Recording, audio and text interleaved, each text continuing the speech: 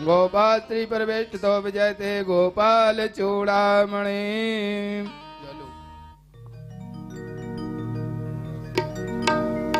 लो आ जाओ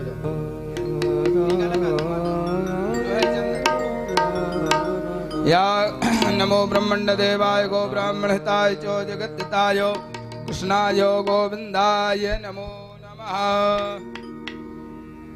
विष्णवे नमः ब्रह्मणे नमः रुद्राय नमः। प्रजापतिश्चरति अंतर्जायमानो बहुधा जायते तस्य जो पीर बार चंदनगत तस्य योनिं पारे पश्यन्ति धीरा तस्मिन् हतस्तुर्भुवनानि विश्वाजो देवेभ्य आतपति जो देवानां पुरोहितः पूर्वजो देवेभ्यो जातो नमो रुचाय ब्रह्मये। चलो आरती जलाओ। हाँ जलाओ आरती। जल गई। ज्वालामालन्यै नमः। सर्वोपचारार्थे गन्धाक्षतपुष्पाणि समर्पयामि नमस्करोमि।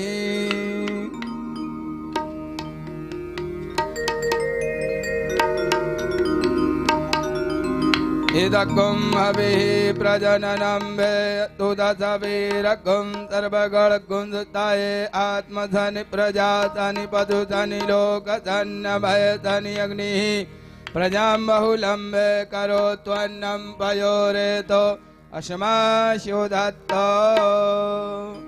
सभी अपने अपने स्थान पर खड़े हो जाएं।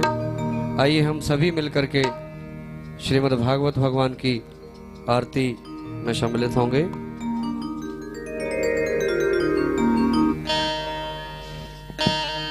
श्री भागवत भगवान की है आरती,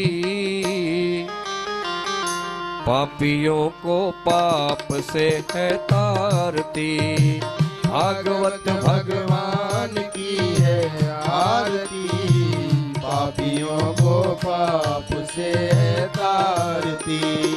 भागवत भगवान की है आरती, पापियों को पाप से है तारती। श्री भागवत भगवान की है आरती, पापियों को पाप से है तारती। ये अमर ग्रंथ ये मुक्ति पंथी ये पंचम वेद निराला, नव ज्योति जगाने वाला, नव ज्योति जगाने वाला, नव ज्योति जगाने वाला। हरि नाम यही हरि ध्यान यही, हरि नाम यही हरि ध्यान यही। जग के मंगल की आरती, पापियों को पाप से है तारती। भागवत भगवान की है आरती, पापियों को पाप से है तारती।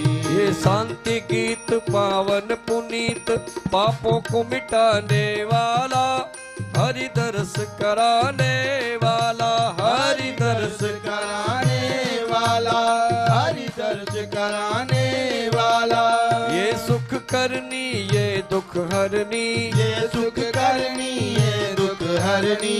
श्री मधुसूदन की आरती, पापियों को पाप से है तारती। भागवत भगवान की है आरती, पापियों को पाप से है तारती। ये मधुर बोल जग पंथ खोल, सन्मार्ग बताने वाला, बिगड़ी को बनाने वाला, बिगड़ी को बनाने वाला, बिगड़ी को बनाने वाला। ये मधुर बोल जग पंथ खोल, सन्मार्ग बताने वाला, बिगड़ी को बनाने वाला, बिगड़ी को बनाने वाला, बिगड़ी को बनाने वाला। श्री राम यही घनश्याम यही, श्री राम यही घनश्याम यही। प्रभु की महिमा की आरती, पापियों को पाप से है तारती। भागवत भगवान की है आरती, पापियों को पाप से है तारती। भगवत भगवान की है आरती, पापियों को पाप से है तारती, पापियों को पाप से है तारती। पुष्पै देवाभिवन्दनम् आत्माभिवन्दनम् आरति ग्रहणं मन्त्रपुष्पाञ्जलिः। चावल फूल दे दो। ओम जदने निद्रमय जंत देवास्ता निद्रमाणं तुमान्या धन्ना देहनागम महिमानः सजंद्रत पूर्वे ताद्याः शांति देवाः। ओम एकदन्ताय विद्महे वक्तुण्डाय धीमहि तन्नो दन्ती प्रचोदयात्। गणम्बिकाय च विद्महे कर्मसिद्ध्यै च धीमहि तन्नो गौरी प्रचोदयात्। नारायणाय विद्महे वासुदेवाय धीमहि तन्नो विष्णु प्रचोदयात्। महालक्ष्मी च विद्महे विष्णुपत्न्यै च धीमहि तन्नो लक्ष्मी प्रचोदयात्। नंदनंदनाय विद्महे यशोदानंदनाय धीमहि तन्नो कृष्ण प्रचोदयात्। नाना सुगंध पुष्पाणि यथा कालोद्भवानि च पुष्पाञ्जलिर्मया दत्तो ग्रहण परमेश्वरः। बोलो वृंदावन बिहारी लाल की जय। उमापति महादेव की जय। अयोध्या राम लला की जय। पवन सुत हनुमंत लाल की जय। सब संतों की जय। बाबा विश्वनाथ की जय। काल भैरव भगवान की जय। सरजू मैया की जय। गंगा मैया की जय हो। नमः सब संतन की जय हो। नमः पार्वती पते हर हर महा। महादेव पूज्यपाद धर्म सम्राट गजाराज श्री व्यास जी महाराज की जय। जय हो। नमः पार्वती पते हर हर महादेव।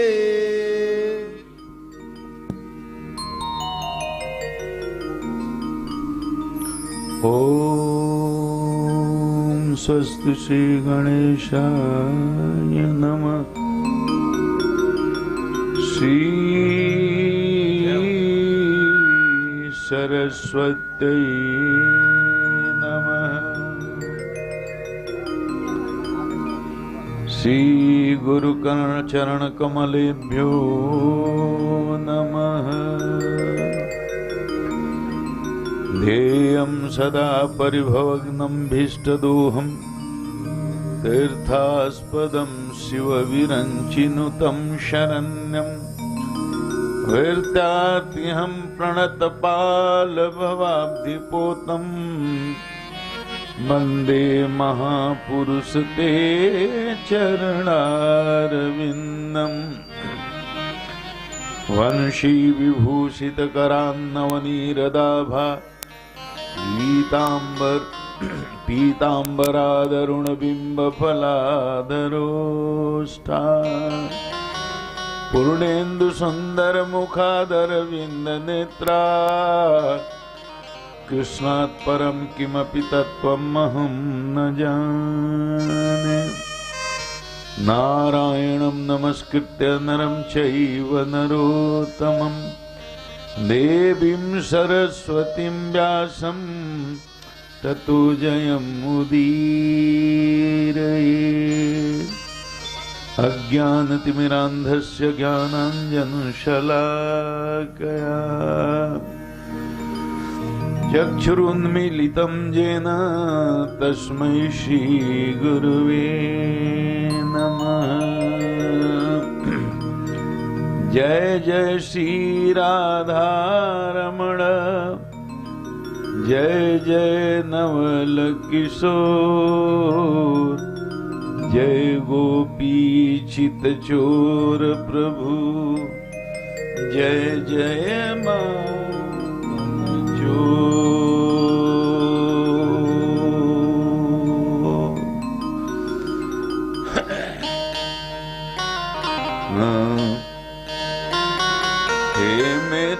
हे मेरे गुरुदेव करुणा सिंधु करुणा की।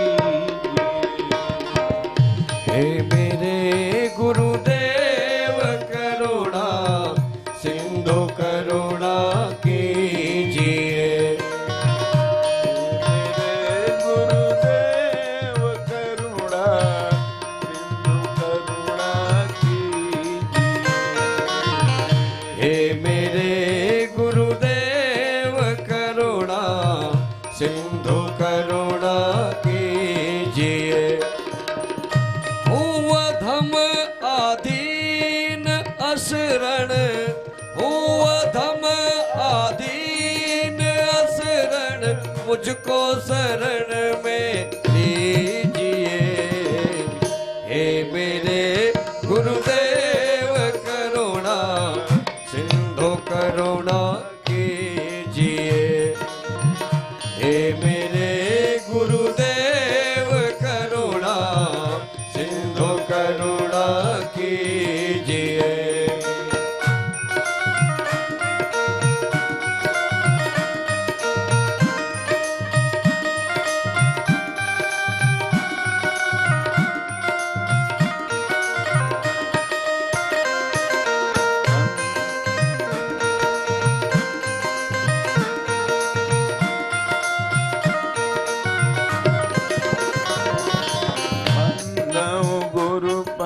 पद्म परागा तुलसी सुबास सरस अनुरागा।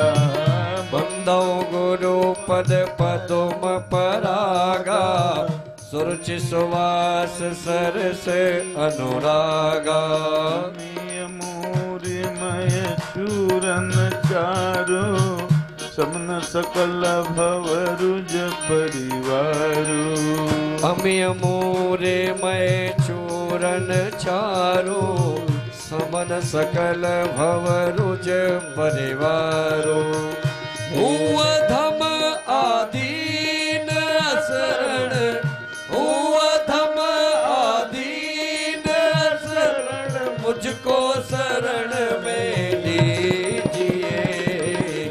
हे मेरे गुरुदेव करुणा सिंधु करुणा कीजिए।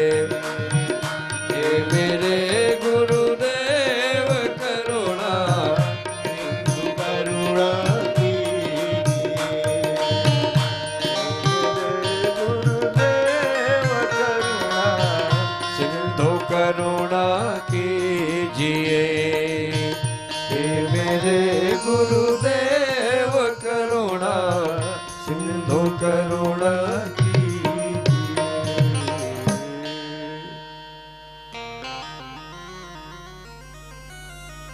जय जय राधा रमण हरि बोल रे।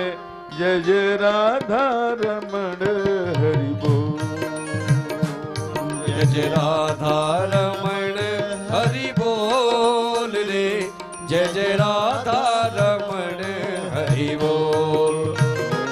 जय जय राधा रमण हरि बोल रे। जय जय राधा रमण हरि बोल। जय जय राधा रमण हरि बोल रे। जय जय राधा रमण हरि बोल। हरि बोल हरि बोल हरि बोल हरि बोल। हरि बोल हरि बोल हरि बोल हरि बोल। राधे बोल राधे बोल राधे बोल राधे बोल राधे बोल। राधे बोल राधे बोल राधे बोल। जय जय राधा रमण हरि बोल रे। जय जय राधा रमण हरि बोल हरि बोल। जय जय राधा रमण हरि बोल रे। जय जय राधा रमण हरि बोल। ओ नव नागर नवल छल रसिया नव नागर नवल छल रसिया। नव नागर नवल छल रसिया नव।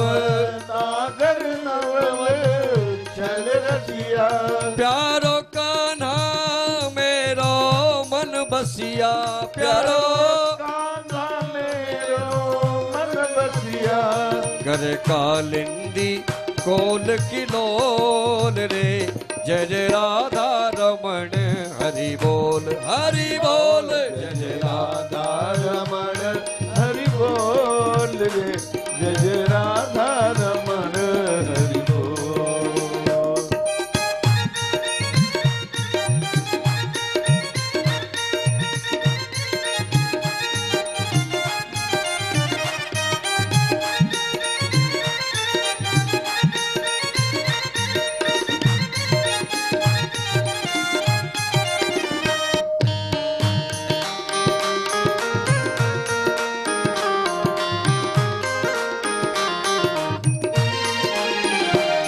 ब्रज नाचे वाकी किलकन पे ब्रज नाचे वाकी किलकन पे ओ ब्रज नाचे वाकी किलकन पे ब्रज नाचे वाकी किलकन पे ओ कजरीली तिरछी चितवन पे कजरीली तिरछी चितवन पे ओ कजरीली तिरछी चितवन पे कजरीली तिरछी चितवन पे सुखदास बिके अनमोल रे जय जय राधा रमण हरि बोल जय जय राधा रमण हरि बोल रे जय जय राधा रमण हरि बोल ओ जय जय राधा रमण हरि बोल रे जय जय राधा रमण हरि बोल जय जय राधा रमण हरि बोल रे जय जय राधा रमण हरि बोल सीताराम राधे श्याम आओ अब गाए हम कृष्ण कथा जी सुनकर मिट जाए सारी व्यथा जी ओ आओ अब गाए हम कृष्ण कथा जी सुनकर मिट जाए सारी व्यथा सीताराम सीताराम आओ अब गाए हम कृष्ण कथा जी सुनकर मिट जाए सारी व्यथा जी ओ आओ अब गाए हम कृष्ण कथा जी सुनकर मिट जाए सारी व्यथा ओ आओ अब गाए हम सुनकर मिट जाए सारी व्यथा ओ सुनकर मिट जाए सारी व्यथा जी सुनकर मिट जाए सारी व्यथा जी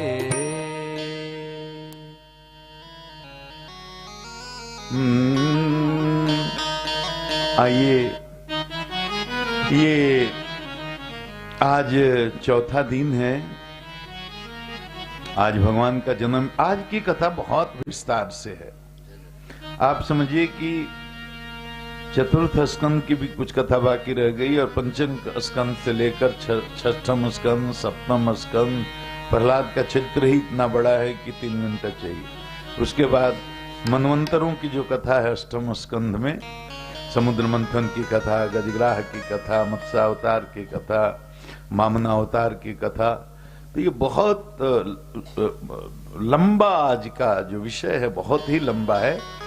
लेकिन आज हम लोगों का ध्यान है कि आज भगवान का जन्म महोत्सव भगवान के धाम में। राम और कृष्ण में कोई भेद तो है नहीं, तो हम लोग उस पर ज्यादा फोकस करेंगे, इसलिए हम केवल कथा का सार कहते जाएंगे। और आप जानते हैं कि श्री परम आदरणीय मेरे बड़े भाई श्री लखन प्रसाद शास्त्री जी, जो मध्य प्रदेश के विदिशा के रहने वाले हैं, उनके सौजन्य से ये कथा हो रही है। उनका बड़ा स्नेह रहता है मेरे ऊपर, और उनके दोनों पुत्र लोकपति जी, दुष्यंत जी, दोनों पुत्र वधुएं, और वो स्वयं हमारे शास्त्री भैया सब परिवार और अपने 25-50 मित्रों संबंधियों के साथ अयोध्या जी में इस प्रिया प्रीतम रास कुंज में सरयू के किनारे ये दिव्य श्रीमद् भागवत की कथा का श्रवण कर रहे हैं। स्थानीय श्रोता भी हैं। तो आइए आज की कथा का हम लोग प्रारंभ करते हैं। आओ सुनाए कृष्ण कहानी, आओ सुनाए कृष्ण कहानी, आओ सुनाए कृष्ण कहानी, आओ सुनाए कृष्ण कहानी। है ब्रह्म भी विद्याए, है ब्रह्म विद्याए, है ब्रह्म विद्याए, व्यास जी की वाणी। आओ सुनाए कृष्ण कहानी, आओ सुनाए कृष्ण कहानी। है ब्रह्म विद्याए, है ब्रह्म विद्याए, व्यास जी की वाणी। आओ सुनाए कृष्ण कहानी, आओ सुनाए कृष्ण कहानी, आओ सुनाए कृष्ण कहानी। बोले श्री कृष्णचंद्र सरकार की जय हो, श्री राधा रानी सरकार की जय, धाम वृंदावन की जय, राजा राम सरकार की जय, जनक नंदनी श्री शिव जी सियजू की जय, धाम अयोध्या की जय, सरजू मैया की जय, गंगा मैया की जय, श्रीमद् भागवत पुराण की जय, श्री व्यास जी महाराज की जय, श्री सुखदेव जी महाराज की जय, सब संतन की जय, सब भक्तन की जय, जजमान परिवार की जय, सारे श्रोता समुदाय रसिक भक्त जनों की जय। जय जय श्री राधे। प्रेम से बोलिए व्यास जी महाराज की जय। सुखदेव जी राजा परीक्षित को ये कथा सुना रहे हैं, और आप सबको मालूम है कि राजा परीक्षित ये कथा क्यों सुन रहे हैं? क्योंकि उनसे अपराध हुआ है, एक ऋषि का अपमान हुआ है, और ऋषि पुत्र ने उन्हें मृत्यु दंड दे दिया। और यही विज्ञान है कि जिसकी चित्तवृत्ति निरोध हो, शुद्ध सत्व में जो प्रतिष्ठित आत्मस्थ जीव हो, यह तपस्या का बल है। उसका संकल्प, उसके मन में जो संकल्प उठे, जिसमें अपने नफे नुकसान का कोई गणित नहीं है, और जिसमें लोक मंगल की भावना छुपी हो, तो उसमें अगर कोई संकल्प उठता है तो वो फलित होता है।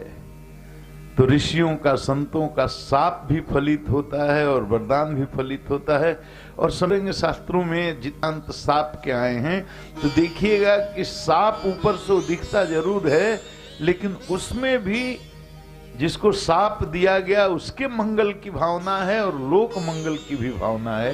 तो साप भी अगर ऋषि किसी को देते हैं तो उसका अनिष्ट करने के लिए नहीं, बल्कि उस जीव का कल्याण करने के लिए ही देते हैं। परीक्षित को ये अगर साप नहीं मिलता तो 7 दिनों में आत्म साक्षात्कार होता कैसे? आप जानते ही हैं, कथा सुनाई, साप मिला, पूरे ब्रह्मांड में इसका संदेश चला गया, पूरे ब्रह्मांड में शोर हो गया। परीक्षित को साप हुआ है, परीक्षित को मृत्युदंड हुआ है, और सारे संत सिद्ध ऋषि मुनि वहां प्रकट हो गए एक साथ, जिसमें सुखदेव जी भी आए। गाय दूहने में जितना समय लगता है ना भिक्षाटन के लिए, दिन में एक बार एक आदमी के दरवाजे पर जाचक बन कर जाते हैं, एक आवाज लगाते हैं, और गाय दूहने में जितना समय लगता है उतनी देर तक खड़े रहते हैं, उसके बाद लौट जाते हैं। कहते नहीं, किसी के यहां जाते भी नहीं, किसी राजा महाराजा के यहां तो बिल्कुल ही नहीं जाते। दिगंबरम वस्त्र विकीर्ण केश, तो देखो ऐसे हैं ये।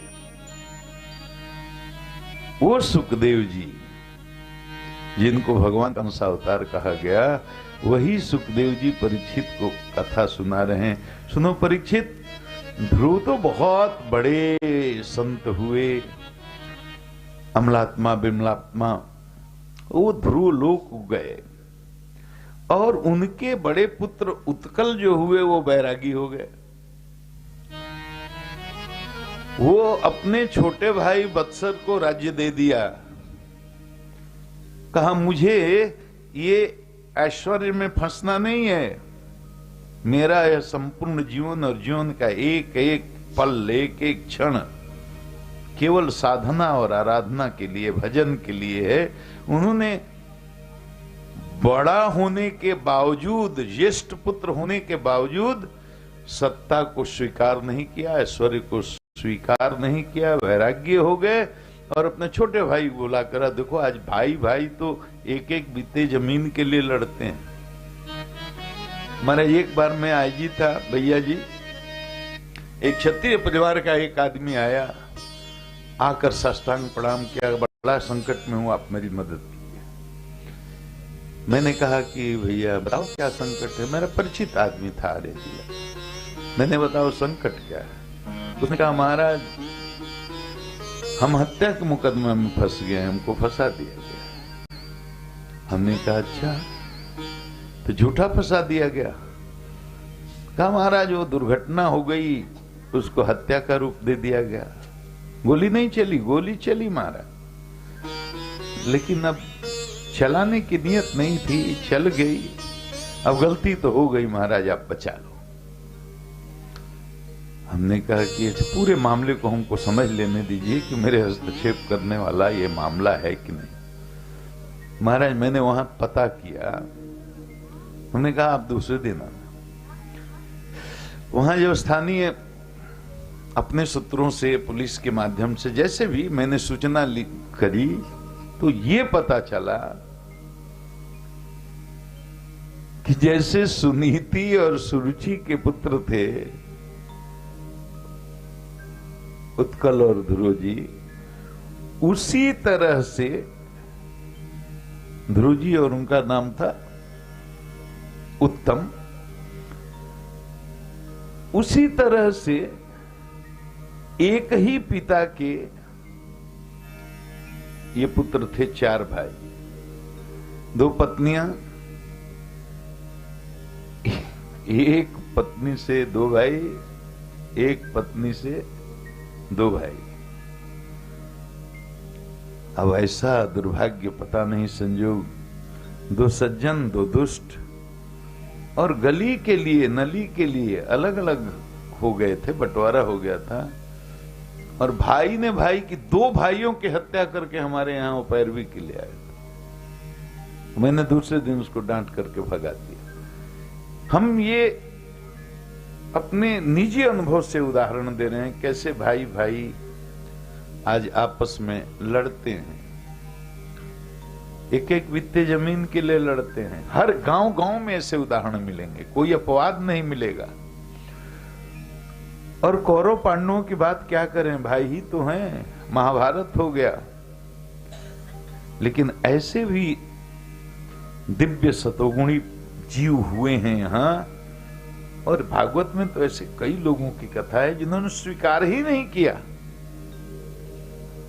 उत्कल जी ने कहा मुझे तो ये सत्ता चाहिए नहीं, ऐश्वर्य चाहिए नहीं, भैया तुम लो।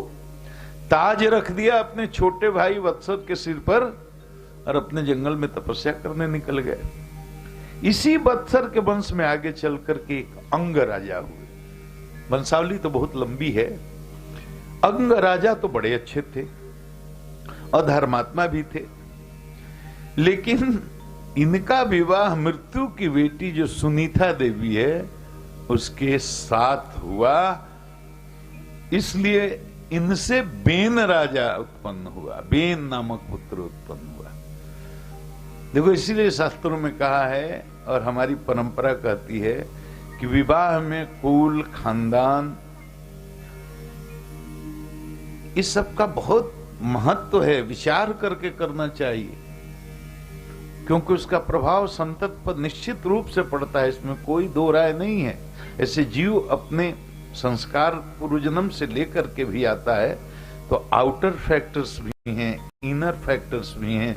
तो जीव अपना संस्कार लेकर आया, चाहे वो प्रधान जीव है, रज प्रधान जीव है, सतोगुणी जीव है, वो तो है, लेकिन यहाँ इस संसार में आने के बाद बाह्य परिवेश जो मिला वो आउटर फैक्टर है, लेकिन उसके पर्सनालिटी शेपिंग में उसका भी प्रभाव पड़ता है हमारे। अब ये बीन अंग तो इतने दुखी, ये बचपन से दुष्ट था, खेल खेल में बच्चों की गर्दन मरोड़ करके उनकी हत्या करके कुएं में फेंक देता था। इतने शिकायतें, इतनी शिकायतें, इतनी शिकायतें, राजा अंग तो परेशान हो गए। और देखो सुनीता जो है मृत्यु की बेटी है, बेन की मां है, अपने पुत्र से बहुत प्यार करती है। देखो सारे राजा लोग पत्नी को लेकर के वन में गए हैं, अंग राजा इतने परेशान हो गए अपने पुत्र से, पत्नी को घर में सोते हुए छोड़ करके निकल गए। वो जानते थे कि मेरी पत्नी अपने पुत्र से इतना प्यार करती है कि पुत्र को नहीं छोड़ सकती, हमें भले छोड़ दे। मृत्यु की बेटी है, छोड़ दिया, निकल गए, अपने राज्य में ही छुपे, कहीं पहाड़ की कंदरा गुफा में जाकर के छुप गए। महाराज प्रजा ढूंढती रह गई, मिले नहीं। मिले नहीं तो बड़ा समस्या उत्पन्न हो गई कि महाराज राजा ही गायब हो गए। आज के युग में और आज की भाषा में कहेंगे तो किडनैपिंग का केस थाना में हो जाता है कि राजा का अपहरण हो गया। अब जब राजा नहीं मिले, देखो इस देश में दो सत्ता रही है, एक राज गद्दी है, एक व्यास गद्दी है। मतलब संतों की यही महिमा है कि उन्होंने हमेशा राज्य सत्ता को नियंत्रित किया और निर्देशित भी किया। जब जब राज्य सत्ता निरंकुश हुई उसे नियंत्रित भी किया है, अमर्यादित हुई तो मर्यादित भी किया है। ये व्यास गद्दी राजाओं को अनुशासन में रखने का काम करती थी, क्योंकि विप्रों के पास, ऋषियों के पास, संतों के पास तपस्या का बल था। महाराज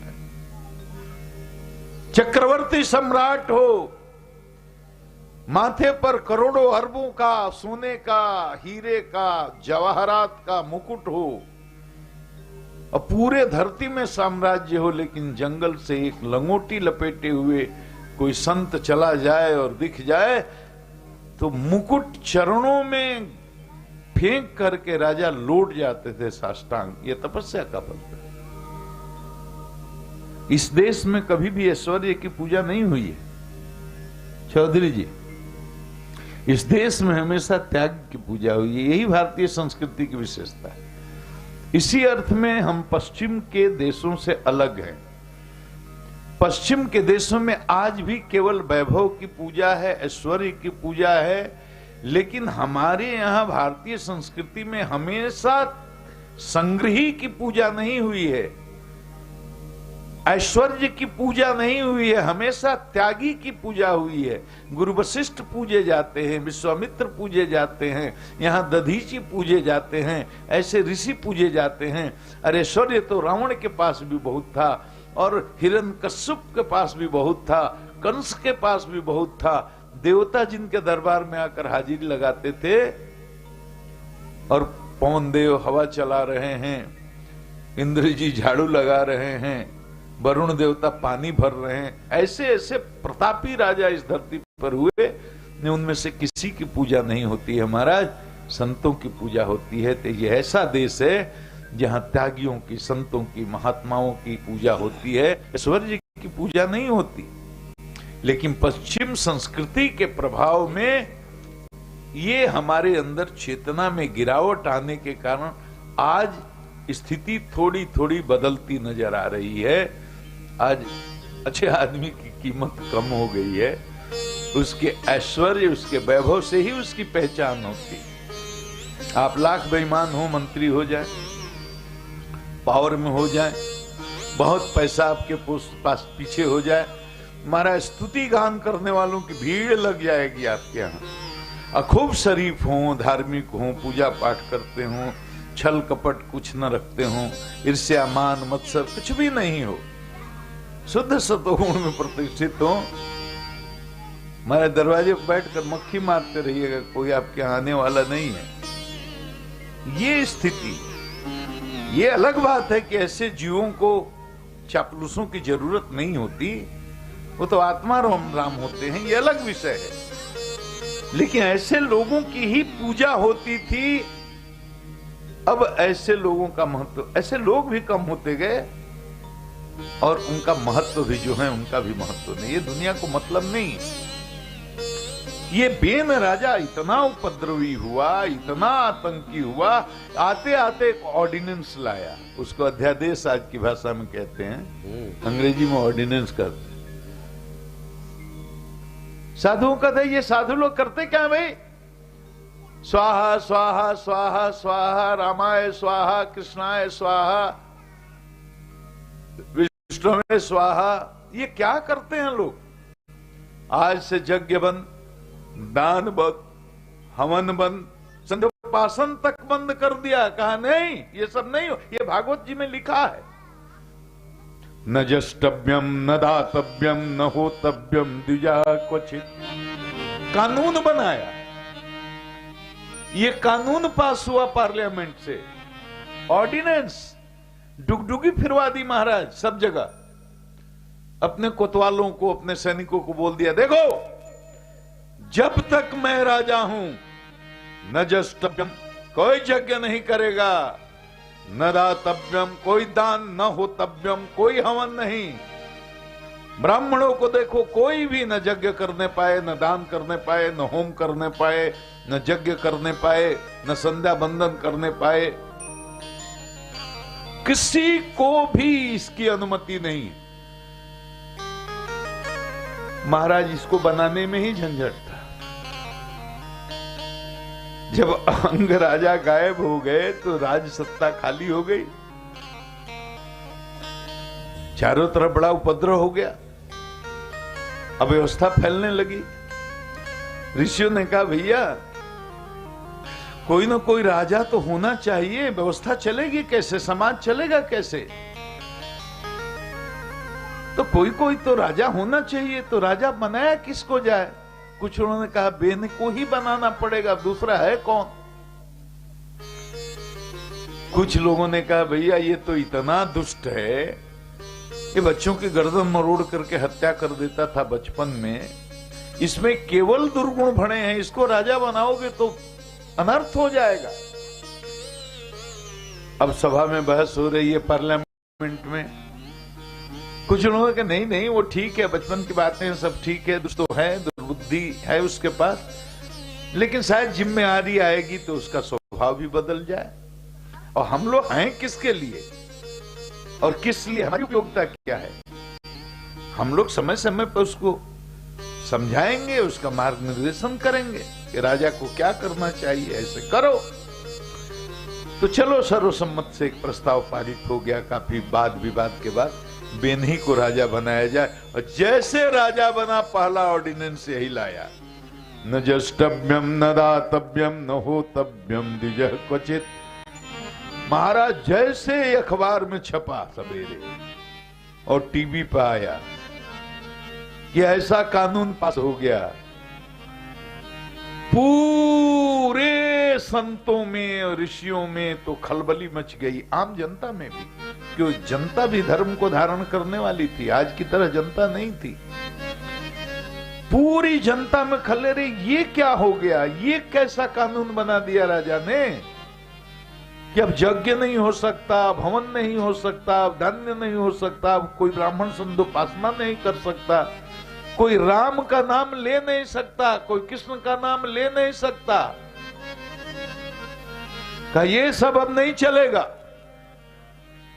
ऋषियों ने कहा कि भाई ये तो बड़ा गड़बड़ हो गया, अब तो समझाना ही पड़ेगा। सारे ऋषियों ने एक आपातकालीन बैठक बुलाई, विमर्श हुआ कि बेन को समझाया जाए। बेन के यहां सब लोग गए, जाकर के बोले राजन ये आपने जो कानून पास किया है ये वेद सम्मत नहीं, ये विधि सम्मत नहीं है, ये शास्त्र सम्मत नहीं है। देखो राजा, जिस राजा के राज्य में शास्त्र निषिद्ध कर्म होंगे और शास्त्र समर्थित कर्मों पर प्रतिबंध होगा, उस राज्य का उत्कर्ष नहीं हो सकता, उसका विनाश होना तय है। ये आप अपना अध्यादेश, अपना कानून वापस लो, ये गलत है। अरे ब्राह्मण संत तुमसे मांगते थोड़े ही है कुछ। तो यज्ञ कर रहे हैं, यज्ञ करने दो, दान करते हैं, दान करने दो, हवन करते हैं, हवन करने दो, संध्योपासन करते हैं, साधना करते हैं, तो उनको साधना करने दो। महाराज भागवत जी में बड़े विस्तार से लिखा है, ब्राह्मणों को कहा, अरे मूर्खों, जैसे स्त्री कोई अपने पति को छोड़कर जार पति की उपासना करे, वैसे ही तुम राम कृष्ण और नारायण और विष्णु का नाम ले रहे हो। तुम्हें नहीं पता कि ये राजा के शरीर में ही सारे देवताओं का निवास है। सारे 33 करोड़ देवताओं का निवास राजा में है। मैं सामने हूं, मैं दिखाई नहीं पड़ रहा। कहां है राम, कहां है तुम्हारे विष्णु, कहां है कृष्ण?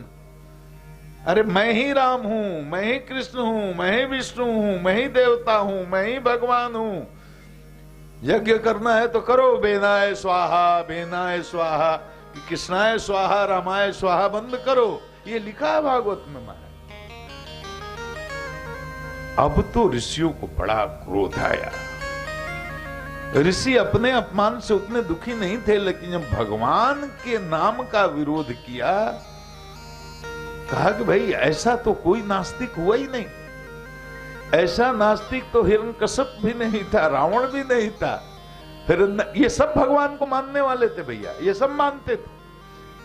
कंस भी मानता था, हिरण्यकश्यप भी मानता था, रावण भी मानता था। इनका परसेप्शन ये था, भगवान होता है, भगवान है, लेकिन वो भगवान दुष्ट हो गया है, वो हमारा शत्रु है। ये ऐसा बेन एक राजा हुआ, वो ऐसा घोर नास्तिक हुआ कि कोई भगवान, भगवान मैं ही हूं, इसलिए बेनाय स्वाहा करो। ये तो ऋषियों को बर्दाश्त नहीं हुआ, समझाने का बहुत कोशिश किया, बर्दाश्त नहीं हुआ, तो ऋषियों ने एक बार हुंकार किया, हन्यताम हन्यताम ऐसा पाप प्रकृत दारुण। मारो इसको, मारो, ये बहुत बड़ा पापी है। हन्यताम ऐसा पाप प्रकृत दारुण। महाराज हुंकार ऋषियों ने किया, हुंकार से ही ब्रेन की मृत्यु हो गई। मारपीट नहीं किया, केवल ऋषियों के हुंकार से। इसको अब मर जाना चाहिए। जो राम द्रोही है उसको जीने का अधिकार नहीं, जो कृष्ण द्रोही है उसको जीने का अधिकार नहीं, विष्णु द्रोही है उसको जीने का अधिकार नहीं। ऋषियों ने संकल्प किया इसको अब जिंदा नहीं रहना चाहिए, हुंकार किया, ऋषियों के संकल्प से ही उसकी मृत्यु हो गई।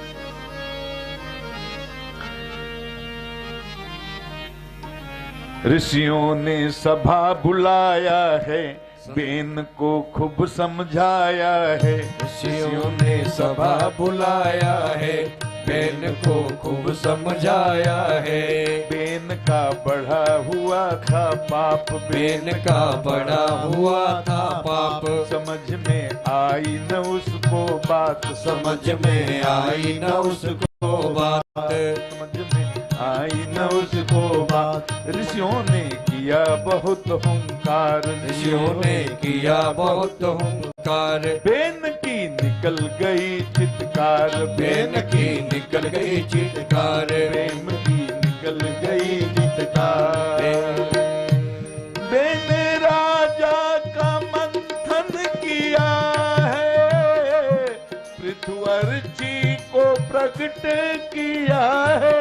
किया है पृथुअर्ची को प्रकट किया है, किया है पृथुअर्ची को प्रकट किया है। बेन राजा का मंथन किया है, पृथुअर्ची को प्रकट किया है। किया है पृथुअर्ची को प्रकट किया है, किया है पृथुअर्ची को प्रकट किया है, पृथुअर्ची को प्रकट किया है। ये है भारत के संत की महिमा, ये है भारत के संत की महिमा।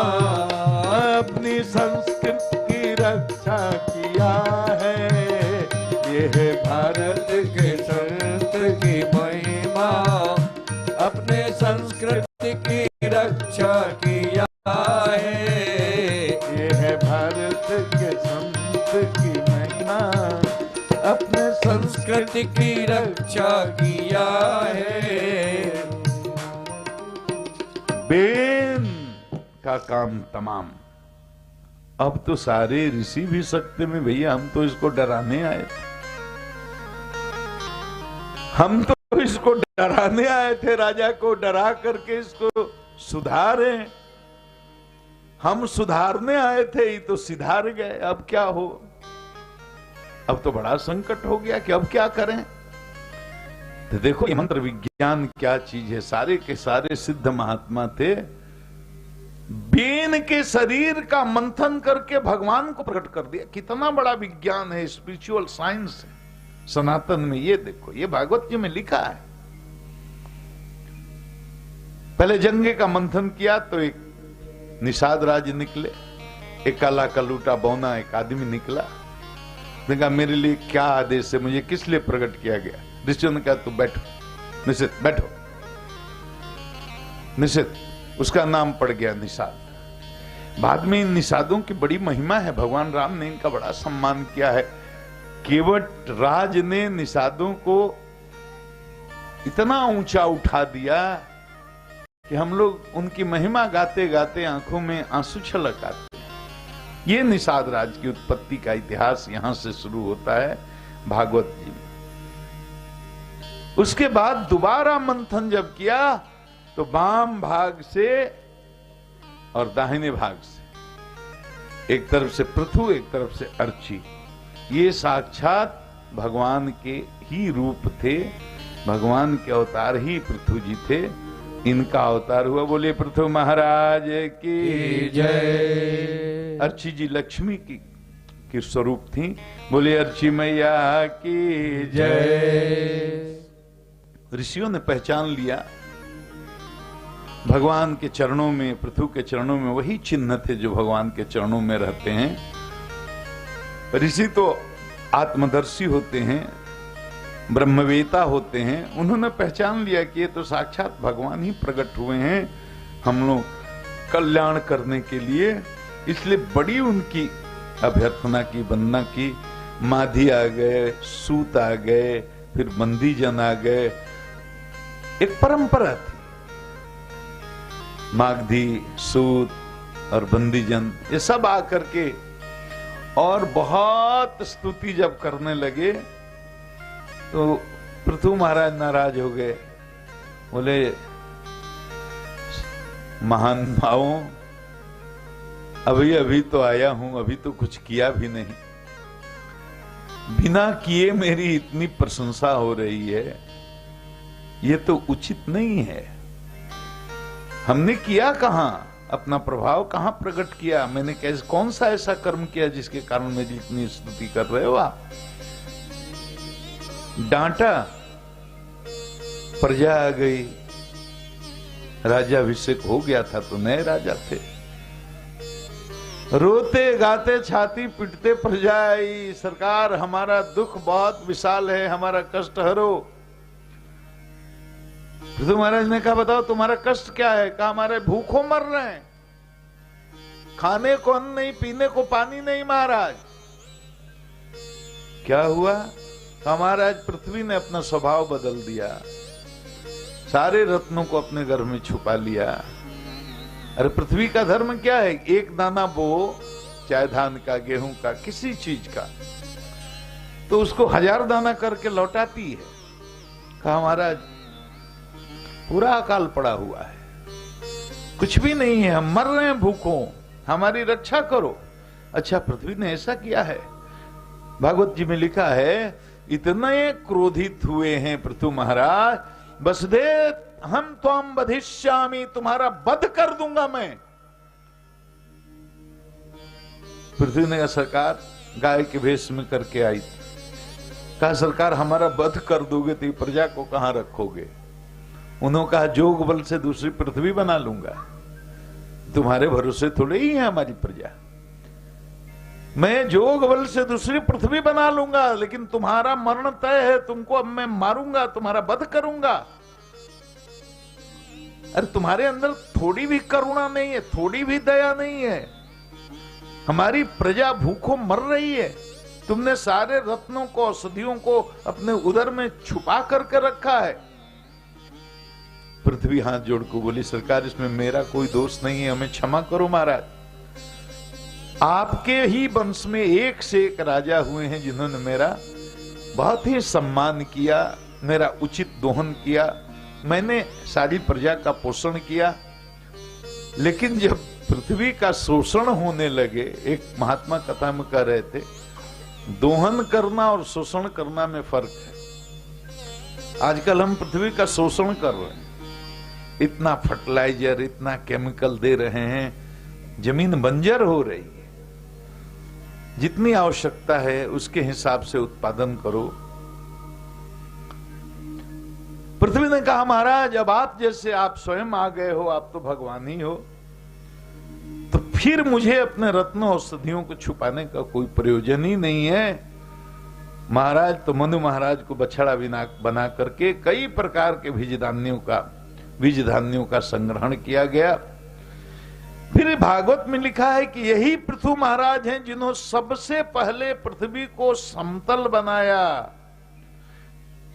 अपने धनुष के नोक से पहाड़ों को हटा हटा गड्ढों में गिरा करके भरा, पृथ्वी को समतल बनाया। पहले राजा हैं जिन्होंने गांव बसाए, नगर बसाए, पूरी एक व्यवस्थित प्रणाली बनाई। अब किसी का पता ही नहीं था, जो चिट्ठी कहां जाती महाराज, अब चाहे जितना लिखो पहुंच जाएगी, क्योंकि अब गांव हो गए, शहर हो गए, नगर हो गए, जिला हो गया। इस तरह से व्यवस्था बनाई। ये पृथ्वी के प्रथम सम्राट हुए। अब इन्होंने यज्ञ करना शुरू किया, कई यज्ञ किए, 99 यज्ञ कर लिए। जब 100वां यज्ञ कर रहे थे तो इंद्र को हुआ कि अब लगता है कि हमारी कुर्सी खतरे में है, क्योंकि सतक्रतु हो जाएंगे। 100 अश्वमेध यज्ञ जो कर लेता है वो स्वर्ग के राजा के पद पर बैठने योग्य बन जाता है। इंद्र ने सोचा ये सतक्रतु अगर हो गए, 100 यज्ञ अश्वमेध कर लिए, तो हमारी कुर्सी गई। तो इंद्र भगवान अश्वमेध यज्ञ का घोड़ा ही चुरा करके ले गए। एक बार तो विजिताश्व इनके पुत्र हैं पृथु के, उन्होंने जाकर पकड़ करके इंद्र से छीन कर लाया। दूसरी बार कपट वेश में साधु बनकर फिर चुरा करके ले गए। कहते हैं पाखंड की शुरुआत यहीं से हुई। पापस्य खंड पाखंड, चोर है वो साधु का वेश बना करके आया, चोरी करके गया। महाराज अब की बार तो पृथु इतने क्रोधित हुए, बोले इस इंद्र को नहीं छोड़ूंगा अब मैं।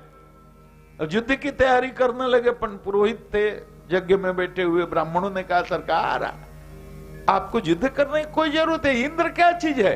अरे हम ब्राह्मण हैं, हमारे मंत्रों में ऐसी शक्ति है कि हम मंत्र से यही इंद्र को आकर्षित करके इसी हवन कुंड में डाल देंगे, जल करके मर जाए।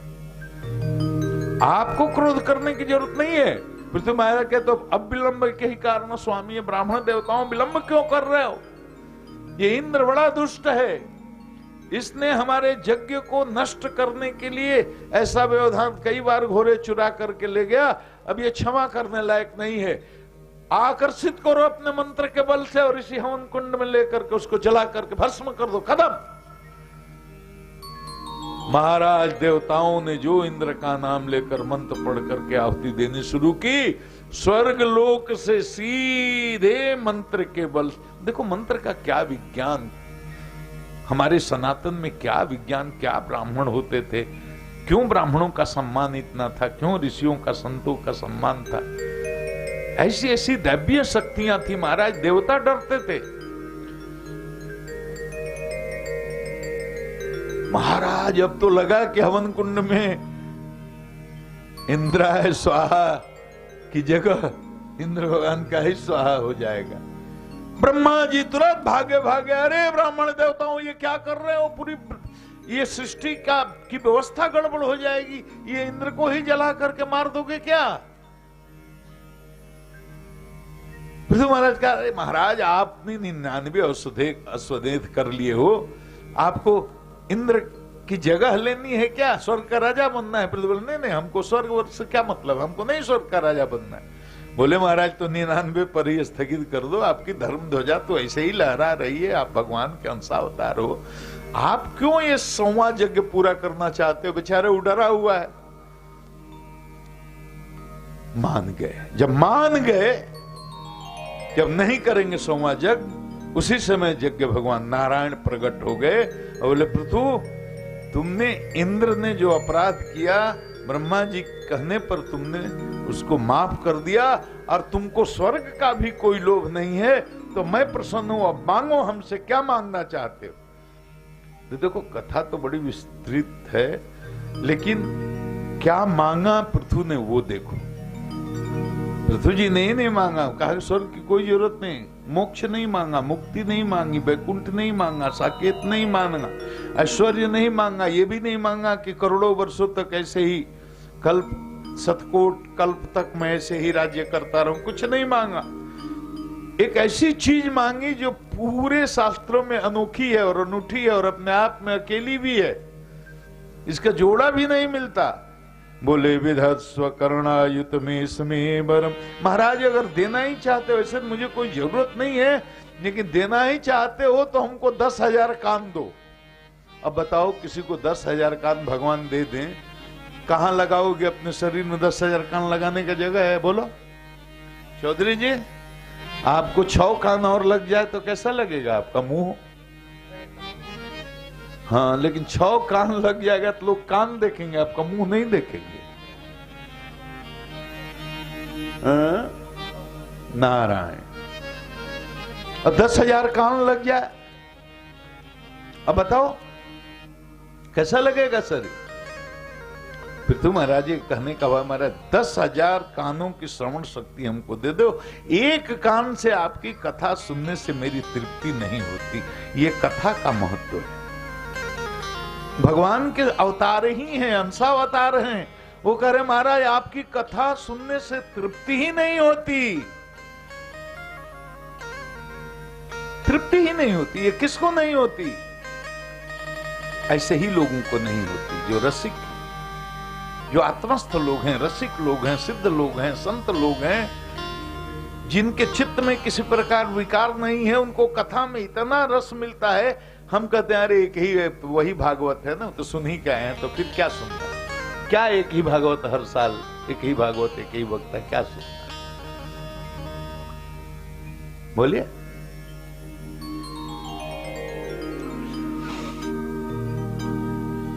हरिहर पद रति मति न कुतर की, हरिहर पद रति मति न कुतर की, तिनका मधुर कथा रघुबर की, तिनका मधुर कथा रघुवर की।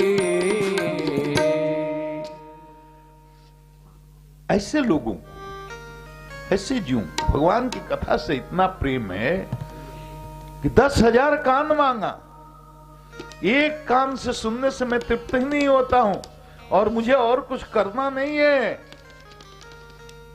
और सनकादि ऋषियों को देखिए, कहा लिखा है उसमें, कथा मात्राक जीवन,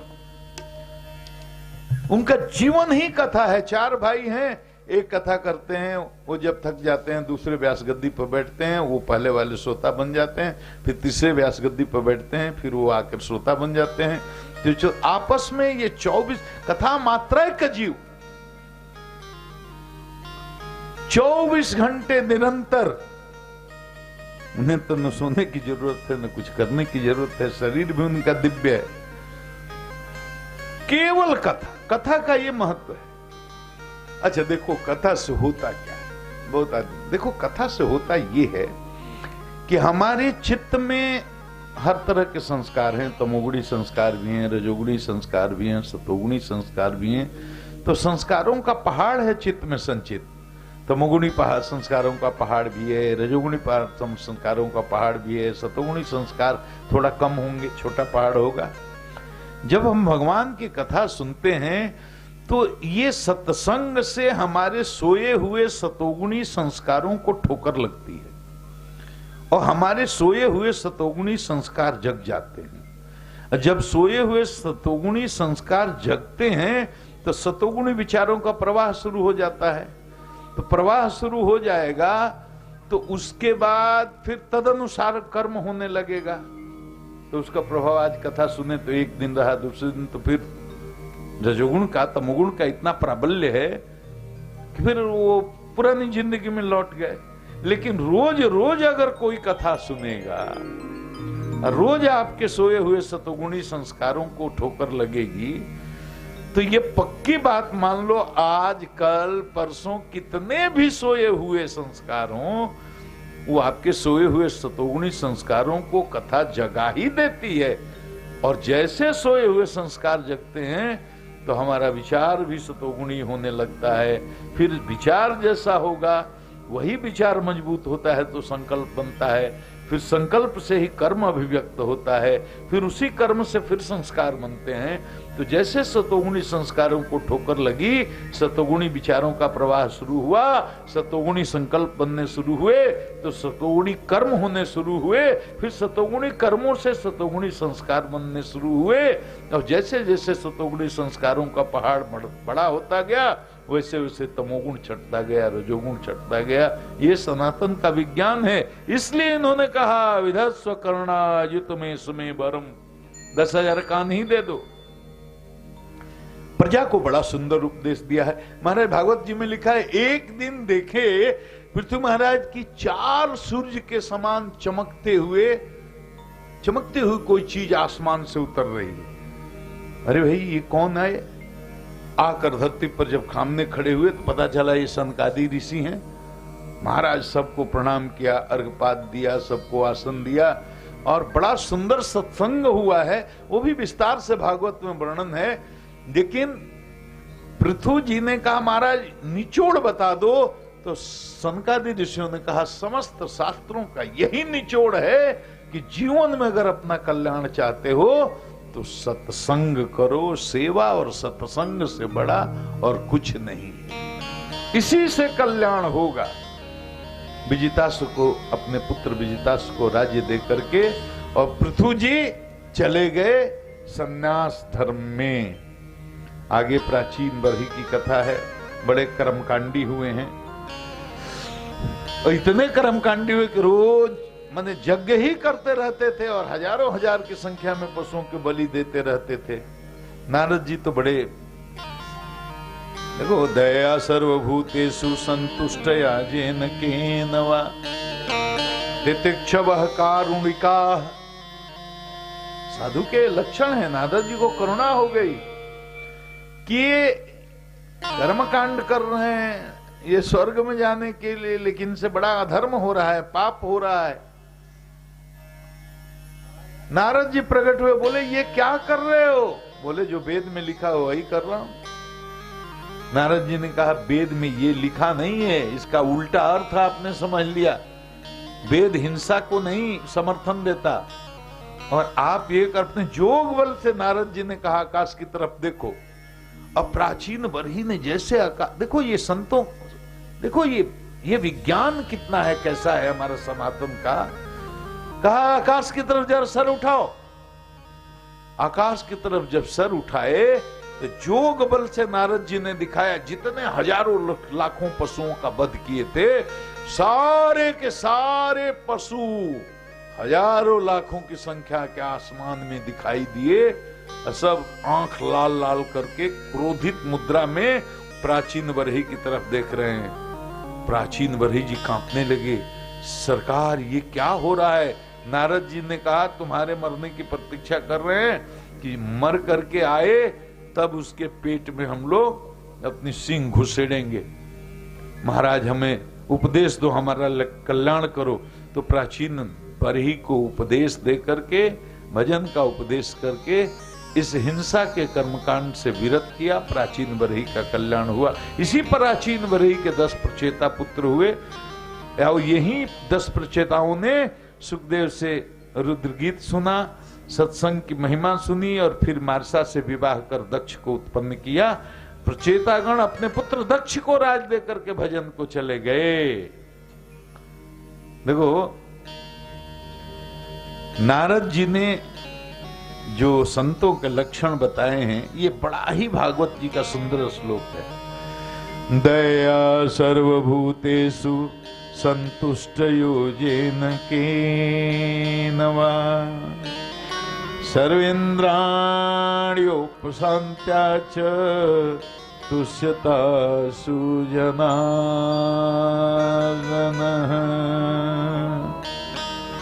सारे प्राणियों के प्रति जिसके में दया का भाव हो। देखो दया सतोगुण का लक्षण है। दया ऐसे नहीं आएगी, ये हमारी आपकी दया बड़ी सतही है। जितना सत्व का प्रकाश भीतर होगा, चित्त में जितना सतोगुण का आधिक्य होगा, उतनी अधिक करुणा। ये करुणा, क्षमा, दया, प्रेम, ये सब सतोगुण के लक्षण है, सतोगुण के धर्म है।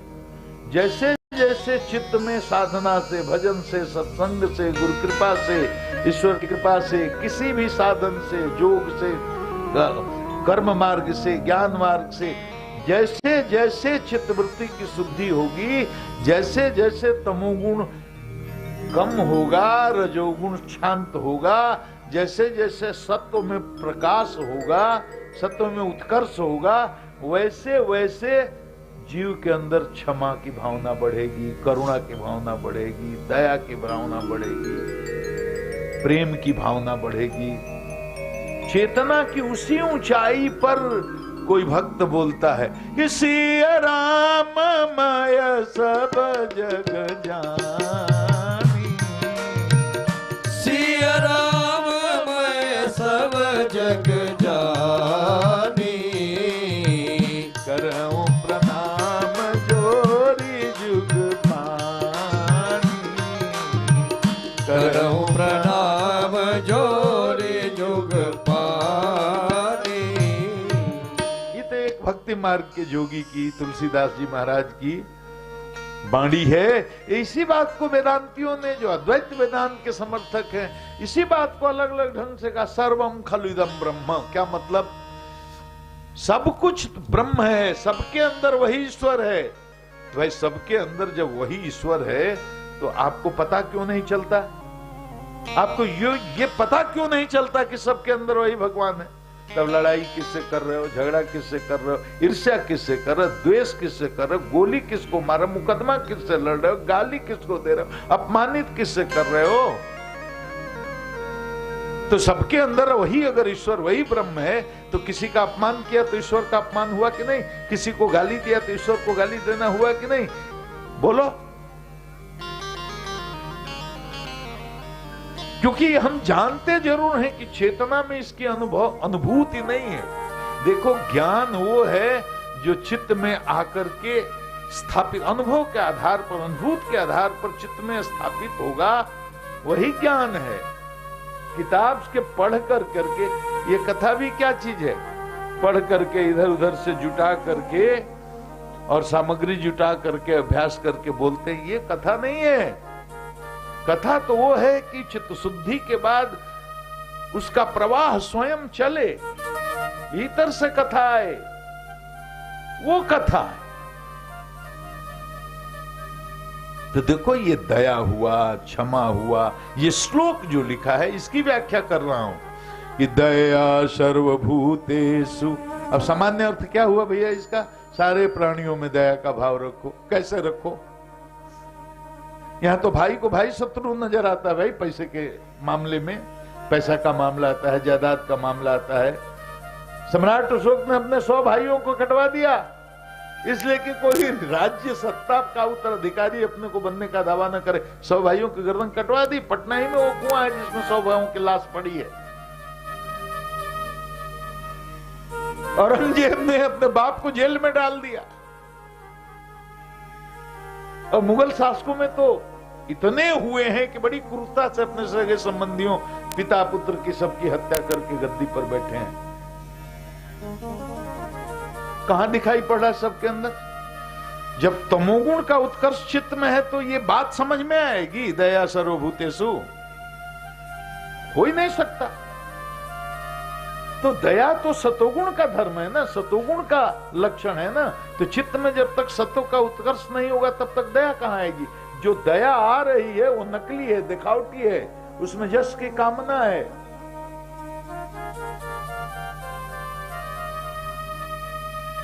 किसी पर दया करके जश ले। तो ये नारद जी ने जो संतों के लक्षण बताए कि जिसके सारे प्राणियों के लिए जिसके अंदर दया का भाव, इसका मतलब ये कहा, इसकी व्याख्या ये हुई कि जिसका चित्त सत्व में, शुद्ध सत्व में प्रतिष्ठित हो। क्या चौधरी जी आप सहमत हैं? दया सर्वभूतेषु संतुष्टया जेन केनवा गोधन गजधन बारिधन और रतन धन खान। गोधन गजधन बारिधन और रतन धन खान। जब आए संतोष धन सब धन धूरी समान हो बाबा, सब धन धूरी समान हो बाबा, सब धन धूरी समान हो बाबा, सब धन धूरी समान। देखो इसमें क्या कहा, संतुष्ट या जेन केनवा। अब सामान्य अर्थ ये कि जो जैसे भी है वैसे ही संतुष्ट है। अरे कैसे संतुष्ट हो जाएगा भाई? जिसमें रजोगुण का उत्कर्ष है वो संतुष्ट कैसे हो जाएगा? रजोगुण को जो जानते हैं, रजोगुण का धर्म क्या, उसके लक्षण क्या है? अनंत कामनाएं, अनंत इच्छाएं। रजोगुण में चित्त की स्थिति क्या होती है? चित्त विक्षिप्त चित्त होता है। तमोगुण में चित्त की क्या स्थिति है? चित्त मूढ़ चित्त होता है। सतोगुण में चित्त की क्या स्थिति होती है? चित्त निरुद्ध चित्त होता है। तमोगुण में मूढ़ चित्त, रजोगुण में विक्षिप्त चित्त और सतोगुण में निरुद्ध चित्त। तो रजोगुण में जो है उसका चित्त तो अनंत कामनाओं, अनंत वासनाओं के कारण इतना विक्षिप्त रहता है। अब ये भी चाहिए, अब वो भी चाहिए, अब कार हो गई तो मोटरसाइकिल हो चाहिए, मोटरसाइकिल हो गई तो हेलीकॉप्टर चाहिए, हेलीकॉप्टर हो गया तो जहाज चाहिए, जहाज हो गया तो मुखिया चाहिए, मुखिया के बाद विधायक चाहिए, विधायक के बाद मंत्री चाहिए, मंत्री के बाद मुख्यमंत्री बने तो मुख्यमंत्री का पद छोटा लगने लगा तब प्रधानमंत्री चाहिए। और अनंत कामना, इन कामनाओं का अंत ही नहीं है। अनंत काम। देखो वैसे तो सतोगुण भी माया का ही धर्म है, प्रकृति त्रिगुणात्मिका है। तो तमोगुण भी माया का, रजोगुण भी माया का और सतोगुण भी माया का। लेकिन यात्रा करने का जो क्रम है वो माया को पार अगर करना है, मायापति के पास पहुंचना है, जो कहता है सतोगुण को भी किसी तरह की वृत्ति हो उसका भी परित्याग करना पड़ेगा। अब कहो कि सतोगुण को क्यों छोड़ना पड़ेगा? देखो अगर मान लीजिए कि हम शुद्ध सत्व में प्रतिष्ठित हो गए, तमोगुण बहुत कम हो गया, रजोगुण भी शांत हो गया, सतोगुण का आधिक्य हो गया। तो सतोगुण का आधिक्य हो गया तो हमारे अब विचार कैसे होंगे? सतोगुणी होंगे। विचारों का प्रवाह चलेगा, सतोगुणी विचार आएंगे। सतोगुणी जब विचार आएंगे तो सतोगुणी संकल्प बनेंगे। सतोगुणी जब संकल्प बनेंगे तो विचार जैसे ही संकल्प बना तो अनुकूल परिस्थिति आएगी तो भौतिक जगत में कर्म के रूप में वो अभिव्यक्त हो जाएगा। तो अब सतोगुणी संस्कार इसलिए बांधने वाले हैं कि वो आपके अंदर सतोगुणी कर्म करने की वासना पैदा करते हैं। आपका मन यज्ञ करें, हवन करें, कथा करें, कीर्तन करें, ब्राह्मणों को खिलाएं, इनको दक्षिणा दें, अच्छे अच्छे काम में। तो सतोगुणी संस्कार भी जीव को बांधने वाले हैं, इसलिए कि वो सतोगुणी संस्कार सतोगुणी कर्म वासना पैदा करते हैं। तो काम करने की, कर्म करने की, कोई भी अच्छा या बुरा, अगर आपके मन में इच्छा शेष रह गई तो भगवान शरीर देंगे, फिर आपको शरीर मिलेगा, मुक्ति नहीं होगी। करते रहो, यज्ञ बनाते रहो, धर्मशाला सुनते रहो। तो अगर सतोगुणी कर्म करने की भी इच्छा शेष रह गई चित्त में तो शरीर तो लेकर के फिर आना ही पड़ेगा। तो बांधने वाली बेड़ी है वो भी सोने की बेड़ी, तमोगुण रजोगुण है लोहे की बेड़ी, वो भी बांधने वाली है, वो ये भी बांधने वाली है। योग दर्शन में एक सूत्र है, तदादर्ष्टु स्वरूपे स्थान। योगी के अपने स्वरूप में स्थिति आ जाती है। इसीलिए जो भक्त है वो तमोगुण रजोगुण सतोगुण के चक्कर में पड़ता ही नहीं। वो तो बस सीधे कहता है कि अरे मोरे सब ही एक तुम स्वामी, मोरे सब ही एक तुम स्वामी, दीन बंधु अंतर जामी, दीन बंधु अंतर जामी। भक्ति सब पछड़े में पड़ता ही नहीं। कौन ही सब फिलॉसफी के चक्कर में पड़े। वो सीधे कहता है कि भाई हम और कुछ जानते ही नहीं, हम बस इतना ही जानते हैं कि हम राम जी के राम जी हमारे, हम राम जी के राम जी हमारे हैं, हम श्याम जी के श्याम जी हमारे हैं, हम श्याम जी के श्याम जी हमारे हैं, हम शिव जी के शिव जी हमारे हैं, हम शिव जी के शिव जी हमारे हैं, हम राम जी के राम जी हमारे हैं, हम राम जी के राम जी हमारे हैं, हम कृष्ण जी के कृष्ण जी हमारे हैं, हम कृष्ण जी के कृष्ण जी हमारे हैं, हम राम जी के राम जी हमारे हैं, हम राम जी के राम जी हमारे हैं, हम राम जी के राम जी हमारे हैं, हम राम हरि शरणम हरि शरणम हरि शरणम जय जय हरि शरणम हरि शरणम जय जय हरि शरणम जय जय प्रभु शरणम जय जय प्रभु शरणम जय जय। भक्ति सब दर्शन के चक्कर में नहीं पड़ता। हम क्या आपको जानते ही नहीं, हम तो कुछ जानते ही नहीं सरकार, हम तो सिर्फ आप ही को जानते हैं। तो देखो ये भागवत का जो श्लोक है, दया सर्वभूतेषु संतुष्टया येन केनवा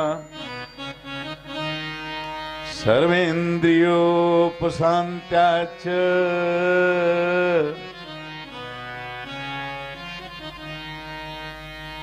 जिसकी सारी इंद्रियां सारी कामनाएं सब कुछ शांत हो गई हैं, मतलब जिसका रजोगुण पूरी तरह से शांत हो गया हो।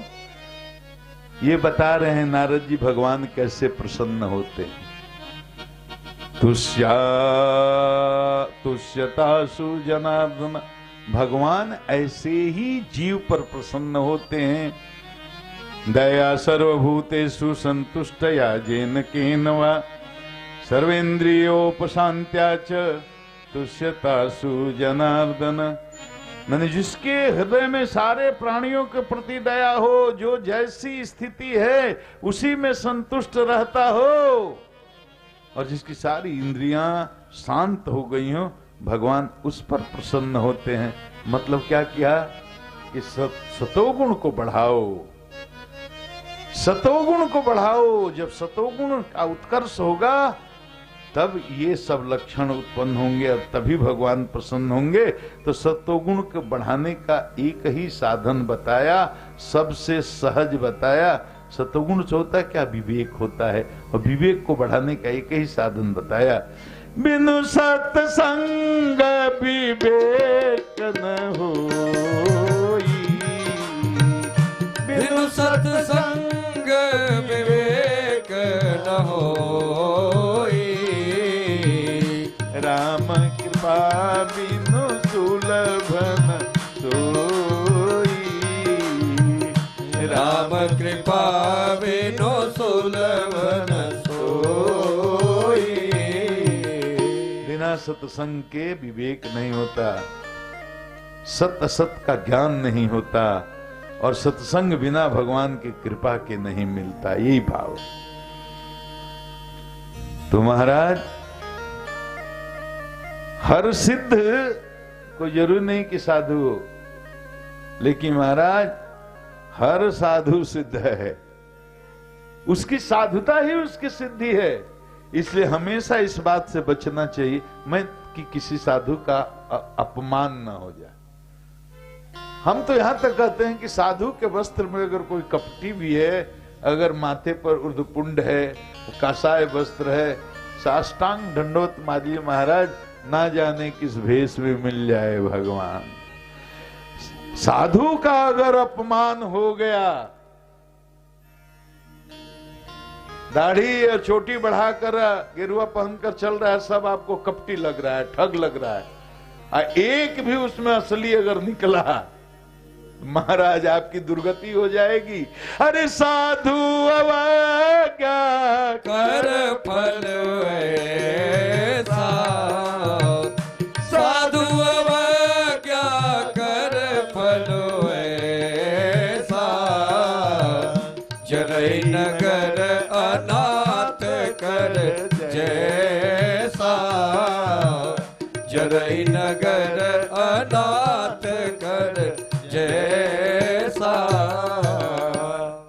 इसलिए आज एक बात सीख करके जाओ, साधु के वेश में जो है उसको आदर के साथ प्रणाम करो। देखो ही मत उसका दोष, वो जो करता है उसका हिसाब किताब भगवान। आप कौन हिसाब किताब रखने वाले हैं भाई? आप अपना दोष देखते हैं, अपने बारे में बैठकर सोचते हैं कि हमारे अंदर क्या क्या दोष है। हर साधु के वैसे ये ठग हो गए। कोई साधु हाथ फैला के 10 रुपया मांग दिया, आपको लगता है ये ठग है। अरे हो तो दे दो, नहीं है तो हाथ जोड़ लो। लेकिन किसी साधु का तिरस्कार अपमान नहीं करना चाहिए। साधु के वेश में कोई भी हो, कोई भी हो, उसका अपमान नहीं होना चाहिए। ये सीख मिलती।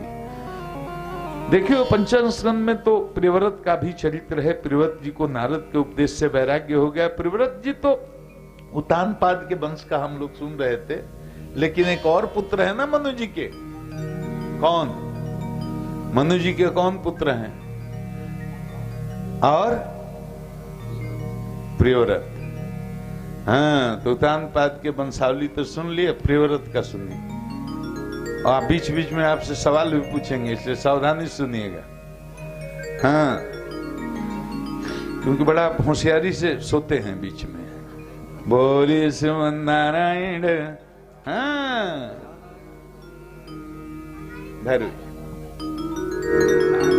हाँ, आओ सुनाए कृष्ण कहानी, आओ सुनाए कृष्ण कहानी, आओ सुनाए कृष्ण कहानी, आओ सुनाए कृष्ण।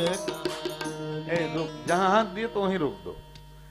माई लोग सब लोग एक लही, तो कितना आसान है।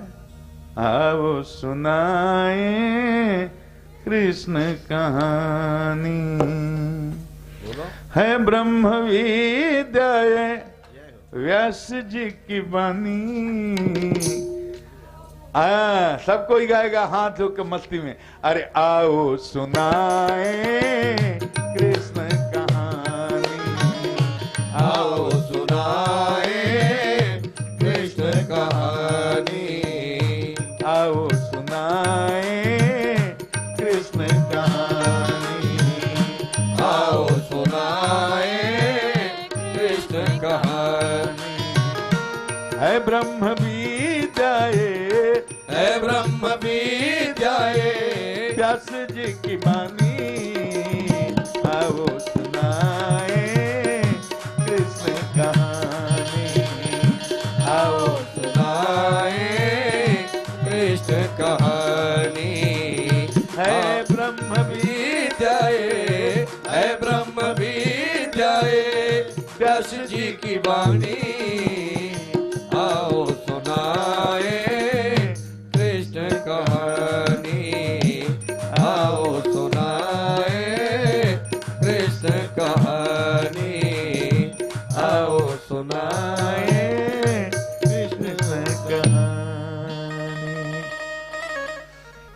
पांचवे, देखो स्कंद में प्रियव्रत जी का चरित्र है, तो ये भी चरित्र बड़ा लंबा है, आगे भी बहुत सारी कथाएं हैं, तो हम जल्दी जल्दी में सार बोल करके निकलेंगे। प्रियव्रत जी को शुरू से ही नारद के उपदेश से वैराग्य होगा। मनु जी ने कहा बेटा राजा बनना, बोले नहीं पिताजी ये काम नहीं करेंगे। उत्कल ने वत्सत को दे दिया, छोटे भाई को राजना।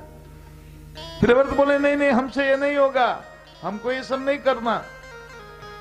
मनु महाराज अपने पिता के समझाने से भी नहीं माने, तो ब्रह्मा जी को आना पड़ा। ब्रह्मा जी ने बहुत समझाया, देखो तुम्हारे जैसे योगी को, संत को, साधु को गृहस्थ आश्रम से कोई नुकसान नहीं महाराज। आप गृहस्थ आश्रम में रहते हुए भगवान को प्राप्त करोगे, आप इसकी चिंता छोड़ दो।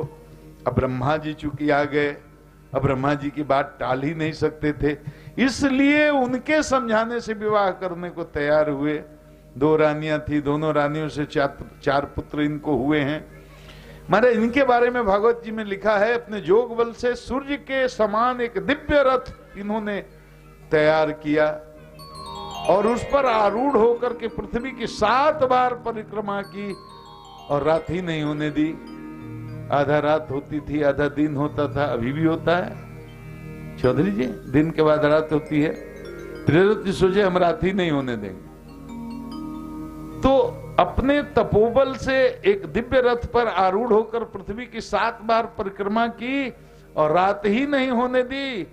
लेकिन उनके रथ के चक्के से गड्ढा जो बना वो 7 समुद्र बन गए और जो बीच का उठा हुआ भाग था वो 7 द्वीप बन गए। अब रात दिन की व्यवस्था ही बिगड़ जाएगी तो सृष्टि का क्रम ही बिगड़ जाएगा। ब्रह्मा जी बोले अरे बेटा ये क्या कर रहे हो, मत करो। तो ब्रह्मा जी के समझाने से मान गए। इन्हीं के कुल में आकर के आगे अग्निदेव राजा हुए। पुरोचिति से इनका विवाह हुआ, 9 बेटे हुए। इन्होंने ही जम्बू द्वीप को 9 खंड में करके 9 द्वीपों में बांटा। अग्निदेव के नाभि हुए, इसी वंश में आगे नाभि के ऋषभदेव हुए।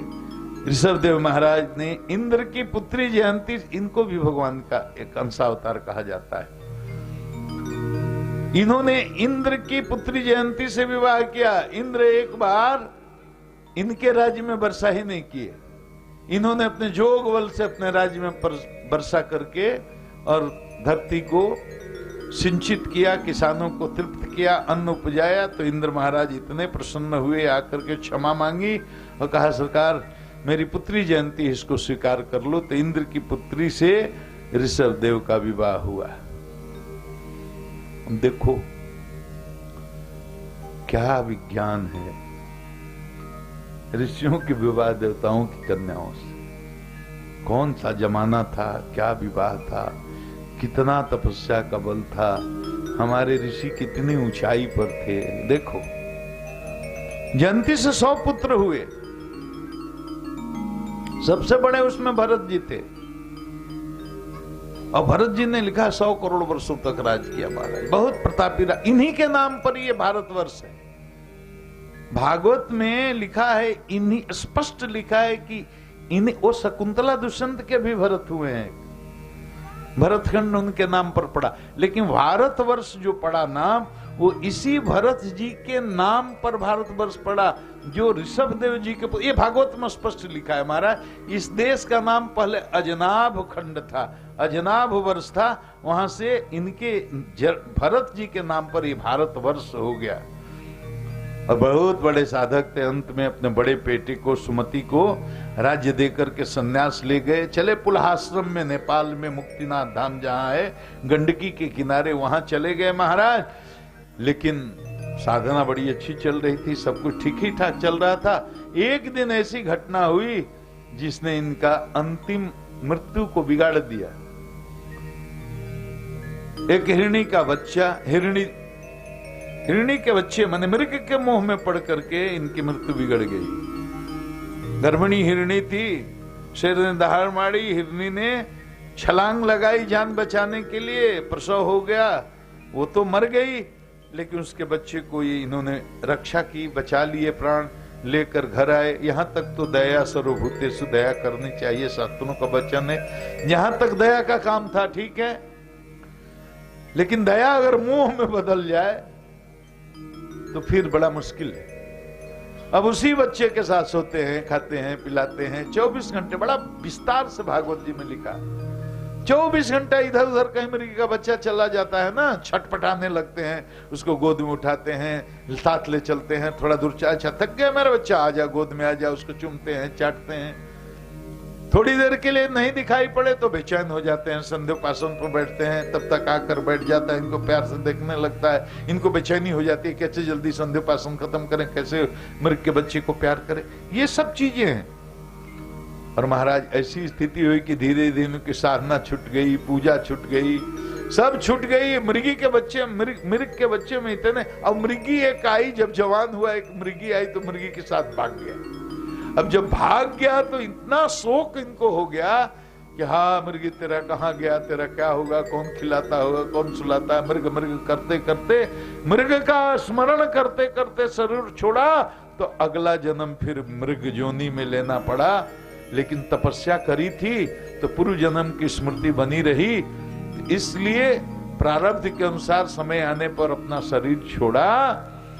और फिर उनका जन्म हुआ आंगिरस गोत्र के ब्राह्मण कुल में। और इनके पिताजी ने इनका जोगोपवीत कराया, सविता की दीक्षा दी, लेकिन गायत्री मंत्र का ठीक से उच्चारण भी नहीं कर पाए। सोचा थोड़ा कर्मकांड सिखा दें, कमाने खाने लायक हो जाए, कुछ सीख नहीं पाए।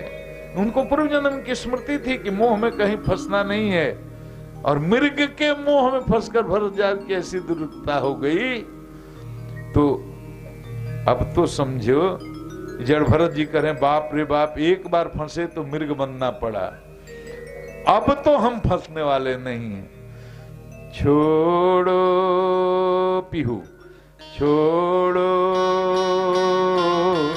इस दुनिया का नेह, छोड़ो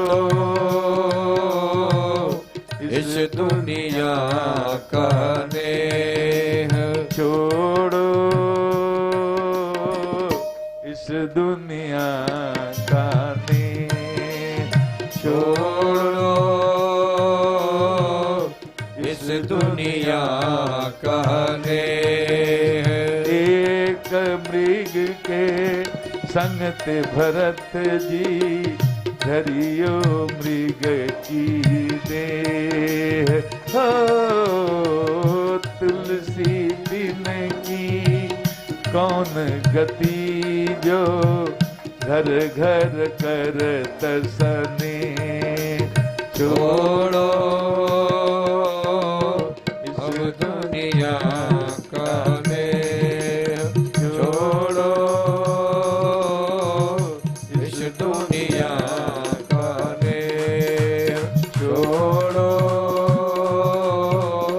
इस दुनिया का नेह, छोड़ो इस दुनिया का नेह। मन राखो जहाँ कृपा निधाना, बस एक ही जगह मन को रखने का शास्त्र देते।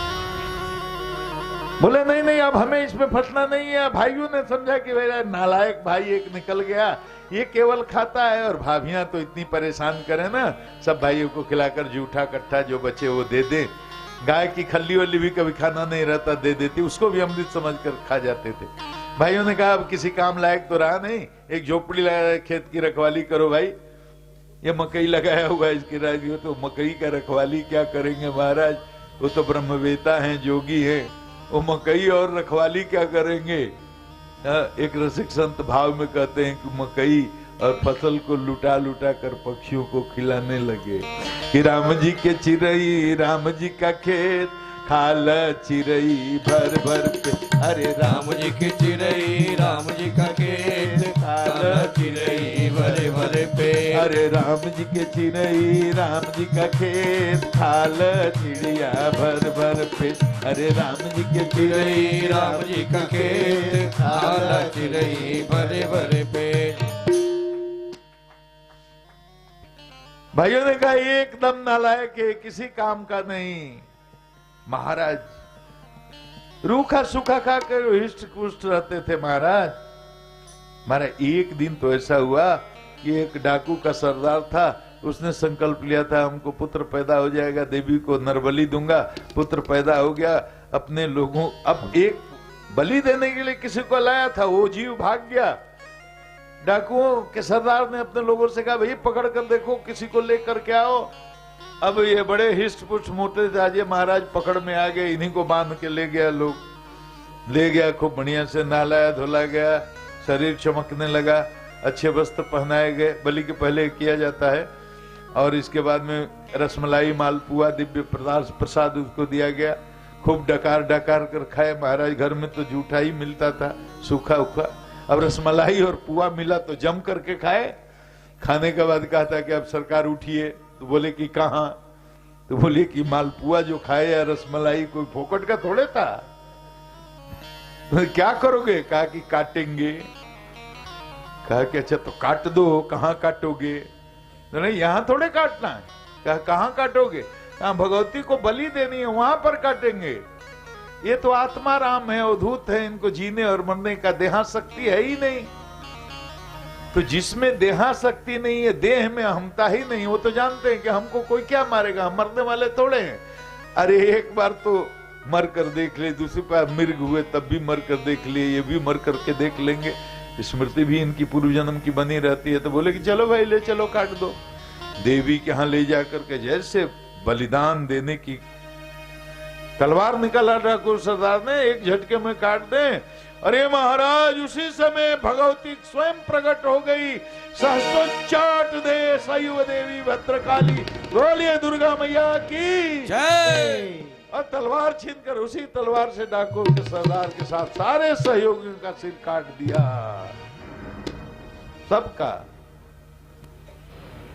सबका सिर काट दिया।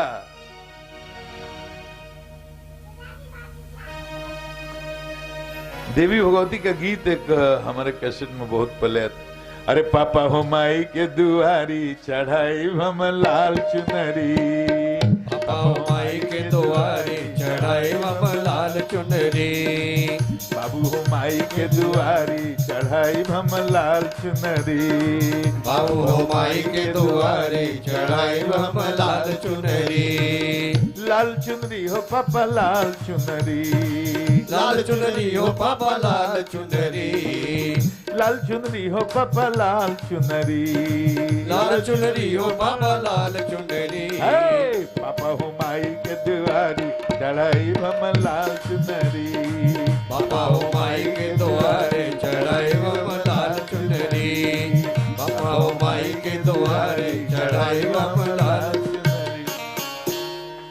अरे भैया हमारे यहाँ बिहार में, उत्तर प्रदेश में भी ये लोग भी जानता है, माई लोग जो बैठे लोग, देवी भगवती के पारंपरिक गीत इतने अच्छे अच्छे हैं, आपके यहाँ नहीं गाया जाता। अरे निबिया के दाढ़ी मैया लावेली झूलू है, वाकी झूली हो झूली ना, निबिया के दाढ़ी मैया लावेली झूलू है, वाकी झूली हो झूली ना, मैया मोरी गावेली जितिया हो की झूली झूली ना, मैया मोरी गावेली जितिया हो की झूली झूली ना, झूलत झूलत मैया के लगली पियसी, या की चली रे भैली ना। देखो सब माई लोग धीरे धीरे गावता, ई जानत अनजन इन्हें गावल जाला नु, हाँ? अरे झूलता झूलत मैया के लगली पियसी, क्या की चली रे भैली ना, माला होरिया के घरवा मैया चली रे भैली ना, माला होरिया के घरवा मैया चली रे भैली ना, सोहतहला बाड़ू की जगली मालिनी, या की बूंदाए करना, सोहतहला बाड़ू की जगली मालिनी, मैया की बूंदा गना हमके पानिया पिया द मालिन बूंदा गना हमके पानिया पिया द माई बूंदा गना। मालिन ने जब देवी को पानी पिलाया तो मैया ने आशीर्वाद दिया कि हमेशा फूली रहो, फली रहो, कभी किसी का कोई तरह का संकट दुख कभी तुमको ना आए। ये मैया, ये भगवती का गीत है। तो भोजपुरी में कहते हैं कि जवना आशीष, सिंगल में ले जाइए, सब डबल मत जाइए, बाद में जरूरत होगा तो। जवना आशीष मैया मालिनी के दिहलू अरे उहे आशीषियाना। मैया जो आशीर्वाद आपने उस मालिनी को दिया जिसने पानी पिलाया, वही आशीष तुम इनको दे दें। किनको? जवना आशीषिया हो मैया मालिनी के दीह लुक्यू है आशीषियाना। देखिए, हमारा लखन भैया के दीह मैया उहे आशीषियाना। हमारा लोकपति के दीह मैया उहे आशीषियाना। हमारा दुष्यंत बाबू के दीह मैया उहे आशीषियाना। हमारा लखन भैया के दीह मैया उहे आशीषियाना। हमारा लोकपति बाबू के दीह मैया उहे आशीषियाना। हमारा दुष्यंत बाबू के दीह मैया उहे आशीषियाना। बोले दुर्गा मैया की। मैया तो राक्षसों का संहार ही करती है। तमोगुण का प्रतीक था, स्वभाव से राक्षस ही था। सारे डाकुओं को मार डाला मैया ने, लेकिन इनको कोई हर्ष और विषाद, ये नहीं कि जान बच गई तो अरे जय हो देवी, देवी की स्तुति करने का कोई नहीं लिखा है। देवी ने इनके प्राणों की रक्षा की, लेकिन इनको न हर्ष हुआ, न कोई विषाद हुआ, न मरने का गम, न जीने की खुशी। देह झाड़ करके चल दिए। हाँ, आत्मस्थ जोगी, इनको मरने जीने से क्या है। नैनम छिदन्ति शास्त्राणि नैनम दहति पावकः न चैनम क्लेदयन्त्यापो न शोषयन्ति मारुतः। ये महाराज, एक और दुर्घटना इनके साथ हो गई। देखो, सीधा आदमी है ना, अवधूत को समझता कोई नहीं है। जिसकी चेतना का स्तर के नीचे है ना, वो साधु को कैसे आप समझ लोगे बताओ। साधु को, सिद्ध को आप कैसे पहचानोगे? जब तक नहीं चाहेगा कि उसको जानोगे तो आप कैसे जानोगे? हमारी आपकी चेतना का स्तर नीचे इतना है कि हम सिद्ध को जानना चाहें, समझना चाहें, साधु को जानना चाहें, समझना चाहें, वो जब तक न चाहे, जितना चाहेगा आप उसको जानो, उतना ही जान सकते हैं भैया, उससे ज्यादा नहीं जान सकते। और उतना ही चाहेगा जितनी आपकी योग्यता है, उतना ही आपको जनाएगा भी। ये भी एक बात। तो भगवान को कैसे आप जान जाओगे जी? इस चेतना से, इस माइक मन से, इस माइक बुद्धि से भगवान को कैसे जाओ? अरे राम तर्क बुद्धि मन बानी, राम तर्क बुद्धि मन बानी, राम तर्क बुद्धि मन बानी, राम तर्क बानी।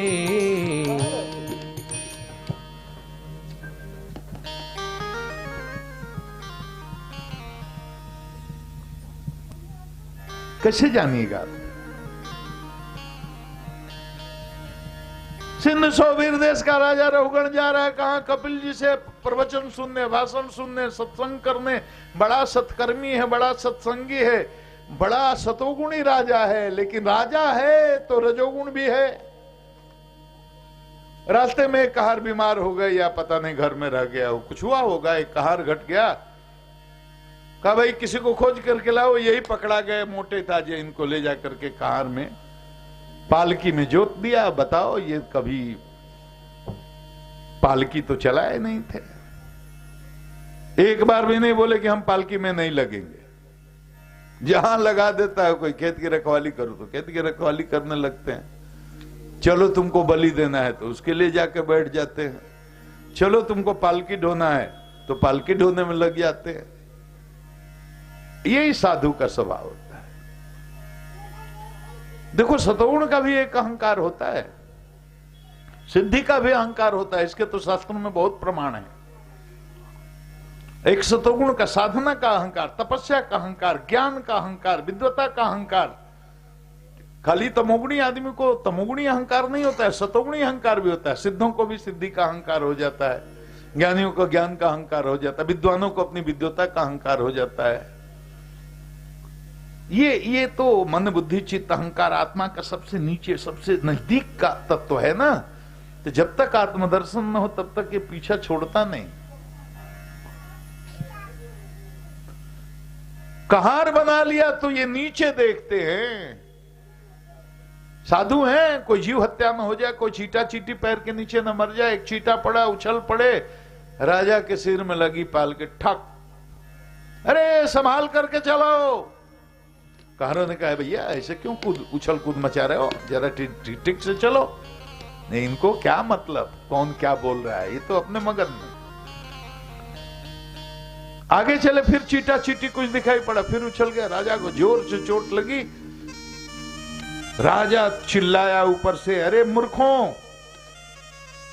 कैसे पाल के चला रहे हो, देख नहीं रहे हो हमको चोट लग रही है। कहां डर गए, बोला सरकार ये नया वाला जो है ना, ये बदमाशी कर रहा है, हम लोग तो ठीक ही हैं, ये बहुत उछल कूद मचा रहा है। उसने, राजा ने जरा पर्दा हटाया, नीचे देखा। नीचे देखा तो देखा मोटे ताजे हैं, हृष्ट पुष्ट हैं। व्यंग बोलने लगा, आहा ये है, अरे ये बेचारा तुम लोग तो अभी पालकी में लगी है, तो बहुत देर से अकेले लगा हुआ है। देखो व्यंग कर रहा है। अरे अरे तुम लोग तो बहुत हृष्ट पुष्ट हो, ये तो बहुत दुबला पतला, बड़ा कमजोर बीमार लग रहा है। समझ रहे हैं, ये लग रहा है कई दिन से खाया पिया नहीं है। ये सुन रहे हैं, एक से एक अपमानजनक बातें बोल रहा है, सुन रहे हैं, कुछ नहीं बोल। महाराज फिर चीटी और चीटा कुछ दिखाई पड़ा। इसके बाद फिर उछले, तो उसके बाद चिल्लाया राजा, अरे मूर्ख, तुमको इतना बार मैंने कहा, तुमको समझ में नहीं आ रहा है, तुम कैसे चला रहे हो। करो में चिकित्सा दंड पाणी रीव, जमराज की तरह तुमको दंड दूंगा, समझ नहीं रहे हो तुम। आज पहली बार, देखो ध्यान से सुनो, पहली बार जड़ भरत जी ने जिंदगी में अपना मुंह खोला। अच्छा देखो, ये मृग कौन है, ये राजा रघुगण कौन है, वही मृग है जिसको पाल करके, जिसके मुंह में इन्होंने शरीर छोड़ा था।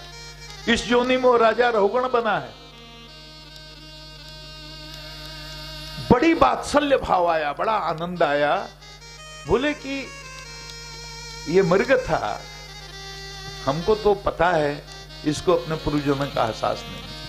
आज राजा बना है, मैं ब्राह्मण हूं, अवधूत हूं, मेरे कंधे पर ये चढ़ा है, सीधे नरक में जाकर गिरेगा, लेकिन मैं इसको नरक में जाने नहीं दूंगा। बड़ा संस्कारी राजा है, थोड़ा रजोगुण का उत्कर्ष है, चूंकि राजा है, मुझे इसका कल्याण करना है, ये संकल्प लिया।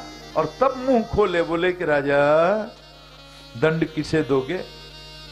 तुम कह रहे हो मोटे पतले की बात कर रहे हो, तो मैं तो न मोटा हूं न पतला हूं, न मुझे सुख होता है न मुझे दुख होता है, मेरे सारे द्वंद्वों से परे हूं, मैं तो आत्मा हूं। ये शरीर जो है वो मोटा होता है, वो पतला होता है, उसको सुख होता है, उसको दुख होता है, मुझे तो कुछ नहीं होता। तुम गाली दो, कुछ भी बोलो, इससे मुझे कोई फर्क नहीं पड़ता। जब महाराज ऐसी बातें बोले, तब उसने फिर पर्दा उठाया, देखा तो जनेऊ दिखा। महाराज बड़ा संस्कारी राजा था, तुरंत पालकी को कहा रोको, उतर करके आकर के साष्टांग पैरों में गिर पड़ा। बोला महाराज कस्त्वम, आप कौन हो। कस्त्वम निगूढ़ शरद द्विजानाम विभर्षि सूत्रम कतयो वधूत। महाराज आप कौन हो? आप क्या साक्षात मरीचि हो क्या, ऋषि, या साक्षात कपिल ऋषि ही जिनके हमें उपदेश लेने जा रहा था, बीच रास्ते में मिल गए? आप तो कोई अवधूत लगते हो, कोई आप सामान्य आदमी नहीं हो। दर्शन की इतनी गूढ़ बातें आपने बोली, महाराज हमसे बड़ा अपराध बन गया। तुरंत साष्टांग दंडवत शरणागत हो गया। बोले डर गए? बोला महाराज मैं डरा दे, और डर भी गया। बोले डरा नहीं का मतलब क्या, और डर गए का मतलब क्या? बड़ा सुंदर श्लोक भागवत जी में। उसने कहा महाराज सुनो, ना हम विशंके सुरराज वज्रान, न जक्षशूलात न जमस्य दंडात। महाराज मैं इंद्र के वज्र से भी नहीं डरता हूं, मैं शिव जी के त्रिशूल से भी नहीं डरता हूं, मैं जम के दंड से भी नहीं डरता हूं। नानज्ञर्क सोमा नीलभीत पात्र, मैं वायु के अस्त्र से, इंद्र के अस्त्र से, अग्नि के अस्त्र से, चंद्रमा के, किसी देवी देवता के अस्त्र शस्त्र से नहीं डरता, शिव जी के त्रिशूल से भी नहीं डरता, जम के दंड से भी नहीं डरता, इंद्र के वज्र से भी नहीं डरता। बोले अच्छा तुम किसी से नहीं डरते हो? बोला कि नहीं सरकार, एक चीज से डरता हूं। बोला किस चीज से डरते हो? बोला संके वृषम ब्रह्म कुलावमान, ना हम विसंके सुरराज वज्रा, न जक्षशूला न जमस्य दंडा, नान्यर्क सोमा नीलभीत पास्त्रात्, संके भीर्षं ब्रह्म कुलावमान। महाराज देवी देवता किसी के अस्त्र शस्त्र वज्र से भी मैं डरता नहीं हूं। एक बात से बहुत डर लगता है महाराज, क्या कि मुझसे किसी ब्राह्मण का अपमान न हो जाए, ब्राह्मण से मुझे बहुत डर लगता है। और देखो तुलसीदास जी ने इसको बड़ा सुंदर लिखा। अरे इंद्र कुलिस मम सूल विशाला, इंद्र कुलिस मम सूल विशाला, काल दंड हरि चक्र कराला, काल दंड हरि चक्र कराला, इंद्र कुलिस मम सूल विशाला, इंद्र कुलिस मम सूल विशाला, काल दंड हरि चक्र कराला, काल दंड हरि चक्र कराला, जो इनके मारे नहीं मरई, जो इनके मारे नहीं मरई, विप्रद्रोह पावक सोजरई, विप्रद्रोह पावक सोजरई। जय हो। महाराज इंद्र का वज्र भी जिसको नहीं मार सकता, जमराज का दंड भी जिसको नहीं मार सकता, शिव का त्रिशूल भी जिसको नहीं मार सकता, वो ब्राह्मण के केवल क्रोध करने से जल करके भस्म हो जाता, सारे संस्कार नष्ट हो जाते हैं, उसकी कई पीढ़ियां बर्बाद हो जाती हैं। हमारे ब्राह्मणों की महिमा बताई सरकार। मैं इसी बात से भयभीत हूं कि एक ब्राह्मण का अपमान हो गया, एक संत का अपमान हो गया, बाकी मैं डरता उड़ता नहीं हूं। जब मैंने आपका यज्ञोपवीत देखा, जब आपने वाणी सुनी, तो मुझे बहुत अफसोस हुआ, पश्चाताप हुआ। साष्टांग पड़ा हुआ है, चरण में पैर छोड़ ही नहीं रहा है। कहा सुनो बैठो, कुछ पूछना चाहते हो पूछ लो। ब्रह्म विद्या का जिज्ञासु था। बोला महाराज एक बात बताइए, आप बोले कि हमको न सुख होता है, न शरीर नहीं हूं, आत्मा हूं, सुख होता है, दुख होता है। एक बताओ माई कि बटलोही में पानी रखो, पानी में चावल रखो, या दूध रखो, दूध में चावल रखो, और बटलोही को चूल्हे पर चढ़ा दो, तो चूल्हे में आग लगेगी तो बटलोही गर्म होगी कि नहीं? बोलो, सब लोग बोलो, बोलो। बटलोही गर्म होगी तो दूध गर्म होगा कि नहीं? बोलो। गर्म होगा दूध तो चावल पकेगा कि नहीं? बोलो। हाँ, पकेगा कि नहीं? बोले महाराज बटलोही में आग लगाते हैं, बटलोही गर्म हो जाती है, फिर दूध गर्म होता है, फिर चावल गर्म होकर के वो खीर बन जाता है। उसी तरह से अगर बाहर से कोई चोट करे शरीर को, तो शरीर को कष्ट होगा, फिर मन को कष्ट होगा, फिर वो आत्मा तक पहुंच जाएगा। इस पर हंसने लगे, वात्सल्य फूट पड़ा, मतलब एकदम वात्सल्य के भाव से बोले, अकोविदः कोविद बाद बादाम बदस्यथो नाति विराम वरिष्ठ। अरे राजा तू है तो मूर्ख, बड़ा मूर्ख है, ज्ञानी है, लेकिन बात कैसी करता है? बड़े बड़े ज्ञानियों की तरह तू बात कर रहा है।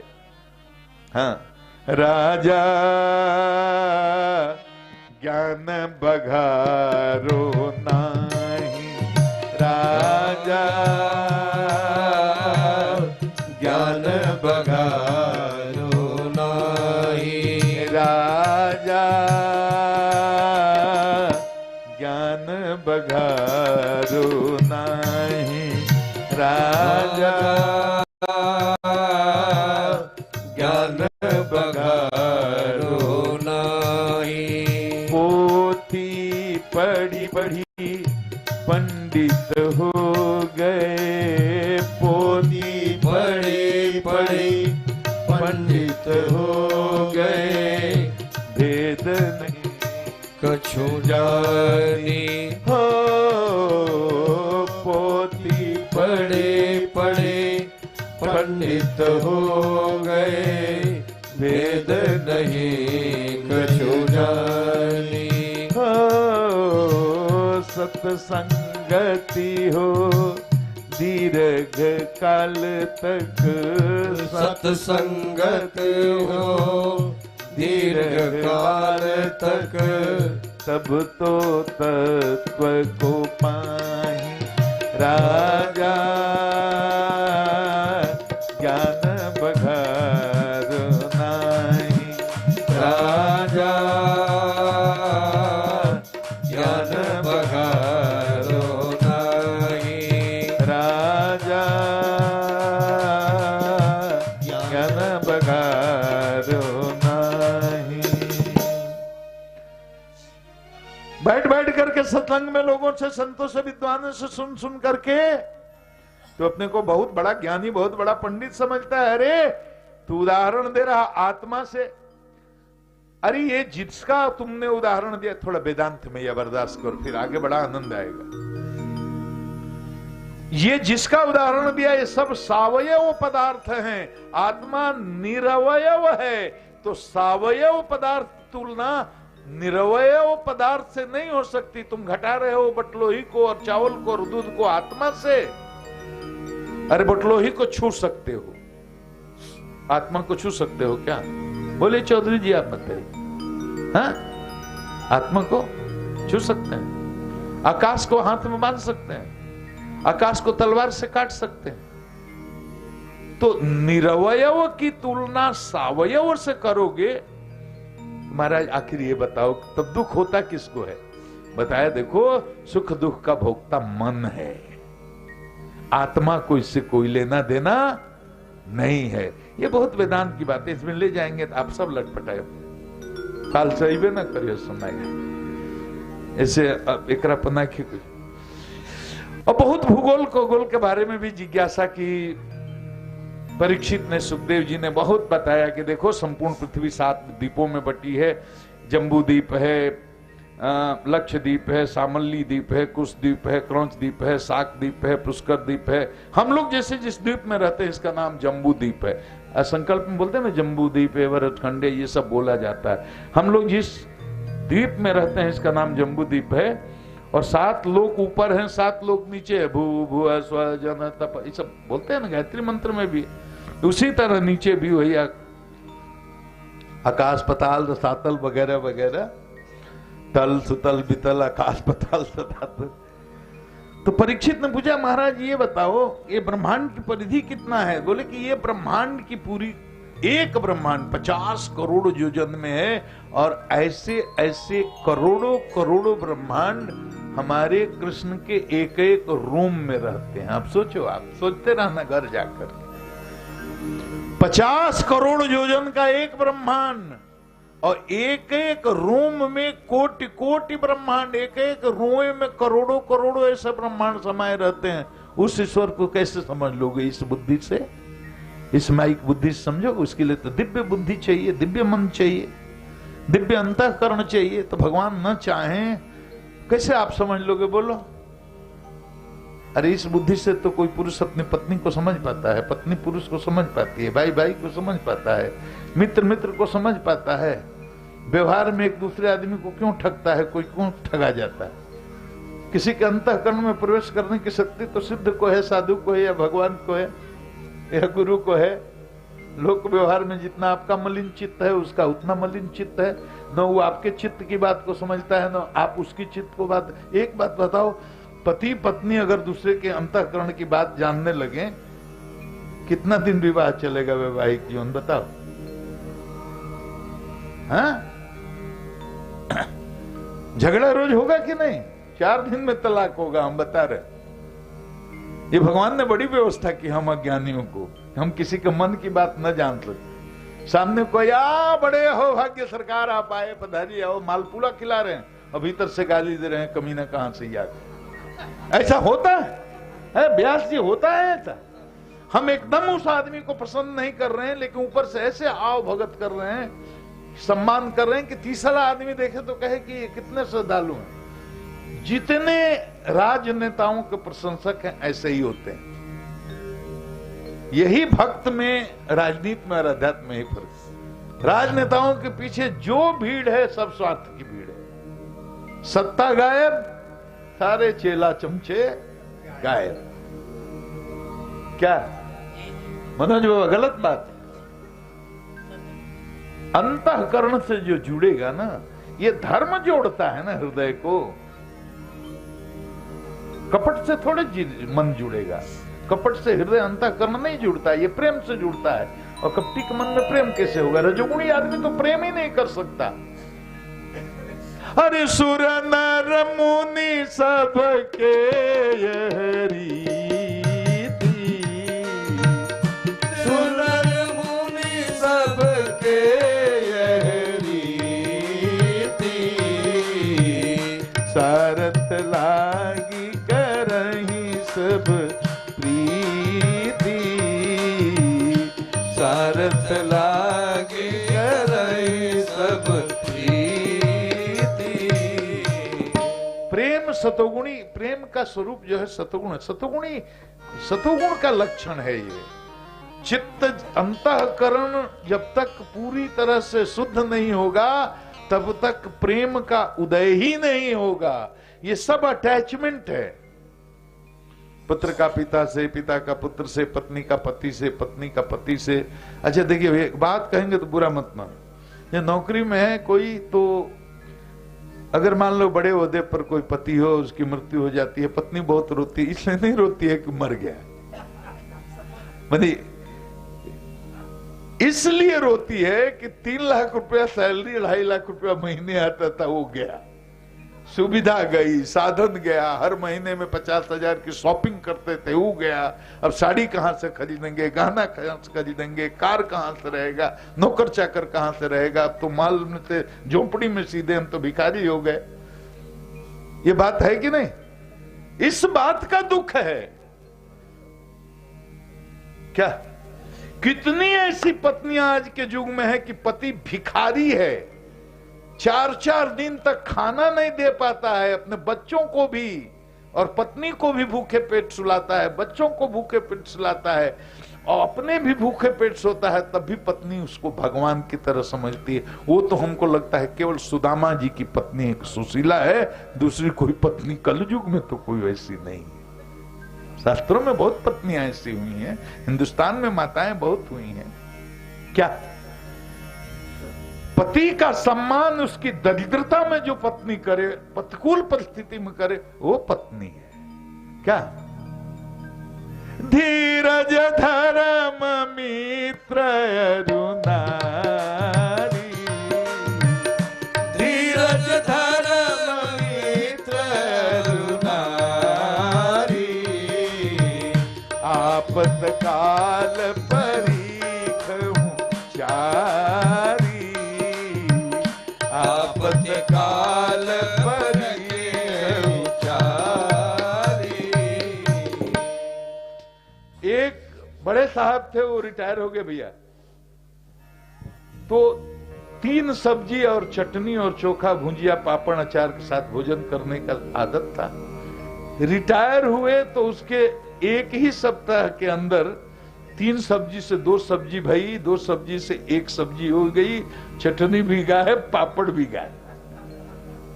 एक दिन पत्नी से पूछ दे भाई आज एक ही सब्जी है, तो पत्नी ने ये कहा कि अब रिटायरमेंट के बाद भी 3 सब्जी चाहिए। सही बात। अब ये मत सोचना कि हम अपनी बात सुना रहे हैं।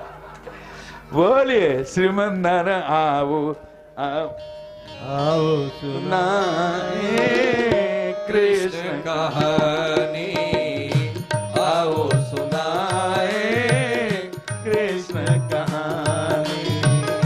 है ब्रह्म विद्याए, है ब्रह्म विद्याए, व्यास जी की बानी। आओ सुनाए कृष्ण कहानी, आओ सुनाए कृष्ण कहानी। ये जड़ भरत जी के 3 जन्म की कथा। इसमें भरत, उसके बाद मृग हुए, उसके बाद जड़ भरत हुए। महाराज अब परीक्षित ने कहा कि सुन माई, सुखदेव जी से परीक्षित हुए कि सरकार नरक के बारे में सुने हैं, नरक होता है कि नहीं होता है, और होता है तो कहां होता है, आप लोगों को भी जानना है। नरक को भागवत जी में लिखा है कि नरक होता है, 28 मूर्ख नरकों को बताया। मुख्य नरक 28, जैसे नरक तो सैकड़ों है, मुख्य नरक 28। नाम भी कुछ का भागवत जी में लिखा, तामिश्र है, अंध तामिश्र है, सुकरमुख है, अंधकूप है, संदस है, तप्त कुर्मी है। और नरकों का इतना विस्तार से वर्णन किया है, हमको तो पढ़ने में भी वो डर लगता है। वो कोई गारंटी के साथ कहते हैं कि नरकों का जो भागवत में वर्णन है, अच्छा इसमें से कितने कितने लोग, माई लो हाथ उठाओ, किसको किसको लगता है कि हम स्वर्ग में जाएंगे? पक्का विश्वास है? हाँ हाँ, हम कहते अगर जिसको दृढ़ विश्वास हो कि हम स्वर्ग में मरने के बाद जाने वाले हैं, उसको भागवत का ये प्रसंग जहां परीक्षित पूछ रहे हैं नरकों के बारे में, उसको जरूर पढ़ना चाहिए। पढ़ लेने के बाद ये लगता है कि दुनिया के सारे 7 अरब लोग चले जाएं भले स्वर्ग में, लेकिन हमारी कोई जगह नहीं, हमको तो नरक में जाना पक्का। आप पढ़िएगा तो आपको ज्ञान हो जाएगा कि नरक का रिजर्वेशन पूरी तरह से आपका पक्का है, कंफर्म है, उसमें कहीं कोई डाउट नहीं है। परीक्षित जी जैसे महाराज डर गए, इतना विस्तार से वर्णन किया, परीक्षित जी डर गए कि सरकार कांपने लगे। सरकार कोई ऐसा उपाय, डर गए तो सुखदेव जी पुजारी क्यों डर गए? महाराज इतना भयानक वर्णन कर रहे हैं, ये पीप में, मलमूत्र में कीड़े बलबला रहे हैं, वैसे समुद्र में सैकड़ों हजारों वर्ष तक रहना पड़ेगा, गर्दन तक डूबे हुए, बदबू आ रही और बहुत। अरे जीव के पाप को धोने के लिए नरक का विधान बनाया गया है। ये धोबी घाट है, डरो मत। यहाँ पीट पीट करके धुलाई, जलाया जाता है, तपाया जाता है, तप्त लोहे से आपको दागा जाता है, खौलते हुए कड़ाह में डाला जाता है, पीप के तालाब में फेंका। परीक्षित ने सरकार कोई ऐसा उपाय बताओ कि धोबी घाट पहना ही नहीं पड़े। क्या सरकार?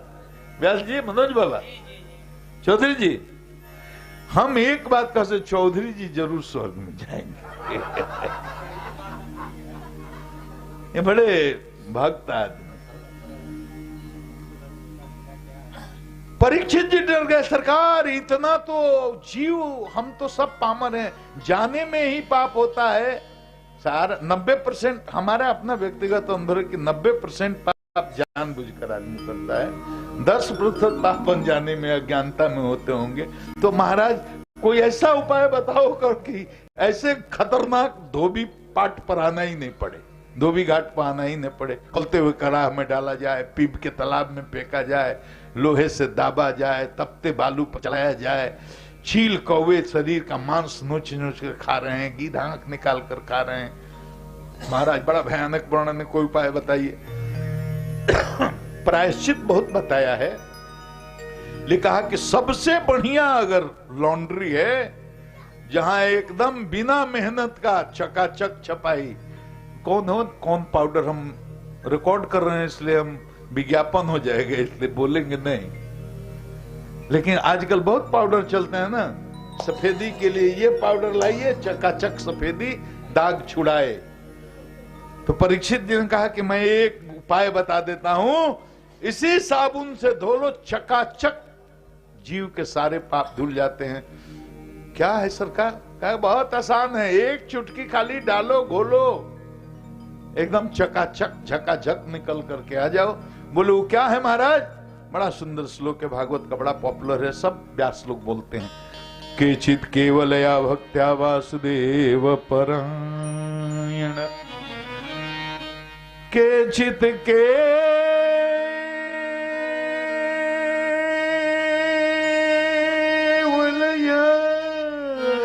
भक्त्या वासुदेव परायण, अघम धन्वन्तिकास्तेन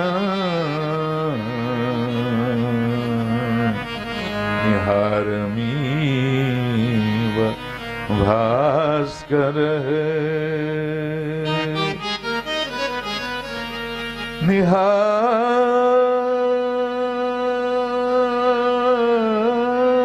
निहारमीव भास्कर।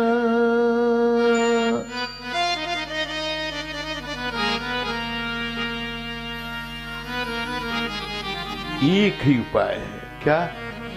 भगवान नाम जप। इसके अलावा भगवान के नाम का जप करो। अरे रामचरितमानस में तो बाबा ने लिखा कि एक बार मरते समय, एक बार, अरे जासु नाम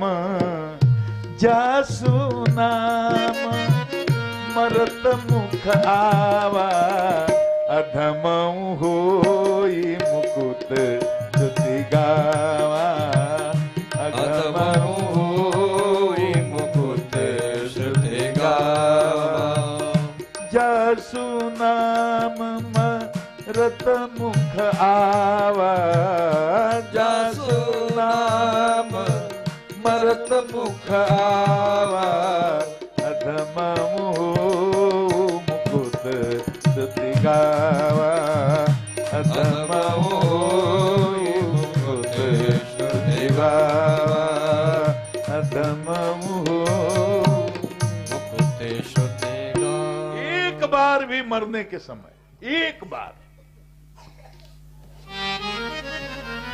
भगवान ने कहा, एक बार मेरी तरफ, अभी तो उल्टी गति से जा रहे हो ना, हमारी तरफ देख ही नहीं रहे हो, अभी तुम्हारी सारी चेतना, सारी दृष्टि संसार की तरफ है। हमारी तरफ एक बार अगर तुम्हारी दृष्टि आ जाए, सन्मुख होहि, सन्मुख होहि, जीव मोहि जबहि, सन्मुख होहि, जीव मोहि जबहि, जन्म कोटि अगना सहित भई, जन्म कोटि अगना सहित भई, जन्म कोटि बार अब तो परीक्षित जी ऐसे उछले जैसे मुर्दे में जान आ गई हो। महाराज आपने तो इतना डरा दिया था नरकों का वर्णन करके और इतना सरल उपाय बता दिया।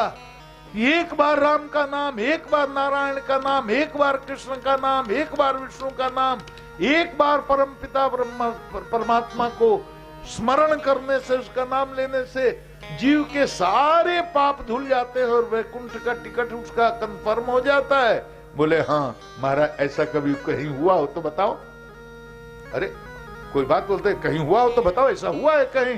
बोले कि हाँ हुआ है। बोले कहां हुआ? तो वहीं से कथा शुरू होती है जामिल की। बड़ी सुंदर कथा है, समय कम है, हम लोगों को भगवान का जन्म कराना है, याद है कि नहीं? बोले बाल कृष्ण भगवान की जय। कानि कुब्जे द्विजः कश्चिदासीत् पतिरजामिल नाम्ना भ्रष्ट सदाचारो दास्या संसर्ग दूषित।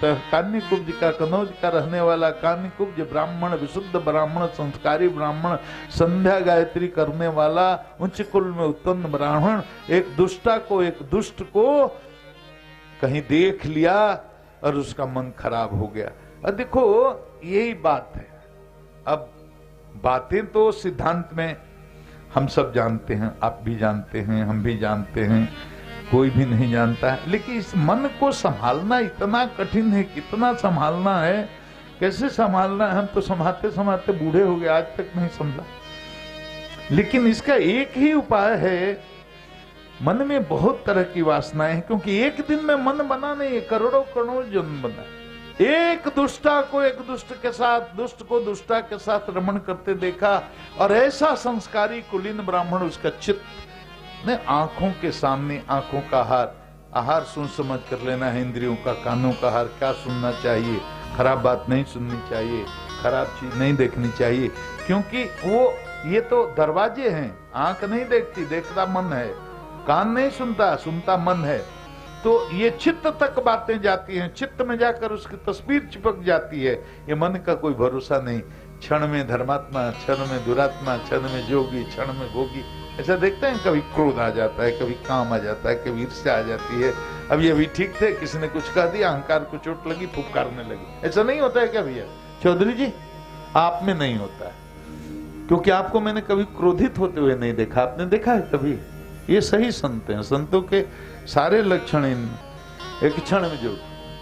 तो मन खराब हो गया, इस मन का क्या भरोसा है? एक क्षण में जोगी, एक ध्यान से सुनना पड़ेगा। बहुत ये संदेश पूरा का पूरा दर्शन है, फिलॉसफी है, इसको सुनो। ये मन कैसा है? अब ये जो कथा में बैठी कितना आनंद से कथा सुन तड़ू जा, आ घर जेबू जा, आ तनकी सा कटा हसास बोल दे, हम तुरंत झोंटा झोटी शुरू हो जाए। सही बात बा। चाहे घर में ननद होके, खाली इनका कथा, इनका घर के काम कुछ करे के नहीं खे, खाली कथा सुनत चलता रही, तुरंत तुरंत भभोर देबू उनका के। हाँ, कथा सुन खराब लगता है। मतलब मन कैसे बनता है, मन कैसे बिगड़ता है। एक क्षण में जोगी, एक क्षण में भोगी, एक क्षण में जोगी, एक क्षण में भोगी, पल भर में ज्ञानी, पल में वियोगी। बदलता जो क्षण क्षण में वृत्ति अपनी, बदलता जो क्षण क्षण में वृत्ति अपनी।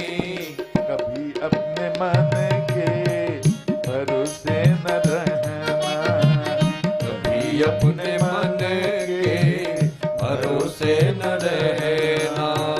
ये तन कीमती है मगर है विनाशी, ये तन कीमती है मगर है विनाशी। कभी अपने तन के भरोसे न रहना, कभी अपने तन के भरोसे न रहना।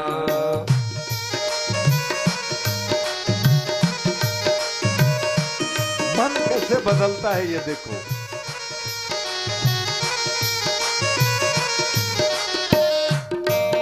और आगे तो बहुत ध्यान से सुनना पड़ेगा।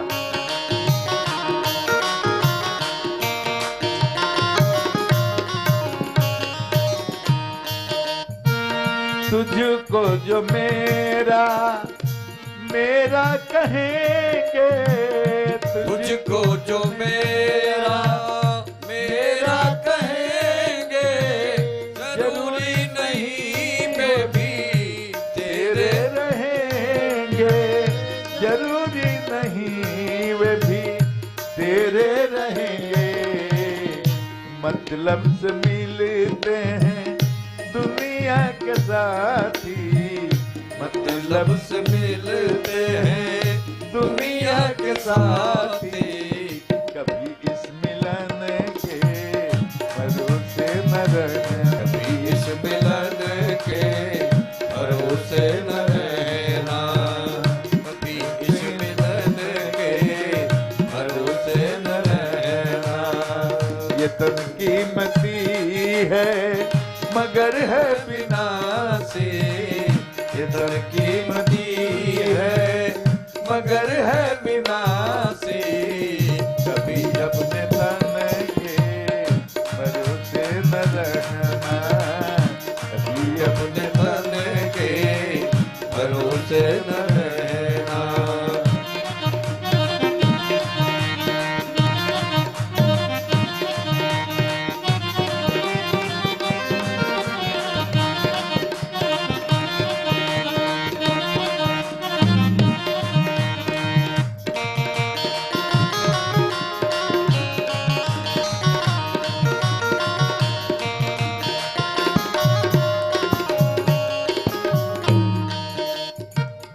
हम सोचते काम दुनिया का कर लें, हम सोचते काम दुनिया का कर ले, हम सोचते काम दुनिया का कर लें।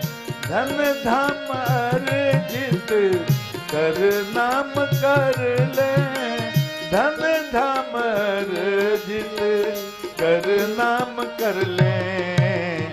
फिर एक दिन बनके साधु रहेंगे, ये एक दिन बनके साधु रहेंगे। उस एक दिन के भरोसे न रहना, एक दिन के भरोसे न रहना। निकल जाएगी छोड़ काया को पल में, निकल जाएगी छोड़ काया को पल में। कभी श्वास धन के भरोसे न रहना, कभी श्वास धन के भरोसे न रहना। ये तन कीमती है मगर है विनाशी, ये तन कीमती है मगर है विनाशी। कभी अपने तन के भरोसे न रहना, कभी अपने तन के भरोसे न रहना। एक क्षण में जोगी, एक क्षण में भोगी, एक क्षण में जोगी, एक क्षण में भोगी। कभी इस मन के भरोसे न रहना, कभी इस मन के भरोसे न रहना, कभी इस मन के भरोसे न रहना। जय हो मनोज बाबा की जय। देखो ये मन ऐसा, अजामिल का मन बिगड़ गया, उस वेश्या को घर लेकर के आया, उससे 10 बच्चे पैदा किए, उसका भरण पोषण करने के लिए चोरी डकैती खून हत्या सब करना शुरू कर दिया।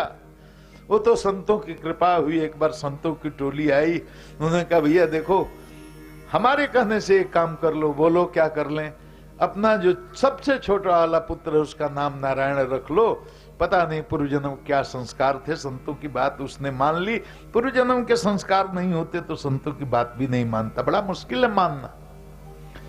मान लिया, नारायण रख दिया और 88 वर्ष गुजर गए महाराज। सबसे छोटे पुत्र के प्रति इतनी आसक्ति है, उसके जाने का समय आया और महाराज जम के दूत आ गए उसको लेने के लिए। और आप जानते हैं जमदूत को जैसे देखा, काले काले दो जमदूतों को, मलमूत्र विसर्जन किया, इतना भयभीत हो गया और वहीं से उसने चिल्लाया, नारायण बचाओ, नारायण बचाओ। भगवान अपने दूतों बोले जाओ लेकर के आओ, मुझे पुकार रहा है। अब भगवान के सामने तो दूत कुछ नहीं बोले, आपस में बात करने आ रहे हैं। अरे अपने पुत्र को बुलाया, भगवान कह रहे जाकर लेकर आओ। दूसरा दूत बोला तुम ज्यादा भगवान से होशियार हो, भगवान ने कहा कि लेकर आओ तो कुछ सोच समझ करके उसका खाता कत्यान हिसाब किताब तुम्हारे पास है। बोले लेकर आओ तो लेकर के आओ, उसके कर्मों का हिसाब तुम्हारे पास है नहीं के, वो तो जमराज रखते हैं, तुम्हारे पास कुछ है तो नहीं। तो भगवान ने कहा लेकर आओ तो जाओ लेकर के आओ। महाराज तुरंत विष्णु के दूत यहां पहुंच गए, प्राणों को खींच रहे थे यमराज के दूत, उनको धक्का दे करके महाराज भगा दिया, उनके नाक भुवन सब फूट फाट गए। अरे तुम क्यों ले जा रहे हो इसको? यमदूतों ने सरकार हम अपने धर्म का पालन कर रहे हैं, कर्तव्य का पालन कर रहे हैं, स्वामी की आज्ञा का पालन कर रहे हैं, आप कहां से ये चमकीले चमकीले दो आ गए महाराज, ये हमारे वैधानिक कार्य में बाधा पहुंचाने के लिए। कहा जो कर रहे हो वैधानिक नहीं, अवैधानिक है, अधर्म भी है, तुम इसको नहीं ले जा सकते। जमदूतों ने बाबा हमारे पास खाता खतियान लेखा जोखा है, इसके कर्मों का, जीवन भर इसने पाप ही किया है, नरक में जाएगा, आदेश हुआ है, जमदंड लेकर आए, इसको लेकर जाएंगे। विष्णुदूतों ने कहा धर्म जानते हो क्या होता है? काम जानते हैं, वेद में जो समर्थित है, जो काम करना चाहिए वो धर्म है, वेद जिसका निषेध करता है वो धर्म है। काय धर्म, धर्म के बाद भी एक विशेष धर्म होता है, वो जानते हो? जमदूतों का वो तो नहीं पता। तो विशेष धर्म ये है कि चाहे वो धर्म किया हो, धर्म किया हो, पाप किया हो, पुण्य किया हो, मृत्यु के आने पर उसने एक बार हमारे प्रभु का नाम उच्चारण कर लिया, ये विशेष धर्म है, उसके सारे पाप शांत हो गए। अब इसको वैकुंठ जाना है, तुम भागो यहां से। बोलिए कृष्ण भगवान की जय। जमदूतों ने कहा भैया ऐसे क्यों कर रहे हो, हमारी व्यवस्था बिगाड़ दोगे तुम। ऐसे ये बोला अपने पुत्र को, तुम्हारे नारायण को तो ये जानता भी नहीं कौन है, ये इसके पुत्र का नारायण है, नाम नारायण है। विष्णुदूतों ने कहा तुमको पता नहीं है, संकेत में, हास में, परिहास में, विनोद में, ईर्ष्या से, द्वेष से, आलस्य से, किसी भाव से नाम ले लिया, उसका कल्याण हो गया। इसके बेटा का नाम तो 10 साल 5 साल पहले रखा गया, हमारे नारायण का नाम तो अनंत काल से है। तो नारायण मतलब हमारे स्वामी का ही नाम है। मार पीट करके भगा दिया। अरे महाराज आए भाग करके जमदूत, यमराज के यहां जमदंड फेंक दिया। महाराज ये लो अपना जमदंड, तुम्हारी नौकरी चाकरी हमको नहीं करनी, हमें बता दो हम पर कितने लोग शासन करेंगे। क्या हुआ? सरकार आप ही के आदेश से उस पापी को लेने गए थे, अजामिल को, और उसने एक बार नारायण बोला, पता नहीं कहां से 2 नारायण के दूत टपक आए, हमको मारपीट करके भगा दिया, बोले बैकुंठ जाएगा। जमराज ने कहा धीरे बोलो, धीरे बोलो। क्या बोला? नारायण, जोर से मत बोलना। बोला बोलने में क्या है? कहा नारायण नाम का चमत्कार देखे हो ना कि पिटा के आए हो। अगर जोर से नारायण बोला तो ये करोड़ों करोड़ों जीव जो नरक में पड़े हुए हैं, अगर उनके कान में ये आवाज चली गई तो सबके सब बैकुंठ चले जाएंगे और यहां नरक में ताला लगाना पड़ेगा, कोई रहेगा ही नहीं। बोलिए श्री कृष्णचंद्र सरकार की जय हो। तो महाराज तो अब ये बता दो कि आज से हम किसको ले आवे, किसको न ले आवे, ये भी तो तय हो जाना चाहिए। बोले कि देखो जो भगवान का भजन नहीं करता है उसी को लेकर के आना है, और जो भगवान का भजन करता हो, भगवान के चरणों में, मतलब भक्त को भगवान का नाम जो जप करता हो, उसके यहाँ यमराज के दूत, उसी समय से ये कानून बन गया कि माई राम राम सीता राम जपबू, यमराज के दूत तारा नजदीक फटकियन ना, सीधे वैकुंठ साकेत धाम जाना होगा। बोले श्री धाम अयोध्या की जय। ये अजामिल ने जब ये चमत्कार देखा, मृत्यु तो उसकी टल गई, लेकिन उसको ज्ञान हो गया 88 वर्ष की उम्र में, और उसने कहा मैंने तो पूरा जीवन अपना बेकार कर दिया, एक बार नारायण नाम लेने का ये चमत्कार है, अगर जीवन भर भगवान का नाम जपा होता, क्या पता वैकुंठ का राजा ही बन जाता। भाग करके हरिद्वार गया और नाम जप करके उसने अपना कल्याण किया, वैकुंठ में गया। ऐसा भागवत में लिखा है, विमान से गया। तो 88 वर्षी ये परीक्षित जी को सुखदेव जी सुना रहे हैं राम नाम की महिमा, और इसी चीज को तुलसीदास बाबा ने बहुत बढ़िया से गाया है कि नाम लेत भव सिंधु सुखाई, नाम लेत भव सिंधु सुखाई,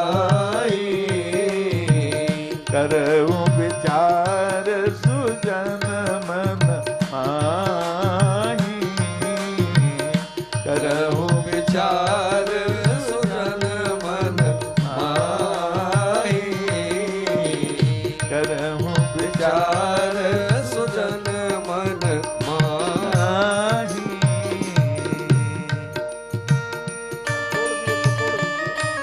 तोड़ ही दिए तो तोड़ दीजिए, दोनों काम तो नहीं चलेगा ना, तोड़ दीजिए, तोड़ दीजिए।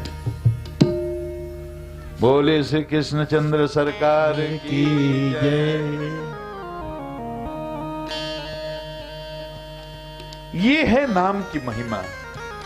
बहुत लोग कहते हैं राम राम कहने से क्या होगा, बहुत कुछ होता है, उसका वैज्ञानिक है। देखो मंत्रों का ये है ना कि मंत्र एक ही बार, किसी मंत्र को अगर आप जपते हैं, जो परंपरा से प्राप्त गुरु से प्राप्त मंत्र है, अगर वो आप जपते हैं तो जपते जपते जपते जपते जपते जपते जपते जपते मंत्र सूक्ष्म होने लगता है, सूक्ष्म होते होते प्राणों में उसका लय होने लगता है। जैसे जैसे प्राणों में उसका लय होगा, मंत्र की गति भी श्वास के साथ मंत्र चलने लगता है, और जैसे जैसे श्वास के साथ मंत्र चलने लगे वैसे वैसे आपका चित्त शोधन प्रक्रिया चलने लगती है। धीरे धीरे आपको पता भी नहीं चलेगा, लेकिन आपका चित्त शोधन होता जाएगा, चित्त शोधन होता जाएगा, तमोगुण छट जाएगा, रजो इस सहजता से, इतनी सहजता से होता है कि पता भी नहीं चलता। उसका एक विज्ञान है। ऐसा ना बोल सोचो कि राम नाम कहने से क्या होगा, कृष्ण नाम कहने से क्या होगा, राधा राधा करने से क्या होगा। 4 माताएं एक साथ बैठ जाएं 4 घंटे तक, क्या क्या बात होती है। साड़ी की, गहना की, अपने अपने सास ननद की शिकायत। सही बात है कि नहीं? मैं बोल, यही बात होती। अपने घर की बातें होंगी, जिसकी कोई ननद की शिकायत कर रही है, कोई सास की शिकायत कर रही है, बूढ़ी है तो अपने बहू की शिकायत कर रही है। गहना की बात होगी, साड़ी की बात होगी, पति की बात होगी, उसके कमाई की बात होगी। बहुत तो चुगली करते हैं, हमारे वाला तो बड़ा बदमाश है। यही सब बातें होती। संकेत ये है, ये सब बात करने से कुछ बनने वाला नहीं। तुम्हारा समय बर्बाद हो रहा है, तुम्हारा तमोगुण रजोगुण बढ़ रहा है। जहां बैठो भगवान का कीर्तन करो, भगवान की कथा करो। कथा नहीं जानती हो तो राम राम करो। सीताराम करने में तो कोई ज्ञान की जरूरत नहीं, कोई पढ़ाई की जरूरत नहीं, कोई विद्वता की जरूरत नहीं, कोई पांडित्य की जरूरत नहीं, कोई बहुत पढ़ा लिखा। सीताराम सीताराम सीताराम कहिए, जाहि विधि राखे राम, जाहि विधि रही। सीताराम सीताराम कहिए, जाहि विधि राखे राम, ताहि विधि रहिए। सीताराम सीताराम सीताराम कहिए, सीताराम सीताराम सीताराम कहिए, जाहि विधि राखे राम, ताहि विधि रहिए।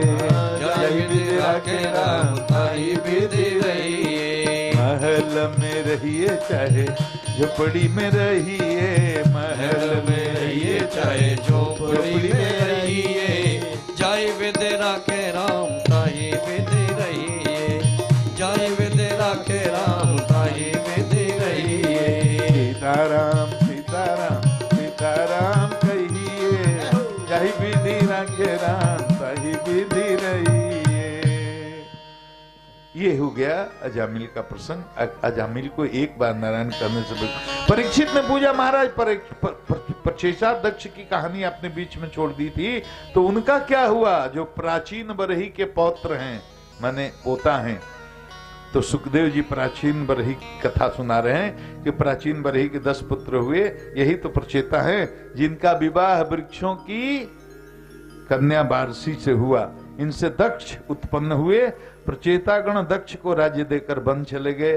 प्रचेता दक्ष राजा बनकर तपस्या किए। भगवान ने अस्कनी नामक कन्या देकर सृष्टि विस्तार का आदेश दिया।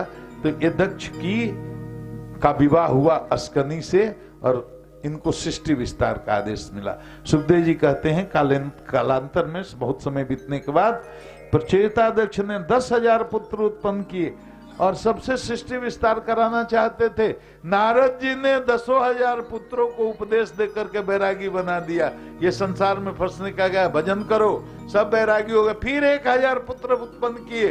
उन पुत्रों को भी नारद जी कूट अपना बातचीत से समझा करके उनको भी बैरागी बना दिया। इसके बाद तो ये प्रचेता दक्ष इतने नाराज हुए कि नारद जी को बुरा भला गाली देने लगे कि अरे तुम अपने को साधु कहते हो, तुम साधु नहीं हो, बड़े कपटी हो, और तुम हमारे पुत्रों को हो साधु साधु नाम साधु लिंगे नास्तया। अहो असाधु, तुम साधु तो हो ही नहीं। अहो असाधु साधु नाम साधु लिंगने नास्तया असाधु कार्य भर काणाम भिक्षु मार्ग प्रदर्शित। हमारे पुत्रों को भिखारी बना दिया, भिक्षुक बना दिया, बाबा बैरागी बना दिया। हम सृष्टि का विस्तार करना चाहते थे।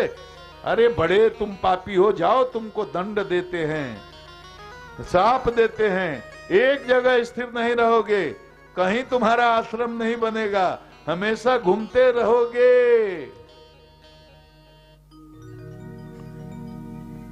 तो अभी आज तक नारद जी घूमते ही रहते। अब भगवान भगवान के नजदीक जाते हैं तो सांप की गति बाधित हो जाती है।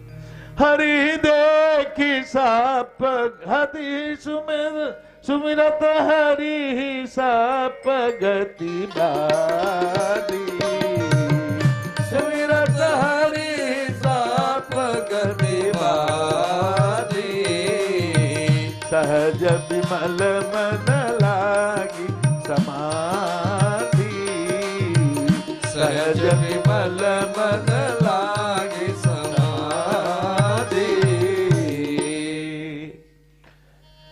अब 1,000 पुत्रों को फिर बाबा ने बैरागी बना दिया। तो फिर 60 पुत्रियों को उत्पन्न किया। दक्ष की 60 कन्याएं हैं। अब सबका विवाह इन्हीं 60 कन्याओं से सृष्टि का विस्तार हुआ है। 10 धर्म को दी, 13 कश्यप को दी, 27 चंद्रमा को दी। चंद्रमा की 27 पत्नियां हैं। ये चंद्रमा ममण चंद्रमा आरे आओ बारे आओ नदिया किनारे आओ, सोना के कटोरिया में दूध भात ले ले आओ, बबुआ के मुंह में घुटुक। हम लोग बच्चा थे तो माताएं ऐसे बच्चों को, ये चंदा मामा बच्चों को ऐसे लोरी सुना सुना करके मारे। एकदम पारंपरिक है गांव में बच्चों में। ये चंद्रमा की 27 पत्नियां हैं। 10 धर्म को 60 दक्ष की पत्नियां थी, पुत्रियां थी। तो उसमें दक्ष की 60 कन्याओं में से 10 धर्म को, 13 कश्यप को, 27 चंद्रमा को, 2 भूत को, 2 अंगिरा को, 2 कृशास को, 4 ताक्ष नामधारी कश्यप ऋषि से ब्याही गई। और इन्हीं 60 कन्याओं से सृष्टि का, ये हम सब लोग, हम जितने हैं एक ही परिवार के। शास्त्र पढ़ोगे तो पता चलेगा, ये शास्त्र पढ़ोगे तो पता चलेगा। हम एक ही ईश्वर के अंश हैं। हम सब आपस में एक हैं। क्या बड़ा क्या छोटा क्या। अच्छा एक बात बताओ, हम लोग आपस में लड़ते हैं ना जात के दाम पर। एक बात बताना हमको, सब कुछ ध्यान से सुनना। ब्राह्मण का भगवान अलग, क्षत्रिय का भगवान अलग, लाला का भगवान अलग, बनिया का भगवान अलग, जादा का भगवान अलग, कुर्मी का भगवान अलग, कोहार का भगवान अलग, हाँ, मारवाड़ी का भगवान अलग, गुजराती का भगवान अलग, आसामी का भगवान, बंगाली का भगवान अलग, करोड़ों सैकड़ों हजारों जातियां उपजातियां हैं, सबका भगवान अलग अलग हो जाए तो भगवान लोगों की इतनी संख्या हो जाएगी कि रोज भगवान लोगों में मारा मारी पड़ेगा, हम लोगों को गुहार लेकर अपने अपने भगवान के लिए जाना पड़ेगा। क्या व्यास जी? अरे भगवान कैसे अलग अलग होगा रे? जिसने ये आकाश बनाया, पताल बनाया, सूरज बनाया, चंद्रमा बनाया, पृथ्वी बनाई, जिसने हवा बनाई, पानी बनाई, पहाड़ बनाया, समुद्र बनाया, हमको बनाया, आपको बनाया, 84 लाख जोनियों को प्रकट किया, वो भगवान कैसे दो हो सकता है? तो हम तो सबके एक ही भगवान, एक ही पिता के पुत्र हैं, और आपस में हम लोग लड़ते रहते हैं जात के नाम पर, तो दल के नाम पर। हाँ? तो जाति पाति पूछे न कोई, जाति पाति पूछे न कोई, हरि के भज से हरि के होई, हरि के भज से हरि के होई, हरि के भज से हरि के होई। हम लोग आपस में लड़ते हैं। एक बार देवताओं से बृहस्पति का अपमान हो गया। ये कहानी भी भागवत में आई है। इंद्र जी बैठे थे, सभा थे, नाच गाना हो रहा था, अप्सरा लोग होगी, और बृहस्पति जी बिना अपॉइंटमेंट के पहुंच गए राज दरबार में। राजा के यहाँ तो भाई, लेकिन गुरु हैं, गुरु को तो कहीं भी किसी स्थिति में पहुंचने का अधिकार है, वो अपॉइंटमेंट थोड़े लगा चेला से। सारे देवताओं के गुरु हैं, पहुंच गए। अब इंद्र जी को शायद अच्छा न लगा हो, बृहस्पति जी को बड़ा अपमान लगा कि हमारा स्वागत सम्मान नहीं हुआ, अंतर्धान हो गए। अब तो इंद्र को अपनी गलती का जब आभास हुआ, बड़ा अफसोस हुआ, बड़ा पश्चाताप हुआ। भागे भागे ब्रह्मा जी के यहाँ गए, हमारे गुरु नाराज हो गए, क्या करें? उन्होंने बोला गुरु मिल जाएंगे, तुमने गलती किया है, नाराज हुए हैं, लेकिन आ जाएंगे, लेकिन तब तक कोई दूसरा पुरोहित बना लो। किसको बना ले सरकार? बोले त्वष्टा के पुत्र विश्वरूप है, उनको पुरोहित बना लो। बोलो सरकार वो तैयार होंगे? बोले जा करके आग्रह करो। पहले तो विश्वरूप ने मना कर दिया, कहा कि नहीं तैयार है। बाद में हाथ गोड़ देवताओं ने हाथ पैर जोड़े, कहा सरकार कृपा करके बन जाओ, जब तक हमारे गुरुजी नहीं आते हैं। तो बन गए। नारायण कवच का उपदेश दिया, नारायण कवच का उपदेश दिया, क्योंकि बृहस्पति के अपमान से देवताओं का तेज चला गया था, लेकिन नारायण कवच का उपदेश दिया, तब दैत्यों की हार हुई, देवताओं का ऐश्वर्य प्राप्त हुआ। लेकिन जब ये एक यज्ञ करवा रहे थे इंद्र जी दैत्यों पर विजय के लिए, तो विश्वरूप जी पुरोहित थे। वो मातृकुल से तो उनका रिश्ता दैत्यों से भी है, तो वो एक आहुति दे देते थे देवताओं को, इंद्राय स्वाहा, दूसरी आहुति दे देते थे हिरण्यक्षाय स्वाहा, राक्षसों को भी आहुति देते थे, क्योंकि उधर उनका ननिहाल है। इससे क्रुद्ध होकर के इंद्र जी ने उनकी 3 गर्दन, 3 सिर का उल्लेख है। ये विश्वरूप के 3 सिर थे, तो इंद्र जी ने तीनों सिर काट दिया, ब्रह्महत्या आ गई। ब्रह्महत्या को फिर उसमें बड़ी कहानी है, 4 भागों में बांटा। एक भाग पृथ्वी को दे दिया, एक भाग स्त्री को दे दिया, एक भाग वृक्ष को दे दिया, एक भाग जल को दे दिया। इस तरह से उसका निष्पादन किया। और महाराज जय हो। महाराज इसके आगे वृत्रासुर की कहानी है।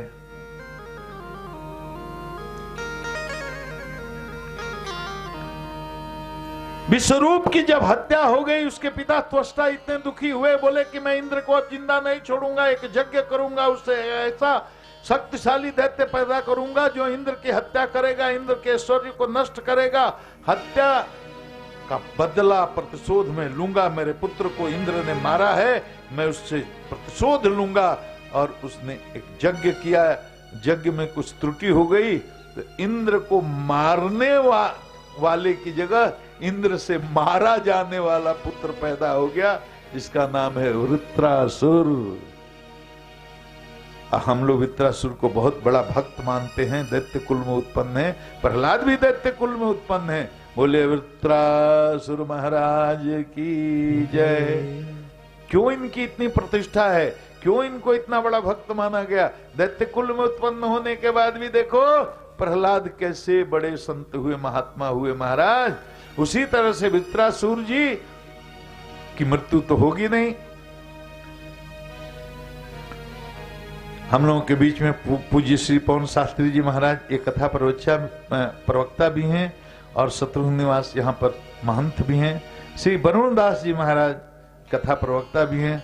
श्री देवेश जी महाराज महंत, श्री हनुमानगढ़ी के श्री सीताराम जी महाराज महंत साकेत भवन के, और हमारे सियाजू बाबा जो हमको बहुत प्यार करते हैं वो भी विराजमान है हमारे बीच। ये हम क्या कहें इसको, हमारे जैसे पामर पापी जीव के उद्धार के लिए ऐसे ऐसे संतों महात्माओं का आगमन हो गया, तो हम अपने को कृतज्ञ नहीं समझें और हमको अपने सौभाग्य पर अभिमान न हो तो क्या हो। मैं इन तमाम संतों महंतों के चरणों में हृदय से अपना प्रणाम निवेदित करता हूं। बोलिए संत भगवान की जय हो। महाराज भगवान के यहां गए लोग, वृत्रासुर आया, देवताओं पर देवलोक पर आक्रमण किया, देवताओं की सेना में हाहाकार मच गया।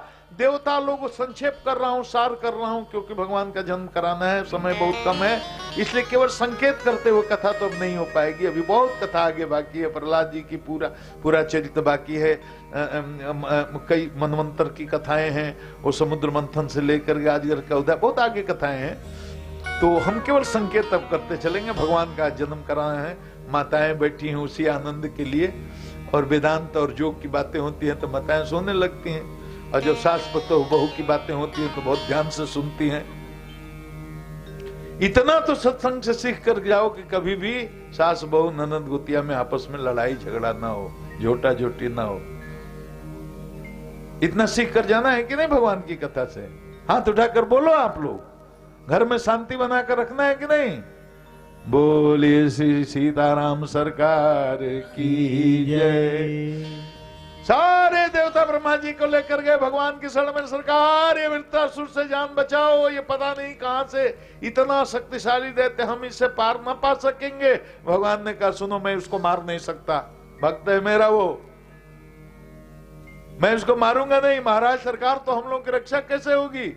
एक उपाय बता देता हूं, आप ऐसा करो, दधीची महाराज के यहां जाओ, दधीची जी से उनकी हड्डी मांगो, उसका वज्र बनाओ, मैं अपना तेज उसमें स्थापित करूंगा जरूर, और उसी से जो अस्त्र बनेगा उसी से वृत्रासुर मारा जाएगा, दूसरा कोई उपाय नहीं है। अब कथा बहुत लंबा है, प्रसंग बहुत लंबा है। दधीची जी के यहां गए कि सरकार हड्डी दे दो। संत ऐसे ही होते हैं, दया सर्वभूतेषु,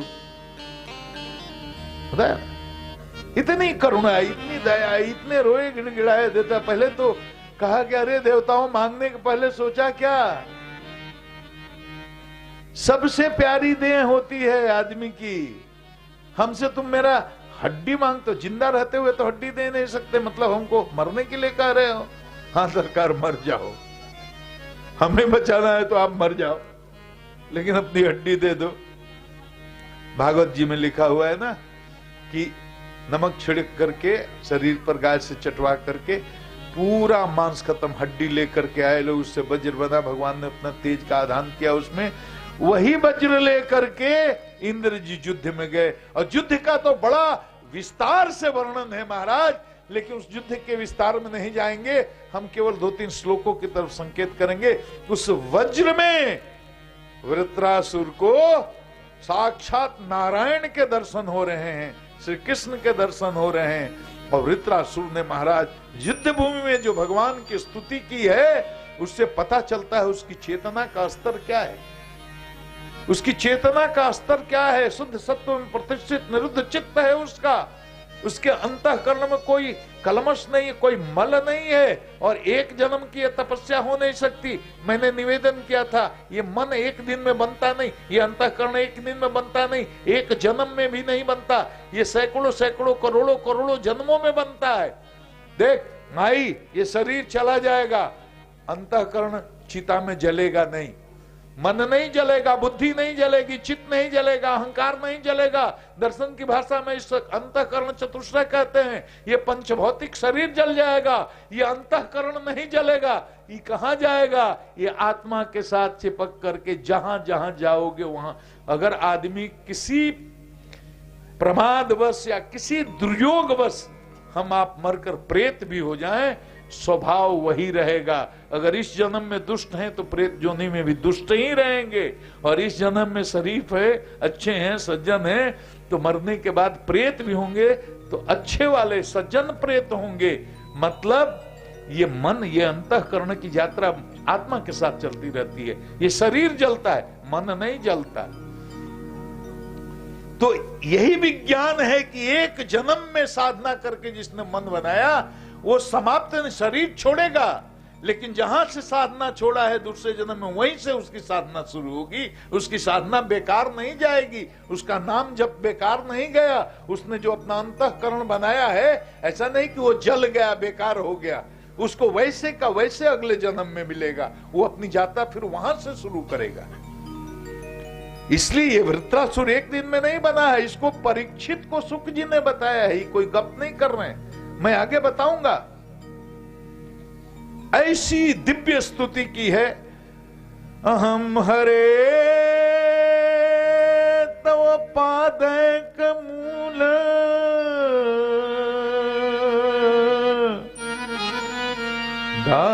दासानुदासो भवितास्मि भूयः मनस्मरेण सुपतेः गुणास्ते गुणित्वा कर्म करोति कायः न नाकपृष्ठं न च पारमेष्ठ्यं न सार्वभौमं न रसाधिपत्यं न योगसिद्धि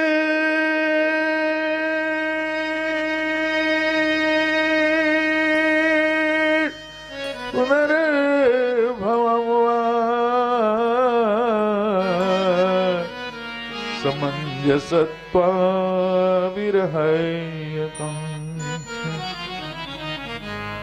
अजात पक्षायो मातरं खगः स्तन्यं यथा वत्सरा क्षुधार्था प्रियं प्रियेव व्यसितं विखण्डा मनोरविन्दाक्षदिदि दृष्टे त्वाम्। प्रभु मैं आपका दास बनना चाहता हूं, लेकिन अपने दास, आपका दास बनने की योग्यता मुझ में नहीं है, तो प्रभु कृपा करके अपने दास के दास का भी दास बना लो। प्रभु मैं मन से आपका चिंतन करूं, बाड़ी से आपका गुणगान करूं और शरीर से सिर्फ आपके लिए कर्म करूं, यही मैं चाहता हूं। मैं स्वर्ग नहीं चाहता, मैं सत्यलोक भी नहीं चाहता, मैं कुछ भी नहीं चाहता, कोई सिद्धि भी नहीं चाहता। बस एक ही वरदान दो प्रभु कि 24 घंटे आपकी याद में रोता रहूं। मैं आपसे मिलने के लिए तड़प रहा हूं प्रभु। प्रभु जैसे घोंसले में पक्षी का बच्चा अपनी मां के लिए तड़पता है, नवजात शिशु, मां दाना चारा चुगने गई है, चोंच में दाना ला करके बच्चे के मुंह में डालती है, चोंच में पानी ला करके बच्चे के मुंह में डालती है, और जब बाहर निकलती है बच्चा बड़ी बेचैनी से, व्यग्रता से अपने मां के घोंसले में लौटने की प्रतीक्षा करता है। जैसे गाय का बछड़ा अपनी मां की प्रतीक्षा करता है कि मां आएगी तो हमको दुग्ध पान कराएगी, मैं वैसे ही मेरे अंदर वही व्यग्रता, वही बेचैनी है। देखो अगर विस्तार से विरह मांगा, मैं आपके विरह में हमेशा ऐसे ही तड़पता रहूं। अपना दर्शन दो, अपना कृपा पात्र बनाओ। अपने दास नहीं बना सकते तो अपने दास का दास बना लो। मैं सिर्फ आपको चाहता हूं प्रभु, और मुझे कुछ नहीं चाहिए। मुझे मुक्ति नहीं चाहिए, मुझे भुक्ति नहीं चाहिए, मुझे मोक्ष नहीं चाहिए, मुझे साकेत नहीं चाहिए, मुझे वैकुंठ नहीं चाहिए, मुझे कुछ भी नहीं चाहिए। मैं तो केवल और केवल आपका दर्शन करना चाहता हूं। इंद्र जी तो बड़े परेशान, कह रही ये कौन सी भाषा बोल रहा है। देखो, हमने फॉर्म और कंटेंट की बात करी थी, आप याद कीजिए। बाह्य कलेवर से आप संत की पहचान नहीं कर सकते, कौन संत है कौन असंत है। इसीलिए मैंने कहा कि कासाय वस्त्र हो, दाढ़ी हो, चोटी हो, टीका हो, जिसको देखिए साष्टांग दंडवत होइए, उसमें बुद्धि मत लगाइए कि असली है कि नकली है, कपटी है कि सिद्ध है। वो संत के वेश में है, इतना ही काफी है, वो प्रणम्य है। सिर्फ उसका आशीर्वाद लीजिए। एक भी संत का गलती से अपमान हो गया तो भगवान अपना अपमान बर्दाश्त कर लेते हैं। लेकिन इसीलिए हम कह रहे थे, किसी भी संत में कपट बुद्धि मत रखो, असली नकली वाला भेद बुद्धि मत। संत के वेश में जो है वो हमारे लिए संत है, हमारे लिए भगवान है। हमें सिर्फ उसकी पूजा करनी है, उसकी आराधना करनी है, उसका आशीर्वाद लेना है। लेकिन देखो, ये हम बता रहे थे कि कलेवर बाह्य आवरण, हमने समझाया था एक दिन, ये फॉर्म है। कोई गोरा है, कोई काला है, कोई मोटा है, कोई छोटा है, कोई नाटा है, ये बाह्य कलेवर है। इसके अंदर जो है ये हमारा असली व्यक्तित्व नहीं है। तो हमारा असली व्यक्तित्व क्या है? हमारा जैसा अंतःकरण है। हमारे मन की क्वालिटी क्या है, मन का स्तर क्या है, चेतना का स्तर क्या है, मन कैसी है, बुद्धि कैसा है, चित्त कैसा है, अंतःकरण कैसा है, वो तम प्रधान है कि रज प्रधान है कि सत्व प्रधान है, वो हमारा असली व्यक्तित्व है।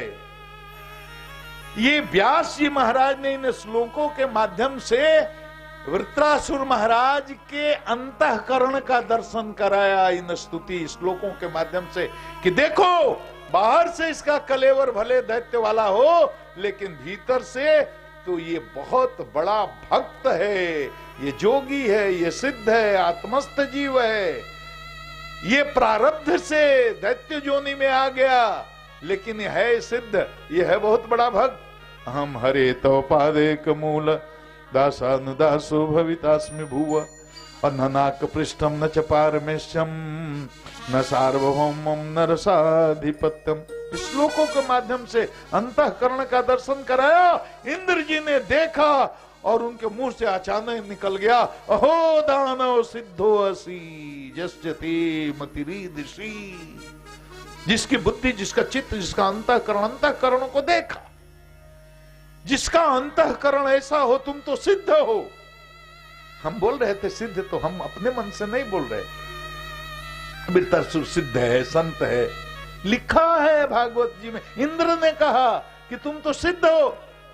जिसकी ऐसी मति है, मतलब बुद्धि है, मतलब देखो, बुद्धि बोलो पूरे अंतःकरण की संज्ञा हो जाती है, मन बोलो पूरे अंतःकरण की संज्ञा हो जाती है, चित्त बोलो पूरे अंतःकरण की संज्ञा हो जाती है।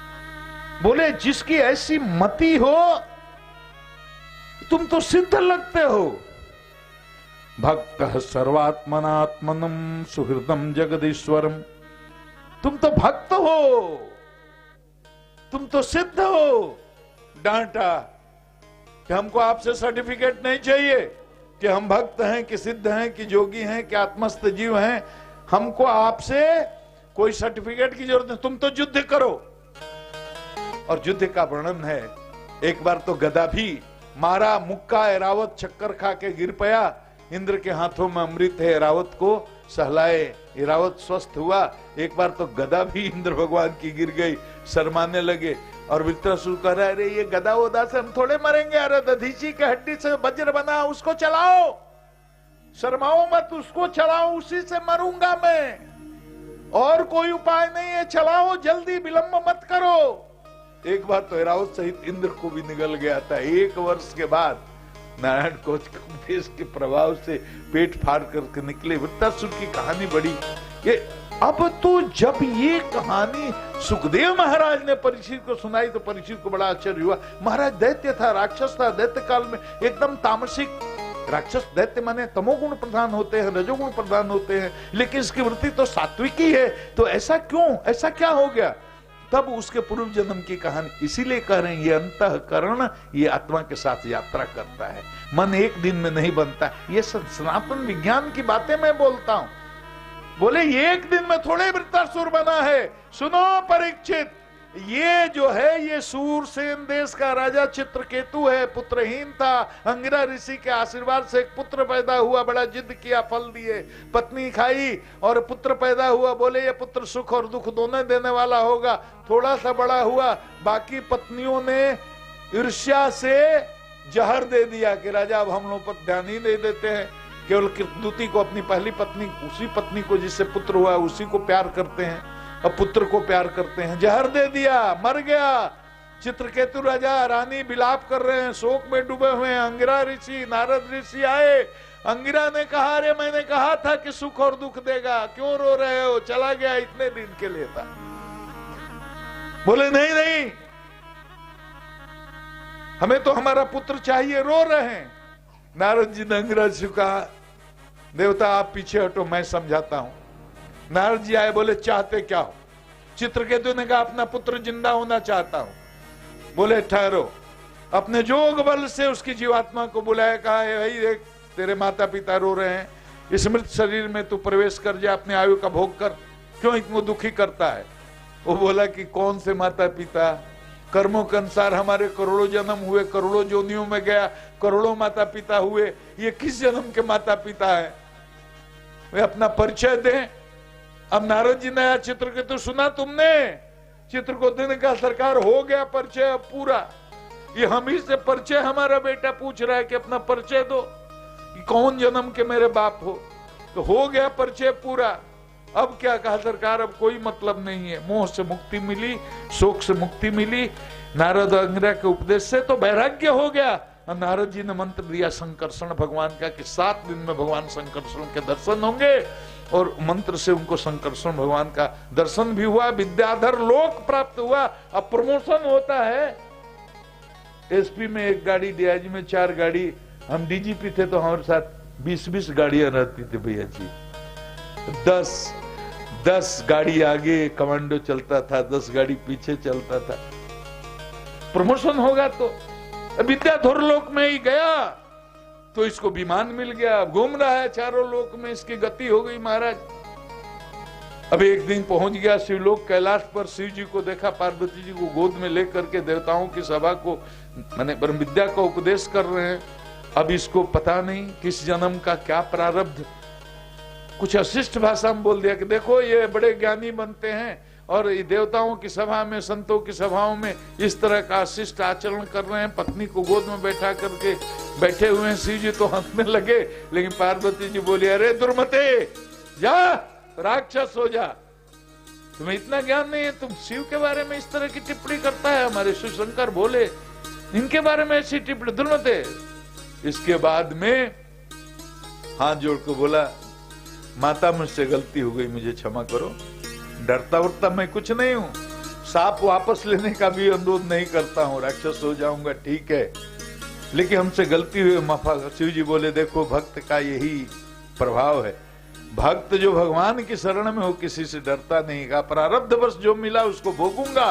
वही चित्रकेतु राजा त्वष्टा के यज्ञ से वृत्तासुर के रूप में उत्पन्न हुआ, पार्वती मैया के शाप के कारण। इसीलिए वो भक्त था। साधना पिछले जन्म की थी तो वो साधना बेकार नहीं गई, क्योंकि ये अंतःकरण की यात्रा आत्मा के साथ चलती रहती है। बोलिए वृत्रासुर महाराज की जय। अब देखो कथा को समेटते हैं। प्रहलाद की कथा बहुत सुन चुके हैं। परीक्षित ने कहा महाराज, सुखदेव बाबा से कहा गुरुजी हम सुने हैं कि भगवान समदर्शी हैं, तो ये देवताओं को सपोर्ट करते रहते हैं, उन्हीं का पक्ष लेते रहते हैं, दैत्यों को मारते रहते हैं। तब उन्होंने कहा कि देखो देखो ऐसी बात नहीं है, अरे दैत्य कुल में तो प्रहलाद पैदा हुए थे, वो तो देवता के कुल में नहीं पैदा हुए थे, लेकिन देखो उनके लिए भगवान ने क्या क्या नहीं किया। महाराज सुना दो क्या क्या किया। तो पूरा बताया, कहानी सुनाई किस तरह हिरण्यकश्यप ने उग्र तपस्या किया। महाराज सारे दीमक खा गए, हड्डी हड्डी तक दीमक खा गए, मांसी नहीं था। इतना उग्र तपस्या, दोनों भुजा उठा करके और पैर पर खड़ा होकर के हजारों वर्षों तक ब्रह्मा जी प्रसन्न हुए, आए, जल का छींटा दिए, फिर शरीर पुष्ट हो गया। बोले क्या चाहते हो, अमर बना दो। ब्रह्मा जी बोले वो तो हम भी नहीं है, तुमको कहां से बना देंगे। तो बोला महाराज तो ऐसा करो, कुछ और मांग लो आप। तो बोला कि महाराज तो ऐसा करो, आप ऐसा करो, वरदान दो कि हम दिन में मरे न रात में। ब्रह्मा जी बोले कि दिन ठीक है, एवं मस्तु। न भीतर मरे न बाहर, बोले एवं मस्तु। बोले न आकाश में मरे, न पताल में, न धरती पर, न आंगन में, न बाहर, न दिन में, न रात में, न अस्त्र से, न शस्त्र से, न आपकी सृष्टि में बनाई गए किसी जीव से न मरूं। बोले सब एवं मस्तु करते गए। अब वो समझा कि हम तो अमर ही हो गए, अब इनकी सृष्टि में बनाए गए किसी जीव से भी न मरूं तो अमर ही हो गए। महाराज ऐसा उपद्रव शुरू किया अपने को अजर अमर समझ करके कि वरुण से पानी भरवाने लगा, इंद्र से झाड़ू लगवाने लगा, सारे देवताओं का। अब इसके बारे में तो है कि जाके स्वर्ग का, इंद्र का सिंहासन भी खींच कर ले आ दिया।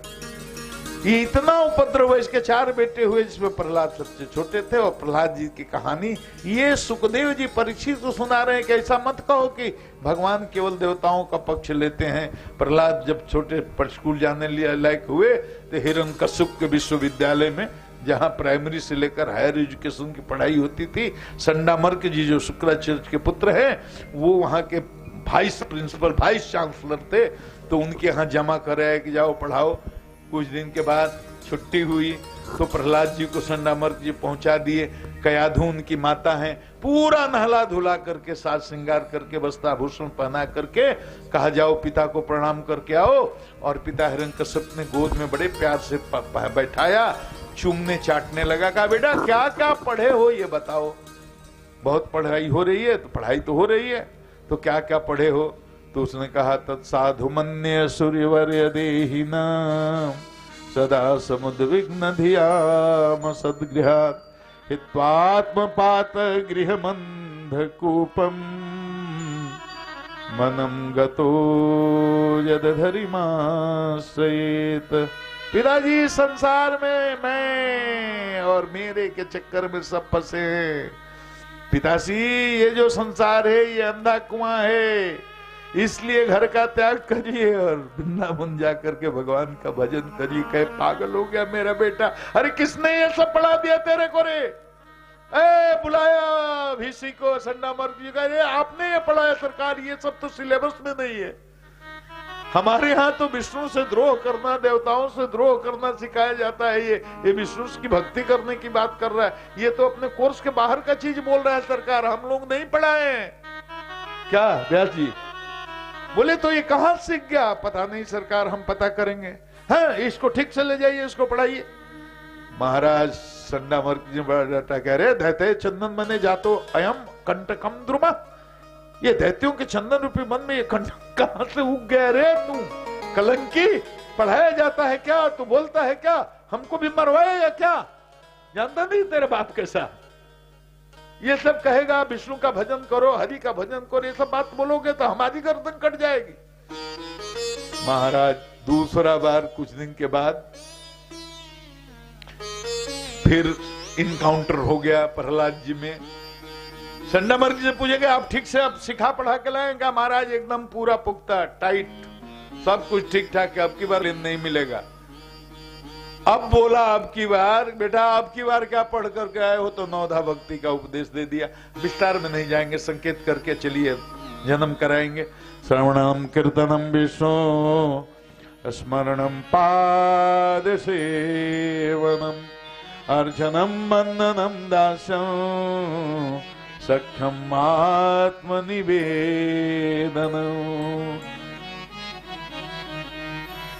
बोले अरे नालायक को पुत्र, तू पिता का द्रोही है। किसने तुमको यह सब सिखाया? ये श्रवण करने की बात करता है, कीर्तन करने की बात करता है, और विष्णु का स्मरण करने की बात करता है, उनके पाद सेवन की बात करता है, उनका अर्चन बंधन और सख्यम दास्यम और आत्मनिवेदनम। देखो हम एक दिन निवेदन कर रहे थे कि जो ये भक्ति है सगुण साकार ब्रह्म की भक्ति, उसके कई स्तर हैं। दास्य भाव का प्रेमानंद, सख्य भाव का शांत भाव का प्रेमानंद, दास भाव का प्रेमानंद, वात्सल्य भाव का प्रेमानंद, सख्य भाव का प्रेमानंद। सबसे ऊंची जो कक्षा है वो माधुर्य भाव का प्रेमानंद। माधुर्य भाव की भी 3 कक्षाएं हैं, उसमें है साधारणी रति का प्रेमानंद, उसके बाद समन्सा रति का प्रेमानंद। सबसे ऊपर की जो कक्षा है वो है समर्था रति का प्रेमानंद। उसके ऊपर कोई प्रेम नहीं होता, उसके ऊपर केवल राधा कृष्ण का प्रेम होता है, जिसमें आम साधारण जीव की गति नहीं है। तो अंतिम सीमा वाला जो प्रेमानंद है वो माधुर्य भाव का समर्था रति का प्रेमानंद है।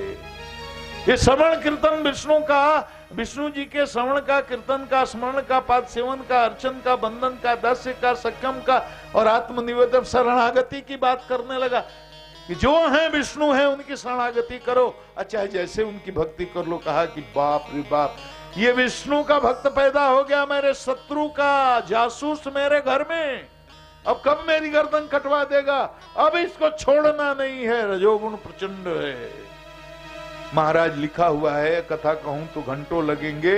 हाथी से कुचलवाने की कोशिश किया, सांप से डसवाने की कोशिश किया, जलवाया, होलिका बहन थी ना सिंह का, वो उसके होलिका, उसे जलवाया, विस्फान कराया, कोठरी में बंद कराया, सब कुछ कर लिया, कुछ न बिगड़ा।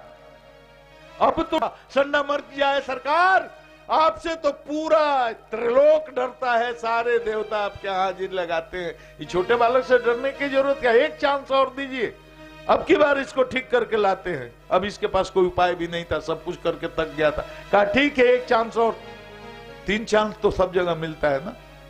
हाँ? और जहां कुछ लोगों में तलाक की प्रथा है, उसमें भी 3 बार बोलना पड़ता है, तलाक तलाक तलाक। ठीक है, अंतिम चांस है, ले जाओ। महाराज अब की बार जब गए तो कथा तो बड़ी विस्तार से है, लेकिन अब की बार तो सारे पाठशाला में जितने सहपाठी थे सबको पागल बना दिए, सबको वैष्णव दीक्षा दे करके सब हरे राम राम राम हरे हरे, हरे राम राम राम हरे हरे, हरे कृष्ण कृष्ण कृष्ण हरे हरे, हरे कृष्ण कृष्ण कृष्ण हरे हरे। संडा मर्ग जी को पता चला कि अरे बगावत हो गई, आंदोलन हो गया। अरे कहाँ आंदोलन, अरे आपके विश्वविद्यालय में हो गया। महाराज क्या हो गया? अतः सब कोई जितने विद्यार्थी हैं सब हरे राम हरे कृष्ण कर रहे हैं। संडा मर्ग जी जो हैं भागे भागे, अरे क्या हो गया देख करके, अब आउट ऑफ कंट्रोल है, मॉब है, अब तो कुएं में भंग पड़ी है, अब करेंगे क्या? भागे भागे हिरण्यकश्यप के यहाँ गए। महाराज सिचुएशन अब हमारे आउट ऑफ कंट्रोल है। जय बाबा, अब हमारे कंट्रोल नियंत्रण के बाहर है सिचुएशन। महाराज अब कुछ पारामिलिट्री फोर्स हो तो व्यवस्था करो, हम अब कुछ नहीं कर सकते। बोले कि क्या हो गया? हाँ, वो हम थोड़ा पुलिस वाले हैं ना, तो थोड़ा जय हो। बोले श्री कृष्णचंद्र सरकार की जय। मैं हम डीजीपी थे, कहीं विधि व्यवस्था बिगड़ जाती थी सिचुएशन कंट्रोल के वक्त, एसपी लोग ऐसे ही करता है, डीआईजी लोग, चाहे आईजी लोग, सर जल्दी हमको पारामिलिट्री फोर्स दीजिए, अब सिचुएशन आपको कंट्रोल हो रहा है। तो वही बात हमको याद आ गई। ठंडा मर्ग जी बोले महाराज सिचुएशन आउट ऑफ कंट्रोल है, हजारों हजार जितने विद्यार्थी हैं सबने बगावत कर दिया है, सबने विष्णु भक्ति स्वीकार कर ली है। कहा इसको पागल बनाया कौन? कहा कौन बनाएगा, आप ही का पुत्र सरकार। हम कह रहे थे हमारे सिलेबस में नहीं, हम क्यों पढ़ाएंगे, ये लगता है पेट ही से पढ़ करके आया है। और प्रहलाद जी ने बताया अपने साथियों को कहां से पढ़ करके आया। रे कौन विद्या कौन मंत्र जानता है कि हाथी से कुचलवाया, सांप से डसवाया और आग में जलवाया, विस्फान करवाया, कोठरी में भूखे पीखे रख, तेरे को कुछ नहीं हुआ? तो बोले कि हमारे गुरु तो नारद जी हैं, हमारी माता कयाधु को उन्होंने पेट में जब था तब वो ब्रह्म विद्या का ज्ञान दिया था, भक्ति ये दिया था, तो हम उन्हीं से सुने हुए हैं। सारे उसके चेला बन गए प्रहलाद के। महाराज अब तो ऐसा पागल हुआ हिरण्यकश्यप आया, बोला बुला इसको। अरे तू क्या बोलता है, कहां है तेरा भगवान? इतना उपद्रव करके रखा है, तेरा भगवान कहां है? प्रहलाद जी बोले पिताश्री वो तो सब जगह है, तू देख रहा है क्या? हाँ पिताश्री मुझे तो दिखाई दे रहा है, सब जगह है। हाँ पिताजी वो सब जगह है, तो बता इस क्या खंबे में भी है? बोला हाँ पिताजी इस खंबे में भी है। कहाँ है खंबे में? मैं देखता हूँ। निकाला तलवार खंबे पर चोट करने के लिए और खंभा फाड़ करके नृसिंह अवतार हो गया। बोले नृसिंह भगवान की जय।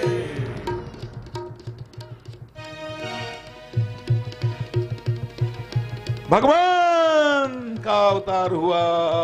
गर्दन ऊपर बाघ की, पूरा शरीर जो है नख है बाघ के और शरीर है मनुष्य का। और कथा विस्तार में है, सार यही है। हिरण्यकश्यप को उठाया पकड़ करके दरवाजे पर देहरी पर लेकर के अपने गोद में लेकर के हिरण्यकश्यप का मार नहीं सकते हो। बोला क्यों? कहा कि मैंने ब्रह्मा से वर मार लिया है, दिन में मरूंगा न रात में। कहा भगवान ने कहा न देख न दिन है न रात है, गोधली बेला है। कहा न भीतर मरूंगा बाहर, देख ये देख न भीतर है न बाहर है, देहरी पर है। कहा आकाश में भी नहीं पता है, आकाश पाताल में कुछ नहीं, देख तू मेरे गोद में बैठा हुआ है। कहा कि ब्रह्मा की सृष्टि में दिन में मरूंगा, ये ब्रह्मा की सृष्टि में किसी भी जीव से जिसको ब्रह्मा ने उत्पन्न किया उससे मैं मरने वाला नहीं हूं। भगवान ने कहा मूर्ख, ब्रह्मा को तो मैं उत्पन्न करता हूं, ब्रह्मा की सृष्टि के बाहर हूं, हमको थोड़े ही ब्रह्मा उत्पन्न किए। बोला कि अस्त्र से और शस्त्र से किसी से नहीं मरूंगा। भगवान ने कहा मूर्ख, ये अस्त्र है, नाखून है ना, न अस्त्र है न शस्त्र है, इसी से मारूंगा। महाराज इसके सीने को विदीर्ण कर दिया और ऐसा भयंकर क्रोधा होता रही है भगवान का। महाराज अरे भागवत जी में तो लिखा लक्ष्मी जी जब आई तो डर गई, देवता तो डर के भग गए। भगवान का जब भी अवतार होता है, देखो ब्रह्मा जी के साथ देवता स्तुति करने जाते हैं, ब्रह्मा जी के साथ आए हैं, किसी की हिम्मत नहीं पड़ रही है। ब्रह्मा जी ने लक्ष्मी से कहा मैया आप ही संभाल सकते हो। पति कितना गुस्सैल हो, पत्नी अगर समझदार हो संभाल लेती है। लक्ष्मी जी बड़े सौभाग्य का अभिमान, हाँ मैं तो समझा ही लूंगी। सोने के थाल में आरती सजा के आई और जय आंख देखी, जिस लहर आंख में से आते हुए लाल लाल आंखें, और दहाड़ा भगवान ने थाली फेंक करके भागी कि बाप रे बाप, ऐसा रूप तो मैंने अपने स्वामी का देखा ही नहीं था, मेरे संभालने लायक नहीं है। ब्रह्मा जी ने कहा प्रहलाद सुन बेटा, छोटे हैं 5 साल के, तेरे कारण ये भगवान का रूप लेना पड़ा ना। हाँ सरकार। तो कहा तू ही मनाना। प्रहलाद जी इतने भोले हैं, सीधे जा करके भगवान के चरणों में गिर पड़े, स्तुति की है, बड़ा सुंदर है। स्वपाद मूले पतितम तमर्भकम विलोक्य देवः कृपया परिप्लुतः उत्थाप्य तक्षि। देखो जाके जैसे चरण में गिरे हैं। अब इसकी बहुत बड़ी व्याख्या है, लेकिन संकेत करता भगवान का क्रोध शांत होगा। भगवान के नीचे दृष्टि पड़ी, भगवान ने प्रेम से उठाया, सीने से चिपका लिया अपने जीभ से। बाकी जीभ है ना, शेरा नृसिंह अवतार है, सिंह का अवतार है। कपोल को चाटने लगे इतना प्यार से, और ऐसी स्तुति की ना, ब्रह्मादय सुरगण मुनियोथ सिद्धा तत्वे कथान मतयो वचसां प्रवाहे नाराधितुं पुरुगुणैरधुना पिप्रो किंतुष्टुमर्हति समे हरिरुग्र जाते। बहुत सुंदर स्तुति की है भगवान। बड़े प्रहलाद की कथा भागवत जी में है। जल्दी जल्दी आगे अष्टम स्कंध में मनवंतरों की कथा है, ये सब हम लोग जानते हैं। हर एक मनवंतर में भगवान का अवतार होता है, इतना बात तो हम लोग कथा सुनते सुनते जानते हैं। एक मनवंतर में गज का ग्राह का भगवान ने उद्धार किया, कहानी बड़ी लंबी है, लेकिन गज ग्राह का आप लोग जानते हैं। ये गंगा गंडकी के संगम पर उद्धार हुआ। लड़ाई तो शुरू हुई बहुत दूर, नेपाल में वो क्षेत्र पड़ता है, लेकिन वहां से कहते हैं, इसमें लिखा है कि 1000 वर्षों तक ये युद्ध चला और गंगा गंडकी का जहाँ संगम है वहां गजग्राह का उद्धार हुआ। तो बिहार में गंगा और गंडकी का संगम केवल एक ही जगह है, बिहार में वो सोनपुर जगह है, जहाँ गजग्राह भगवान का मूर्ति भी है। और वहां पर बहुत धूमधाम से वहां के लोग ये मानते हैं। और पौराणिक इसका प्रमाण भी है। ये युद्ध का समापन नहीं हुआ था और भगवान की प्रेरणा, दुर्वासा का एक बार अपराध हो गया, इंद्र से दुर्वासा का अपराध हुआ। दुर्वासा ने ऐसा शाप दिया कि सारा ऐश्वर्य नष्ट हो गया। देवता तो एकदम, देवता को जैसे हमारे यहाँ भोजपुरी में बोलते हैं, दुर्वासा ने अपने शाप से फटीचर बना दिया। महाराज मारे मारे फिर रहे हैं, कोई पूछने वाला नहीं, सारा ऐश्वर्य नष्ट हो गया। अरे ब्रह्मा के पास गए, उन्होंने कहा देखो भगवान से पूछते हैं। भगवान ने कहा कि एक ही उपाय है ऐश्वर्य प्राप्त करने का, कि दैत्यों से संधि करके समुद्र मंथन करो। अरे दैत्यों से कैसे होगा आप संधि भाई? खैर संधि हुई, समुद्र मंथन हुआ। समुद्र मंथन से देखो विष निकला। तो शिव जी बाबा सबसे पहले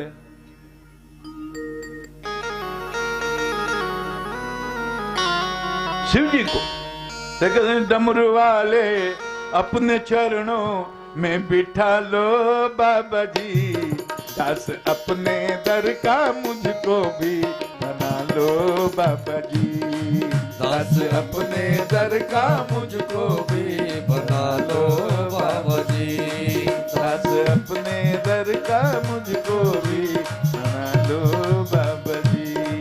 तेरी सेवा में यहाँ दोनों आएंगे काम, मुँह गाएगा तेरा भजन सुबह शाम।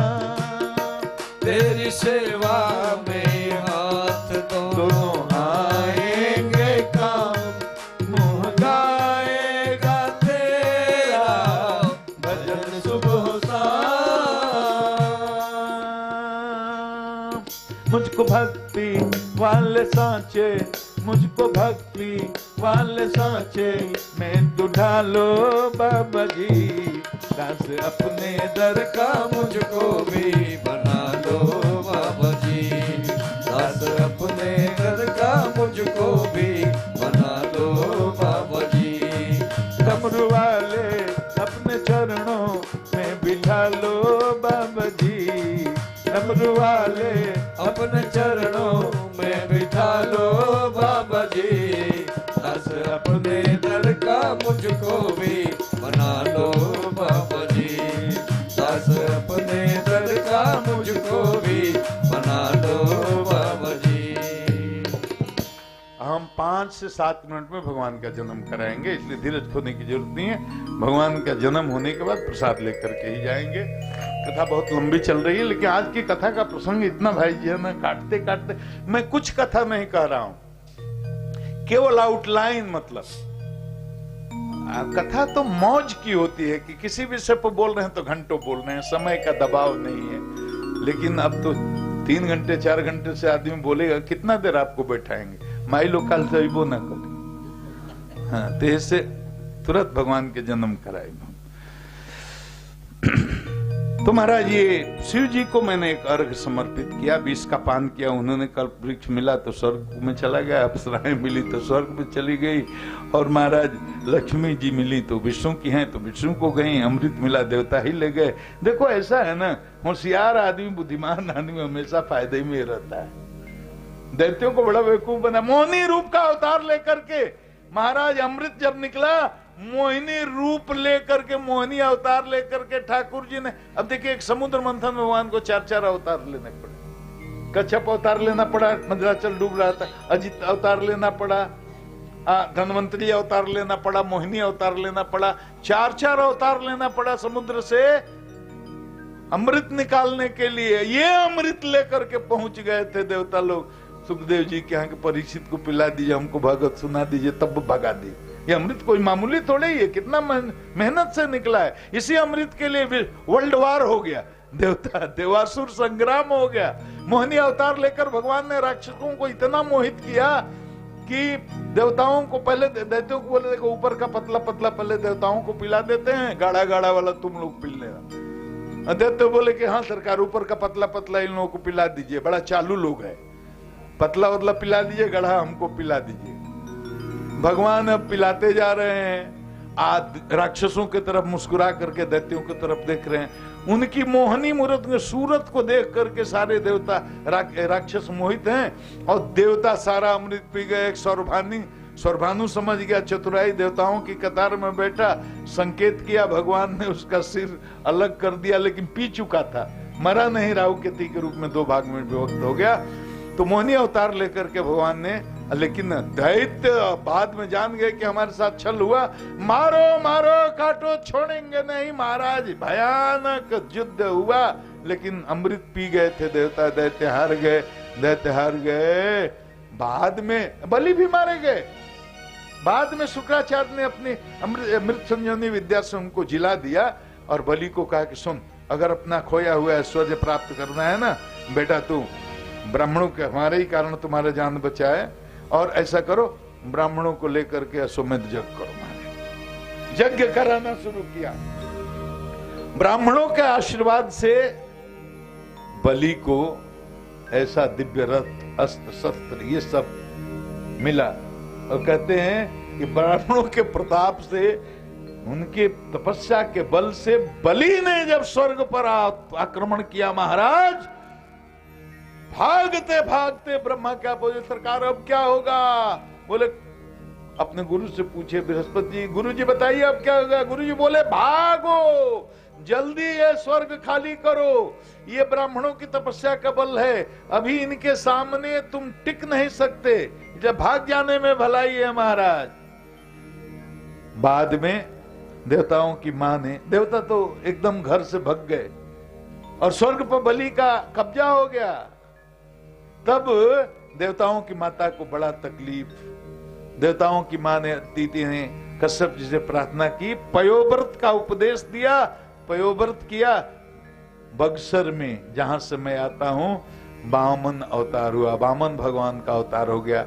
कश्यप और अदिति, अदिति मां के गर्भ से भगवान वामन का अवतार हुआ। जो 24 अवतार हैं उसमें एक अवतार बक्सर में भी हुआ। बोलिए वामन भगवान की।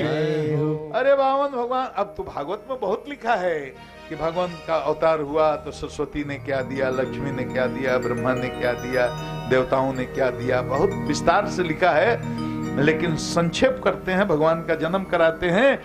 अरे बृहस्पति ने कहा क्या चाहिए? बोलिए सरकार हमारी दक्षिणा में। तो बोले हमको, बामन को बृहस्पति कहा, भैया आप ऐसा करो, हमारे देवताओं का सारा ऐश्वर्य भ्रष्ट हो गया है, बाली से उसको लेकर के आना है। बाली यज्ञ कर रहा था, वहां पहुंच गए। बाली ने देखा, बड़ा भाव पूर्वक प्रणाम किया, नमो स्वागतम ते नमस्तुभ्यम ब्रह्मन किम कर्मामते, प्रणाम किया। बहुत बहुत सौभाग्य हमारा हो भाग्य कि आप पधारे वामन देवता, बोलिए मैं आपकी क्या सेवा करूं? बोले सरकार हम आपके पूर्वजों को जानते हैं, विरोचन को जानते हैं, बलि प्रहलाद को जानते हैं, आपके दादा परदादा आपके पूर्वज इतने बड़े दानी रहे, आपका भी बड़ा नाम सुना है, तो केवल दर्शन के लिए आ गए। अरे कुछ चाहिए तो बताओ। नहीं देखो मैं बहुत संतोषी ब्राह्मण हूं, मैं लालची ब्राह्मण नहीं हूं महाराज, हमें कुछ नहीं चाहिए, लेकिन मुझे मालूम है इतने बड़े दानी हो कि ब्राह्मण जब आ गया यज्ञ में बिना कुछ दिए जाने नहीं दोगे। बलि ने कहा सही बात है, तो मांग लो। तो उन्होंने कहा कि हमको और कुछ नहीं चाहिए महाराज, केवल 3 पग भूमि दे दो। हंसने लगा बलि, महाराज मांग किससे रहे हो? छोटे देखने में वो बुद्धि भी छोटी है आपके क्या? अरे बाली से मांग रहे हो 3 पग, जुए बौने आदमी हो। अरे साम्राज्य मांग लो, अपने योग्य स्त्री मांग लो, तुम्हारा विवाह करा देते हैं, गाय मांग लो, जो मांग लो, धन मांग लो। सर ये तुम्हारे पग से 3 पग भूमि, इसमें तो एक झोपड़ी नहीं पड़ेगी महाराज। बोले सरकार राजा जी हमको देना है तो यही दे दो, इससे ज्यादा कुछ नहीं चाहिए। अब तो शुक्राचार्य जो गुरु हैं बैठे थे, बोले भाई कौन आ गया 52, 53, 54, ये कौन है? आज के पहले इतने हमने जगह कराए, कभी ये ब्राह्मण को देखा नहीं, ये कौन है? कहता है 3 पर ध्यान लगाया, देखा है साक्षात विष्णु है। वो चला बलि को, चला रुक जाओ। बोला क्या हुआ गुरुजी? अरे बड़ा खतरा है, रुक। क्या खतरा आ गया गुरु? अरे जानते हो कौन है? श्लोक जान करके नहीं बोल रहा हूं, समय नहीं। कौन है? अरे चला ये साक्षात विष्णु है, ये देवा नाम कार्य साधक, देवताओं का कार्य बनाने वाला। ये 3 पग में तुम्हारा सब कुछ ले लेगा, तुम्हारे पास कुछ छोड़ेगा नहीं। मत करना संकल्प। भगवान ने कहा गुरु चेला आपस में लड़ोगे या तुमको देना है या नहीं देना है ये भी बता दो। बोला नहीं सरकार, मैंने तो मुंह से बोल दिया तो दे ही दूंगा, 3 पग भूमि देने में क्या है, तो ले लो आप नाप लो। बोला ऐसे थोड़े, संकल्प करो।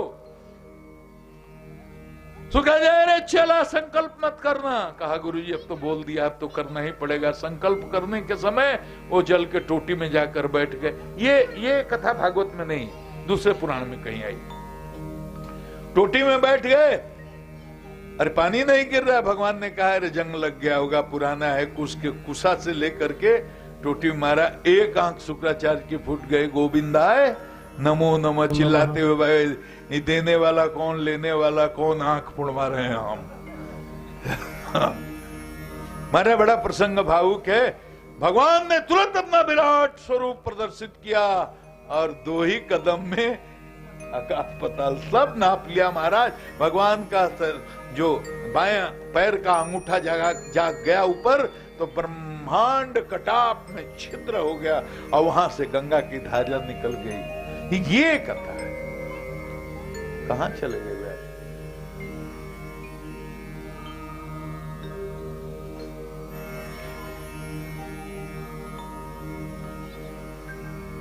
ये बलि जैसा कोई दानी हुआ ही नहीं।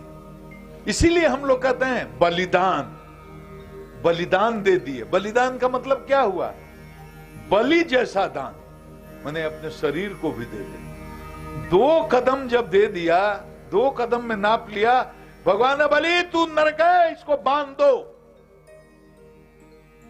पास में बांधो, ये जाएगा कहां? कहा बलि तू नरक में जाएगा। 3 पग देने के लिए कहा था, बता तीसरे पैर को से क्या नापू? तुम्हारा सब कुछ जो था नप गया। उसने कहा सर धन देने वाला सरकार बड़ा है कि धनवान? बोले कि नहीं, जिसका धन है वो। कहा सरकार धन तो आपने सब कुछ ऐश्वर्य नाप ही लिया, तो अब जो तीसरा पैर है मेरे सिर पर रख दो। भगवान प्रसन्न हो गए। 2 ही पग में ब्रह्मांड कटाप में छिद्र हो गया और वहां से गंगा की धारा निकली। गंगा की उत्पत्ति ऐसे ही हुई।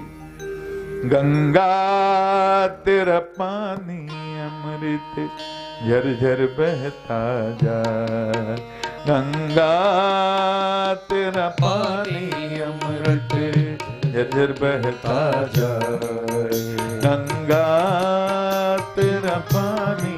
बोले गंगा मैया की। तीसरा कदम रखा, अपने सर पर रख दिया, अपने आप को समर्पित कर दिया। बलि की पत्नी भी आई, उसने भी बड़ा अच्छा एक कहां और चीज है। वो जो बलि की पुत्री थी, उसने जब देखा ना बावन भगवान को, तो उसके अंदर इतना वात्सल्य भाव आया, नाम अभी स्मरण नहीं आ रहा है। वात्सल्य भाव कि मेरा पुत्र होता तो मैं इसको स्तनपान कराती। वो अलग से कथा में, पुरातन कथा में एक वही पूतना जाकर के बनी। तो ये जो है बामना अवतार की कथा है। बलि दैत्य कुल में उत्पन्न होकर के इतने उत्कृष्ट भगवान के भक्त हुए। उसके बाद में कहा वर मांग लो बलि, मैं प्रसन्न होगा सरकार आप ही को देखता रहूं सुतल लोक में राज। बोले कि अगले मनवंतर में इंद्र बनोगे, लेकिन तब तक जाकर के सुतल लोक में राज करो।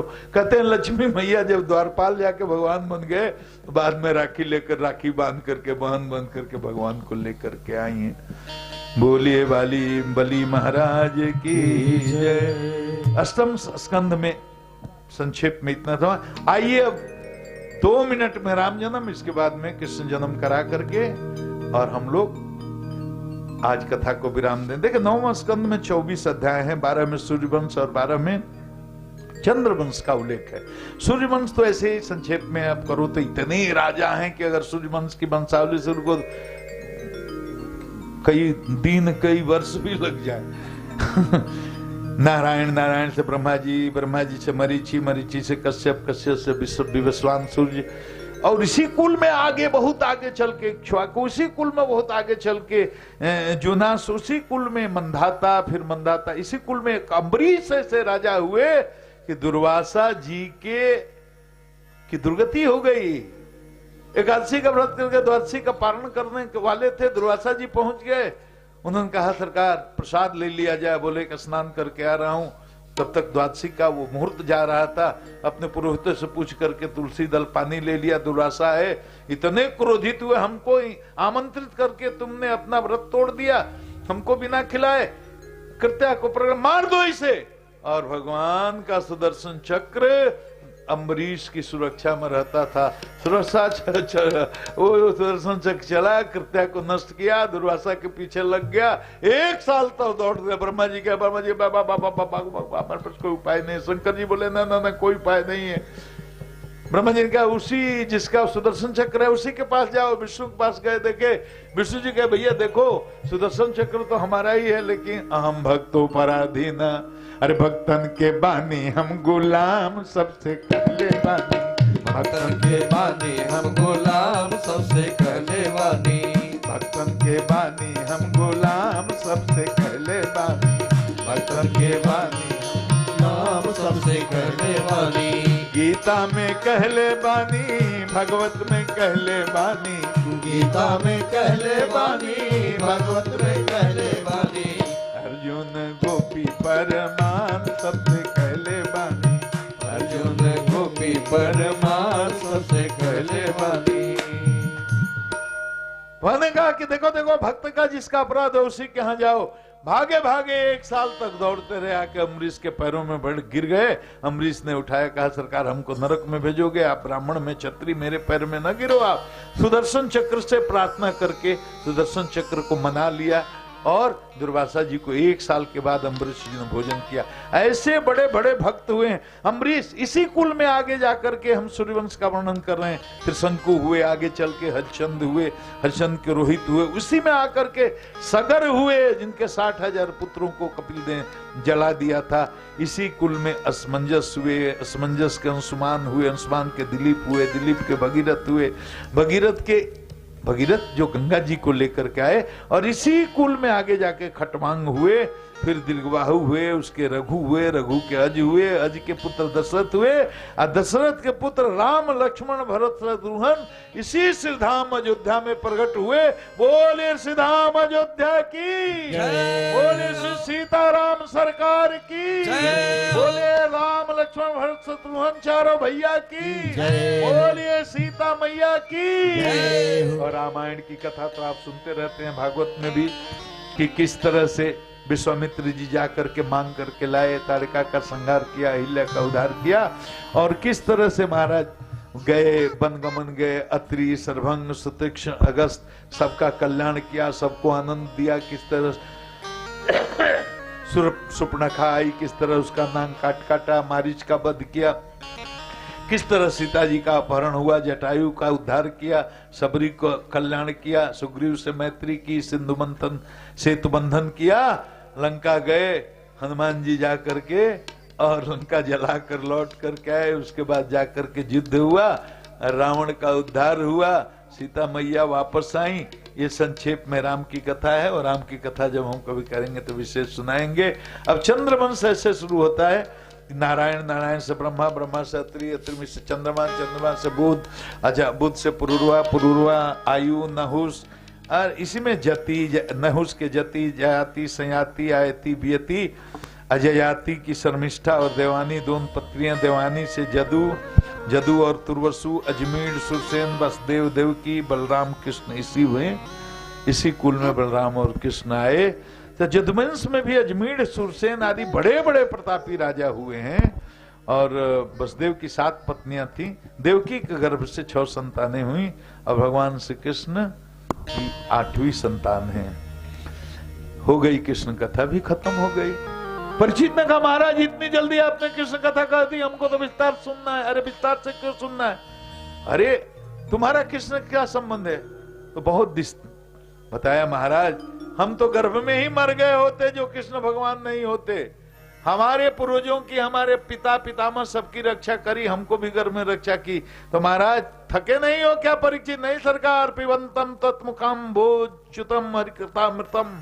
महाराज आपके मुंह से कथा सुनते हुए मैं थकता नहीं महाराज, हमको भूख प्यास कुछ नहीं है। कृष्ण की कथा तो विस्तार से सुनाइए। तो यहां से आगे तक जो सुनिएगा अब कृष्ण भगवान की कथा है।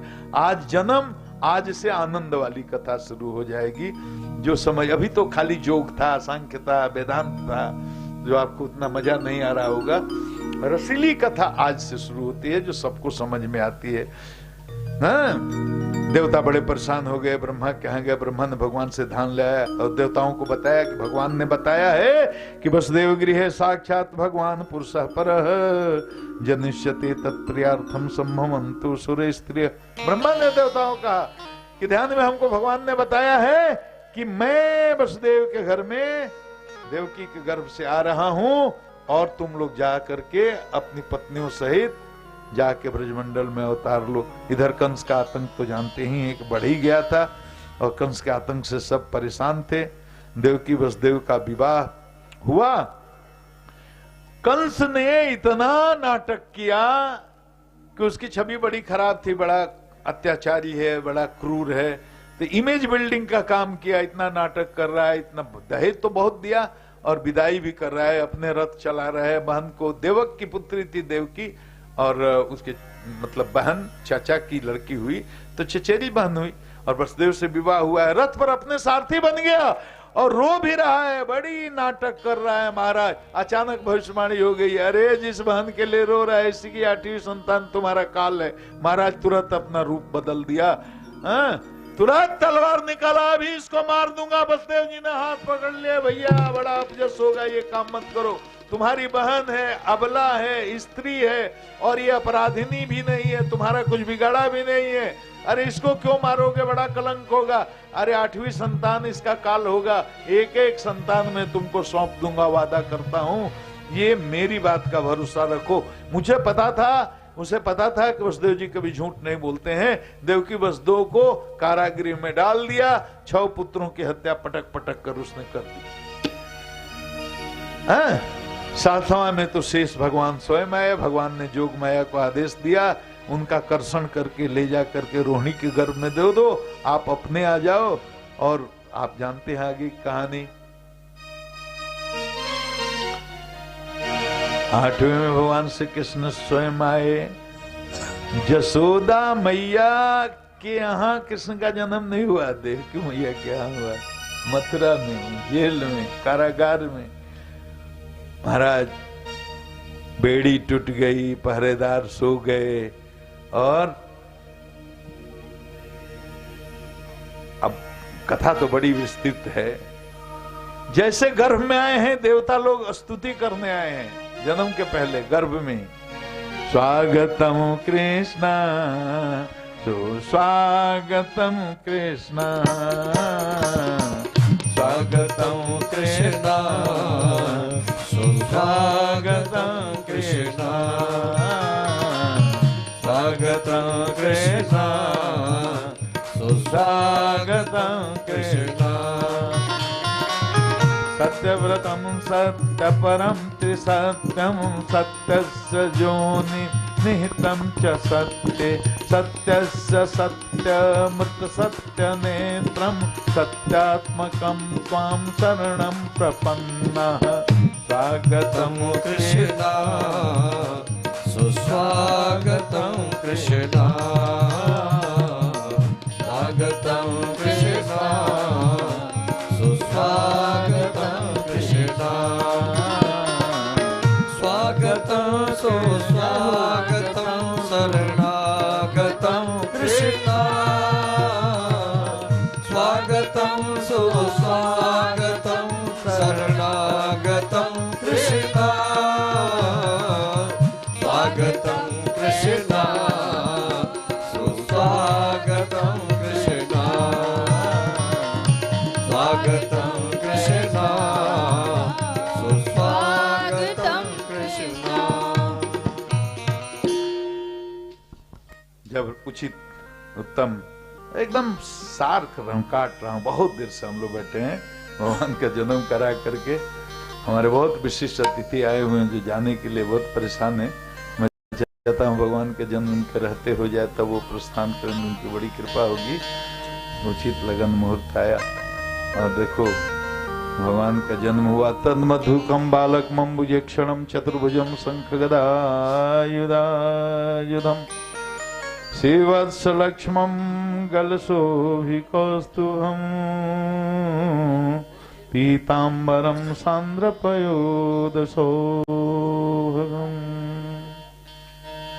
चतुर्भुज रूप में भगवान प्रकट हुए। जैसे भगवान यहाँ भी प्रकट हुए, भय प्रगट कृपाला दीन दयाला कौशल्या हितकारी हारी सुमनहारी अद्भुत रूप निचारी लोचन अभिरामा तनु घन श्यामा निज आयुध भुजचारी भूषण बनवाला नयन विशाला सेवा सिंधु करारी जोई कर जोरी स्तुति तोरी के विधि करो मनता माया गुण गाना तीर्थ माना। सब लोग खड़ा हो जाइए, भगवान का जन्म हुआ।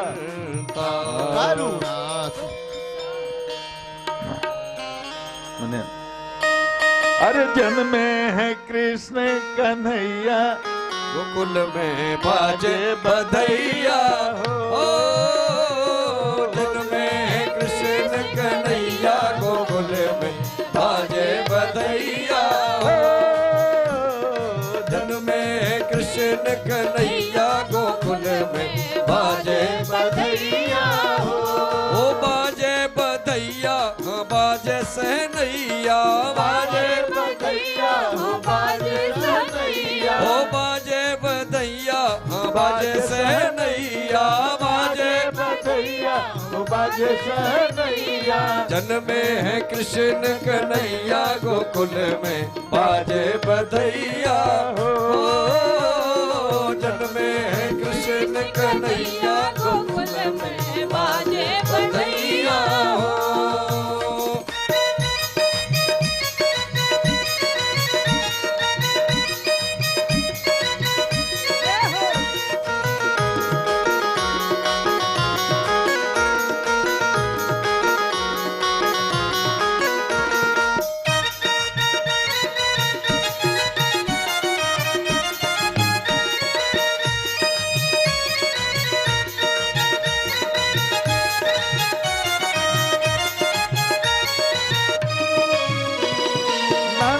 मगन मन मोतिया लुटावे ओ नंद मगन मन मोतिया लुटावे मोतिया लुटावे हो मोतिया लुटावे ओ मोतिया लुटावे ओ मोतिया लुटावे नंद मगन मन मोतिया लुटावे नंद मगन मन मोतिया लुटावे रानी जसोदा झुलना झुलावे रानी यशोदा झुलना झुलावे अरे बाज रही सहनैया गोकुल में बाजे बधैया हो बाज रही सहनैया गोकुल में बाजे बधैया हो जन्मे कृष्ण नैया गोकुल में बाजे बधैया हो जन्मे कृष्ण कन्हैया गोकुल में बाजे बधैया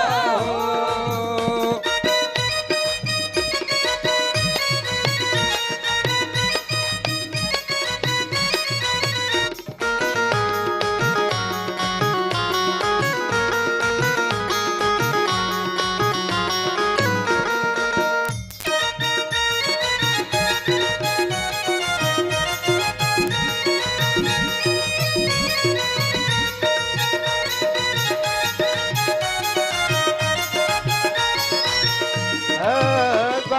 बाल मिली नाचे गावे ओ बाल बाल मिली नाचे गावे बाल बाल मिली नाचे गावे बाल बाल मिली नाचे गावे सारे देव सुमन बरसावे सारे देव सुमन बरसावे सुमन बरसावे सुमन बरसावे सुमन बरसावे सुमन बरसावे बलदाऊ के छोटे भैया गोकुल में बाजे बधैया हो ओ बलदाऊ के छोटे भैया गोकुल में बाजे बधैया हो। जन्मे है कृष्ण कन्हैया गोकुल में बाजे बधैया हो। जन्मे कृष्ण कन्हैया गोकुल में बाजे बधैया हो। जन्मे कृष्ण कन्हैया गोकुल में बाजे बधैया हो। जन्मे कृष्ण कन्हैया गोकुल में बाजे बधैया हो। जन्मे कृष्ण कन्हैया गोकुल में गोकुल में बाजेला भजन।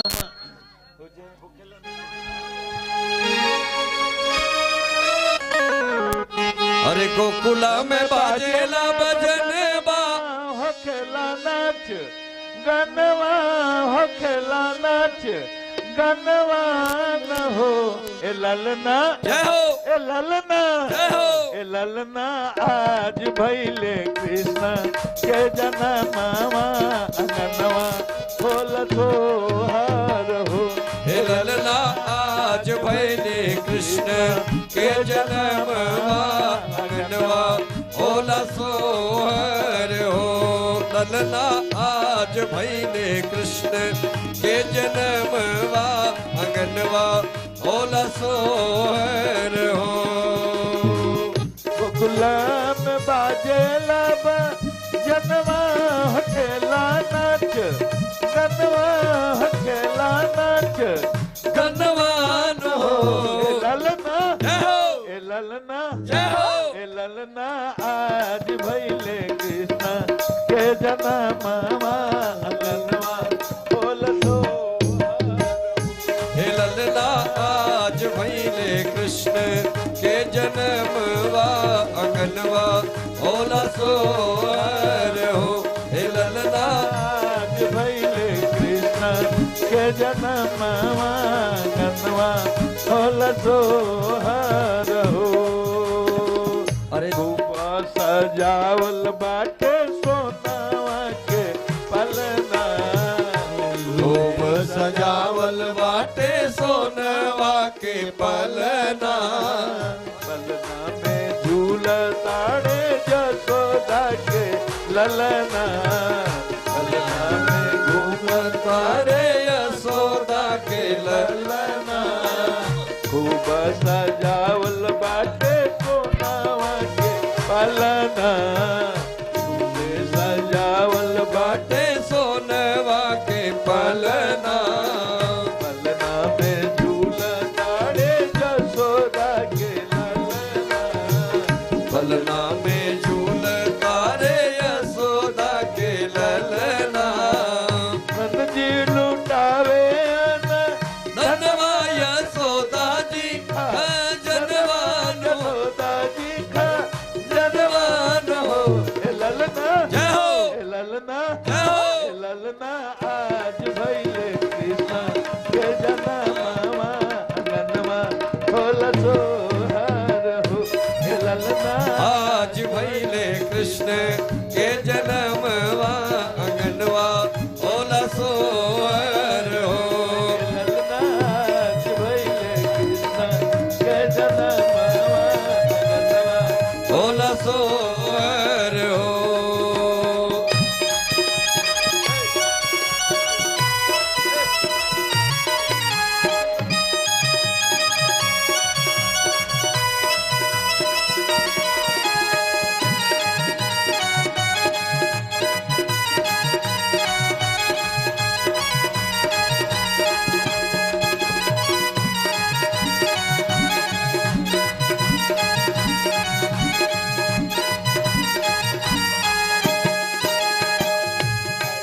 मनोहर मंगल मुहूर्त सुहावन सुंदर सूरत सुहावन सुंदर सूरत नो।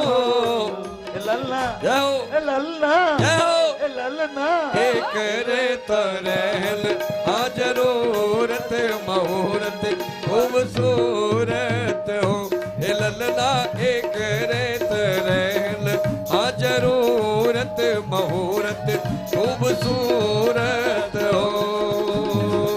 ऐसन मनोहर मंगल मूरत सुहानी सुहर सूरत सुहानी सुंदर सूरत न हो ए ललना जय हो ललना जय हो ललना ए करे तरहल आ जरूरत मुहूर्त खूबसूरत हो ए ललना ए करे तरहल आ जरूरत मुहूर्त खूबसूरत हो।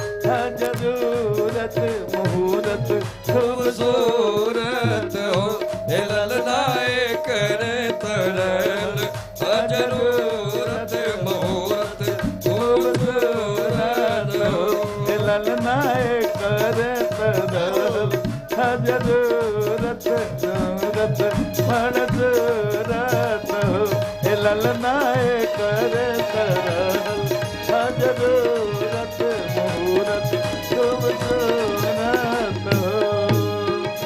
दे देरी मैया बधाई दे देरी मैया दे देरी मैया बधाई दे देरी मैया ओ तेरी हाँ तेरी गोद में आयो लाल बधाई दे देरी मैया तेरी गोद में आयो दे गोरी मैया ओ दे देरी मैया बधाई दे देरी मैया दे देरी मैया बधाई दे देरी मैया ओ तेरी ओ तेरी गोद में आयो लाल बधाई दे देरी मैया तेरी गोद में आयो लाल बधाई दे गोरी मैया। जय हो।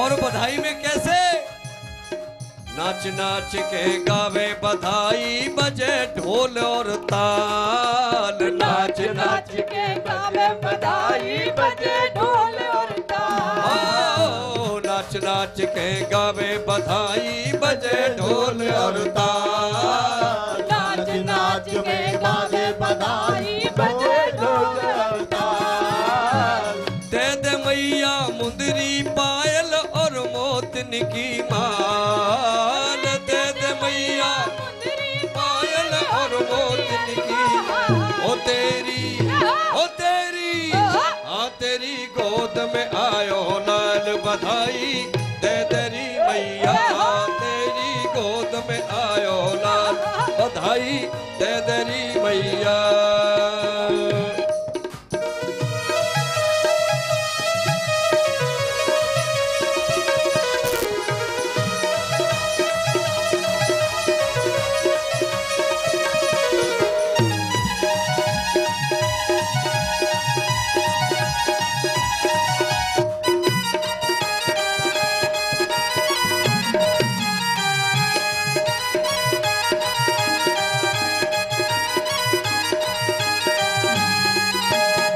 दे दे हमको अन्न धन मैया लहंगा चूनर साड़ी दे दे हमको अन्न धन मैया लहंगा चूनर साड़ी दे दे हमको अन धन मैया लहंगा चूनर साड़ी दे दे हमको अन धन मैया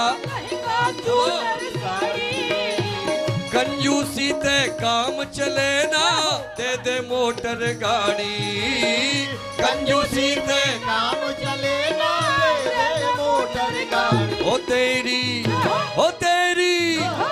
तेरी गोद में आयो लाल बधाई दे देरी मैया तेरी गोद में आयो लाल बधाई दे दो रे मैया दे देरी मैया बधाई मोय दे देरी मैया दे देरी मैया बधाइया दे तेरी मैया ओ तेरी गोद में आयो लाल बधाई दे देरी मैया तेरी गोद में आयो लाल बधाई दे तेरी मैया जय हो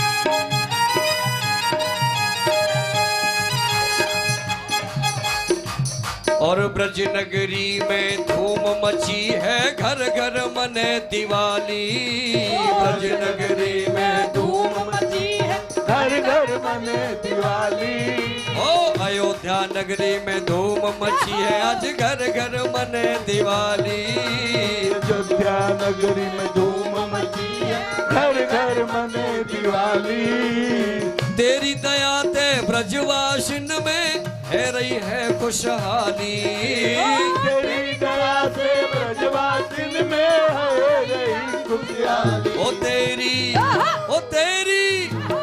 तेरी गोद में आयो लाल बधाई दे देरी मैया तेरी गोद में आयो लाल बधाई दे दोरी मैया दे देरी मैया बधाई दे देरी मैया दे देरी बधाई दे तेरी मैया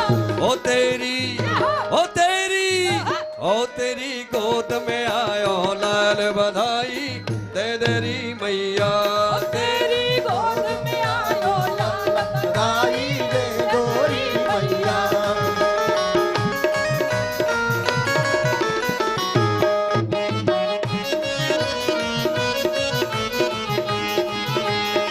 सौ बार बधाई लोगो सौ बार बधाई लोगो ओ सौ बार बधाई लोगो सौ बार बधाई लोगो ओ लाखों बार बधाई नंद झुके आंगन में 10 बार बधाई नंद झुके आंगन में बाजे आज बधाई नंद झुके आंगन आंगन में बाजे आज बधाई ओ सौ बार बधाई लोगो 100 बार बधाई लोगो सौ बार बधाई लोगो 100 बार बधाई लोगो ओ लाखों बार बधाई नंद झुके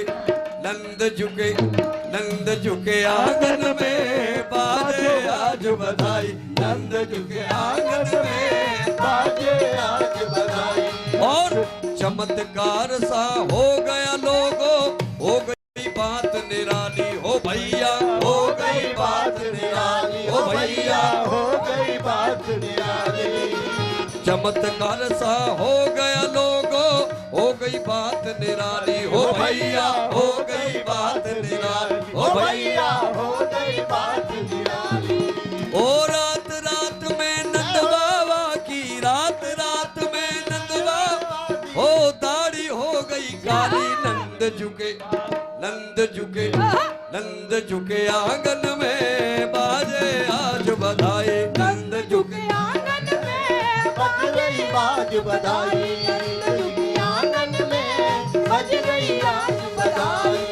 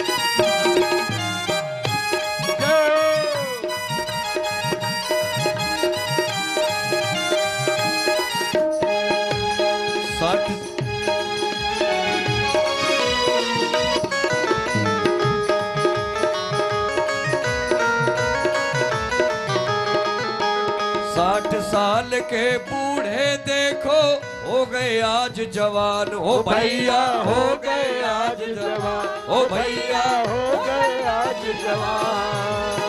60 साल के बूढ़े देखो हो गए आज जवान। ओ भैया हो गए आज जवान। ओ भैया हो गए आज जवान।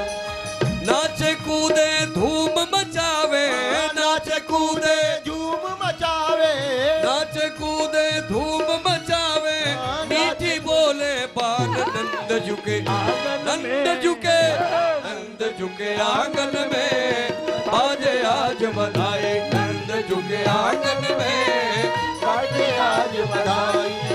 ओ 100 बार बधाई लोगो, 100 बार बधाई लोगों, 100 बार बधाई लोगो, 100 बार बधाई लोगों, ओ लाखों बार बधाई, नंद झुके जय हो, नंद झुके आंगन में, बाजे आज बधाई, नंद झुके आंगन में बज गई आज बधाई। नंद झुके आंगन में बज गई आज बधाई। और जुग जुग जिए लाल तिहारो, ये आशीष हमारी हो बाबा, ये आशीष हमारी, ओ बाबा, ये आशीष हमारी।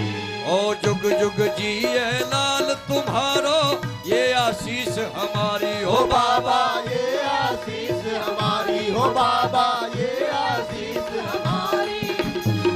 ऐसे दे आशीष समय मिले, ऐसे दे आशीष समय मिले, गावे ब्रज नर नारी, नंद झुके नंद झुके, नंद झुके आंगन में, बाजे आज बधाई, नंद झुके आंगन में बाजे आज बधाई। ओ 100 बार बधाई लोगो, 100 बार बधाई लोगो, 100 बार बधाई लोगो, 100 बार बधाई लोगो, ओ लाखों बार बधाई, नंद झुके, नंद झुके, नंद झुके आंगन में, बाजे आज बधाई, नंद झुके आंगन में बज गई आज बधाई। नंद झुके आंगन में बज गई आज बधाई।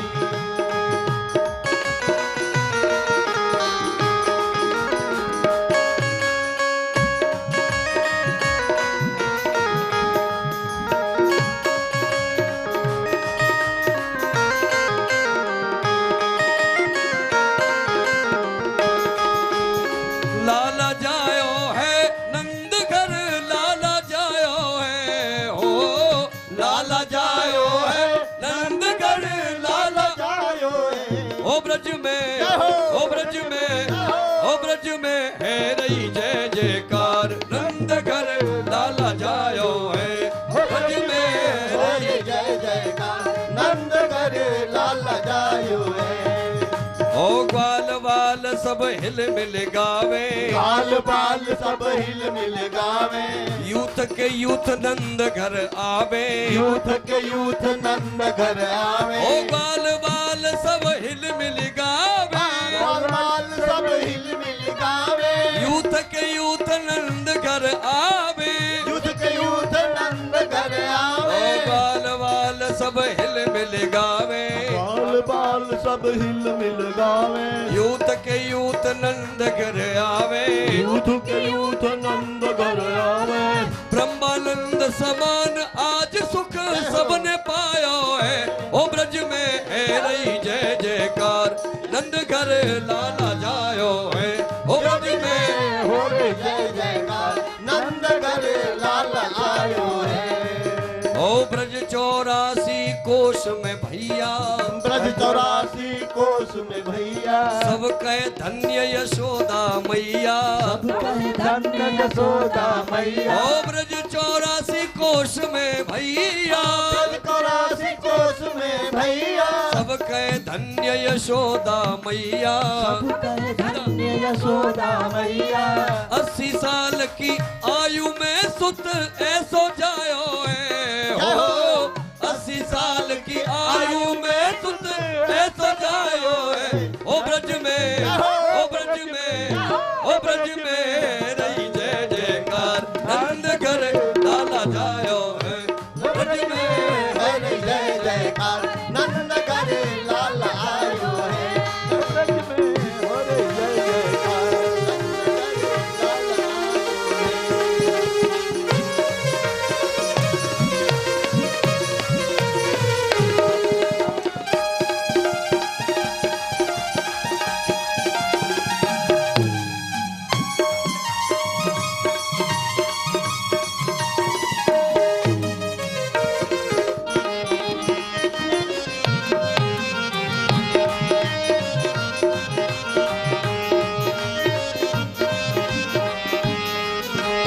ब्रह्मा शिव सनकादिक आए, ब्रह्मा शिव सनकादिक आए, सिद्ध मुनि सब देव सिधाए, देव मुनि सब सिद्ध सदाए। ओ ब्रह्मा शिव सनकादिक आए, ब्रह्मा शिव सनकादिक आए, सिद्ध मुनि सब देव सिधाए, देव मुनि सब देव सिखाए। दरबालन को रूप सबे मिली मंगल गायो है, हो दरबालन को रूप सबे मिली मंगल गायो है। ओ ब्रज में, ओ ब्रज में, ओ ब्रज में रही जय जयकार नंद घर लाला जायो है। ओ ब्रज में रही जय जयकार नंद घर लाला जायो है। ओ ब्रज में जय जयकार नंद घर लाला जायो है, नंद घर लाला जायो है, नंद घर लाला जायो है। बोलिए नंद के लाला की, बाल कृष्ण भगवान की जय हो। आइए अब हम सभी आरती करें और उसके बाद फिर एक दो भजन। ज्वालामालन्नवीनमातरवोपचारार्थे गन्धाक्षतभुत्पाणि समर्पयामि नमस्तरोमि। लोकपति का है एदग्गम हविः प्रजननम् अतुदतवीरग्गं सर्वगणग्गं दत्ताय आत्मतानि प्रजातानि पशुतानि लोकधन्यभयतानि अग्निः प्रजां बहुलं करोत्पन्नं पयोरेतो अस्मासो दत्तो। हे गिरधर आरती बाल कृष्ण की जय, अपनो जन्म सुफल कर लीजय। आरती बाल कृष्ण की जय, अपनो जन्म सुफल कर लीजय। श्री यशोदा को परम दुलारो, श्री यशोदा को परम दुलारो, बाबा की अखियन को तारो, गोपिन के प्राणन सो प्यारो, इन पर प्राण निछावर की जय। आरती बाल कृष्ण की जय, बलदाऊ को छोटो भैया, बलुआ कही के बोलत मैया, परम मुदित मन लेत भलैया, ये चबिने नंद में भर लीजे। आरती बाल कृष्ण की जय, तो तरी बोलत मधुर सुहावे, सखन संग खेलत सुख पावे, सोई सुकृति जो इनको ध्यावे, अब इनको अपनो कर लीजे। आरती बाल कृष्ण की जय, ओ अपनो जन्म सफल कर लीजे, अपनो जन्म सफल कर लीजय। श्री राधा बर सुगर कन्हैया, श्री राधा वर सुकर कन्हैया, ब्रज जन को नवनीत खवैया, ब्रजनन को नज नीज खेवैया, देखत ही मन लेत चुरैया, देखत ही मन लेत चुरैया। ओ अपनो सर्वस्व इनको दीजे। आरती बाल कृष्ण की जय, ओ अपनो जन्म सुफल कर लीजे। आरती बाल कृष्ण की जय, अपनो जन्म सुफल कर लीजे। आरती बाल कृष्ण की जय, अपनो जन्म सुफल कर लीजे।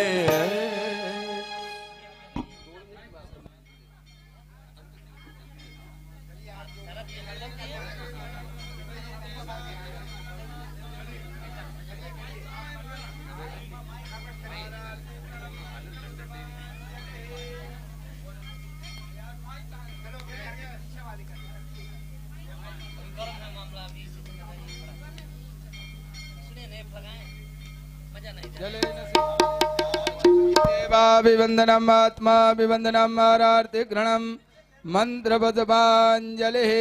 आरती नीचे रखें, जल छोड़ें और हाथ में चावल फूल ले लें। ओम जदने निद्रमय जनता देवास्तानि धर्माणि प्रथमान्य तन्ना देहनाकम् महिमानः सचन्द्रत् पूर्वे ताद्याः शांति देवाः। ओम एकदन्ताय विद्महे वक्रतुण्डाय धीमहि तन्नो दन्ती प्रचोदयात्। नंद नंदनाय विद्महे यशोदानंदनाय धीमहि तन्नो श्री कृष्ण प्रचोदयात्।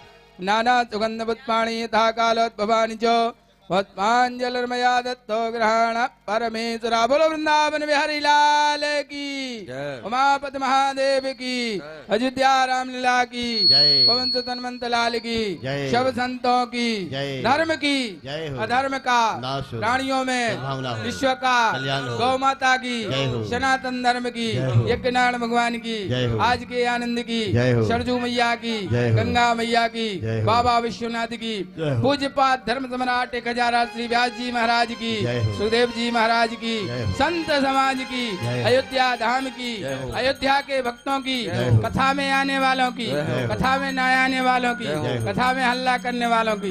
नमः पार्वती पते हर हर महादेव। जय जय श्री राधे श्याम। इस माइक का आवाज ठीक सभी लोग प्रसाद लेकर के जाएंगे। आज भगवान हमारे कैसा माइक का आवाज कर दिया, बना दिया। परमात्मा का प्रादुर्भाव हुआ है, नारायण प्रकट हुए हैं नारायण। और सभी लोग नारायण भगवान का जो है प्रसाद लेकर चरणामृत लेकर के जाएंगे। और कल जो है समय से आप लोग पधारेंगे। कल की भी सुंदर कथा है और गोवर्धन लीला होगी। गोवर्धन नारायण कल सायंकाल गोवर्धन। हाँ, कल की गोवर्धन लीला होगी। सभी लोग भगवान की बाल लीलाओं को श्रवण करते हुए हाँ और सायंकाल समापन के वक्त गोवर्धन लीला होगी। तो सभी लोग जो है अधिक से अधिक संख्या में पधार करके धर्म लाभ अर्जित करें एवं मानवीय जीवन को सफल बनाएं। बोलो यज्ञ नारायण भगवान की जय।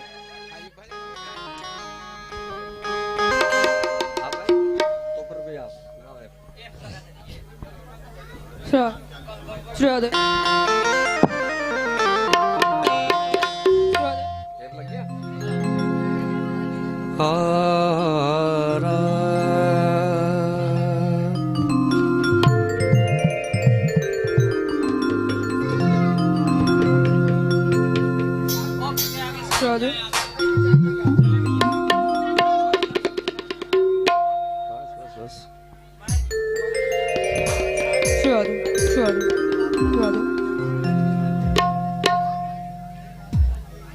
लगन तुमसे लगा बैठे जी। बहुत ऊंचा हो जाएगा इससे। लगन तुमसे लगा बैठे, जो होगा देखा जाएगा।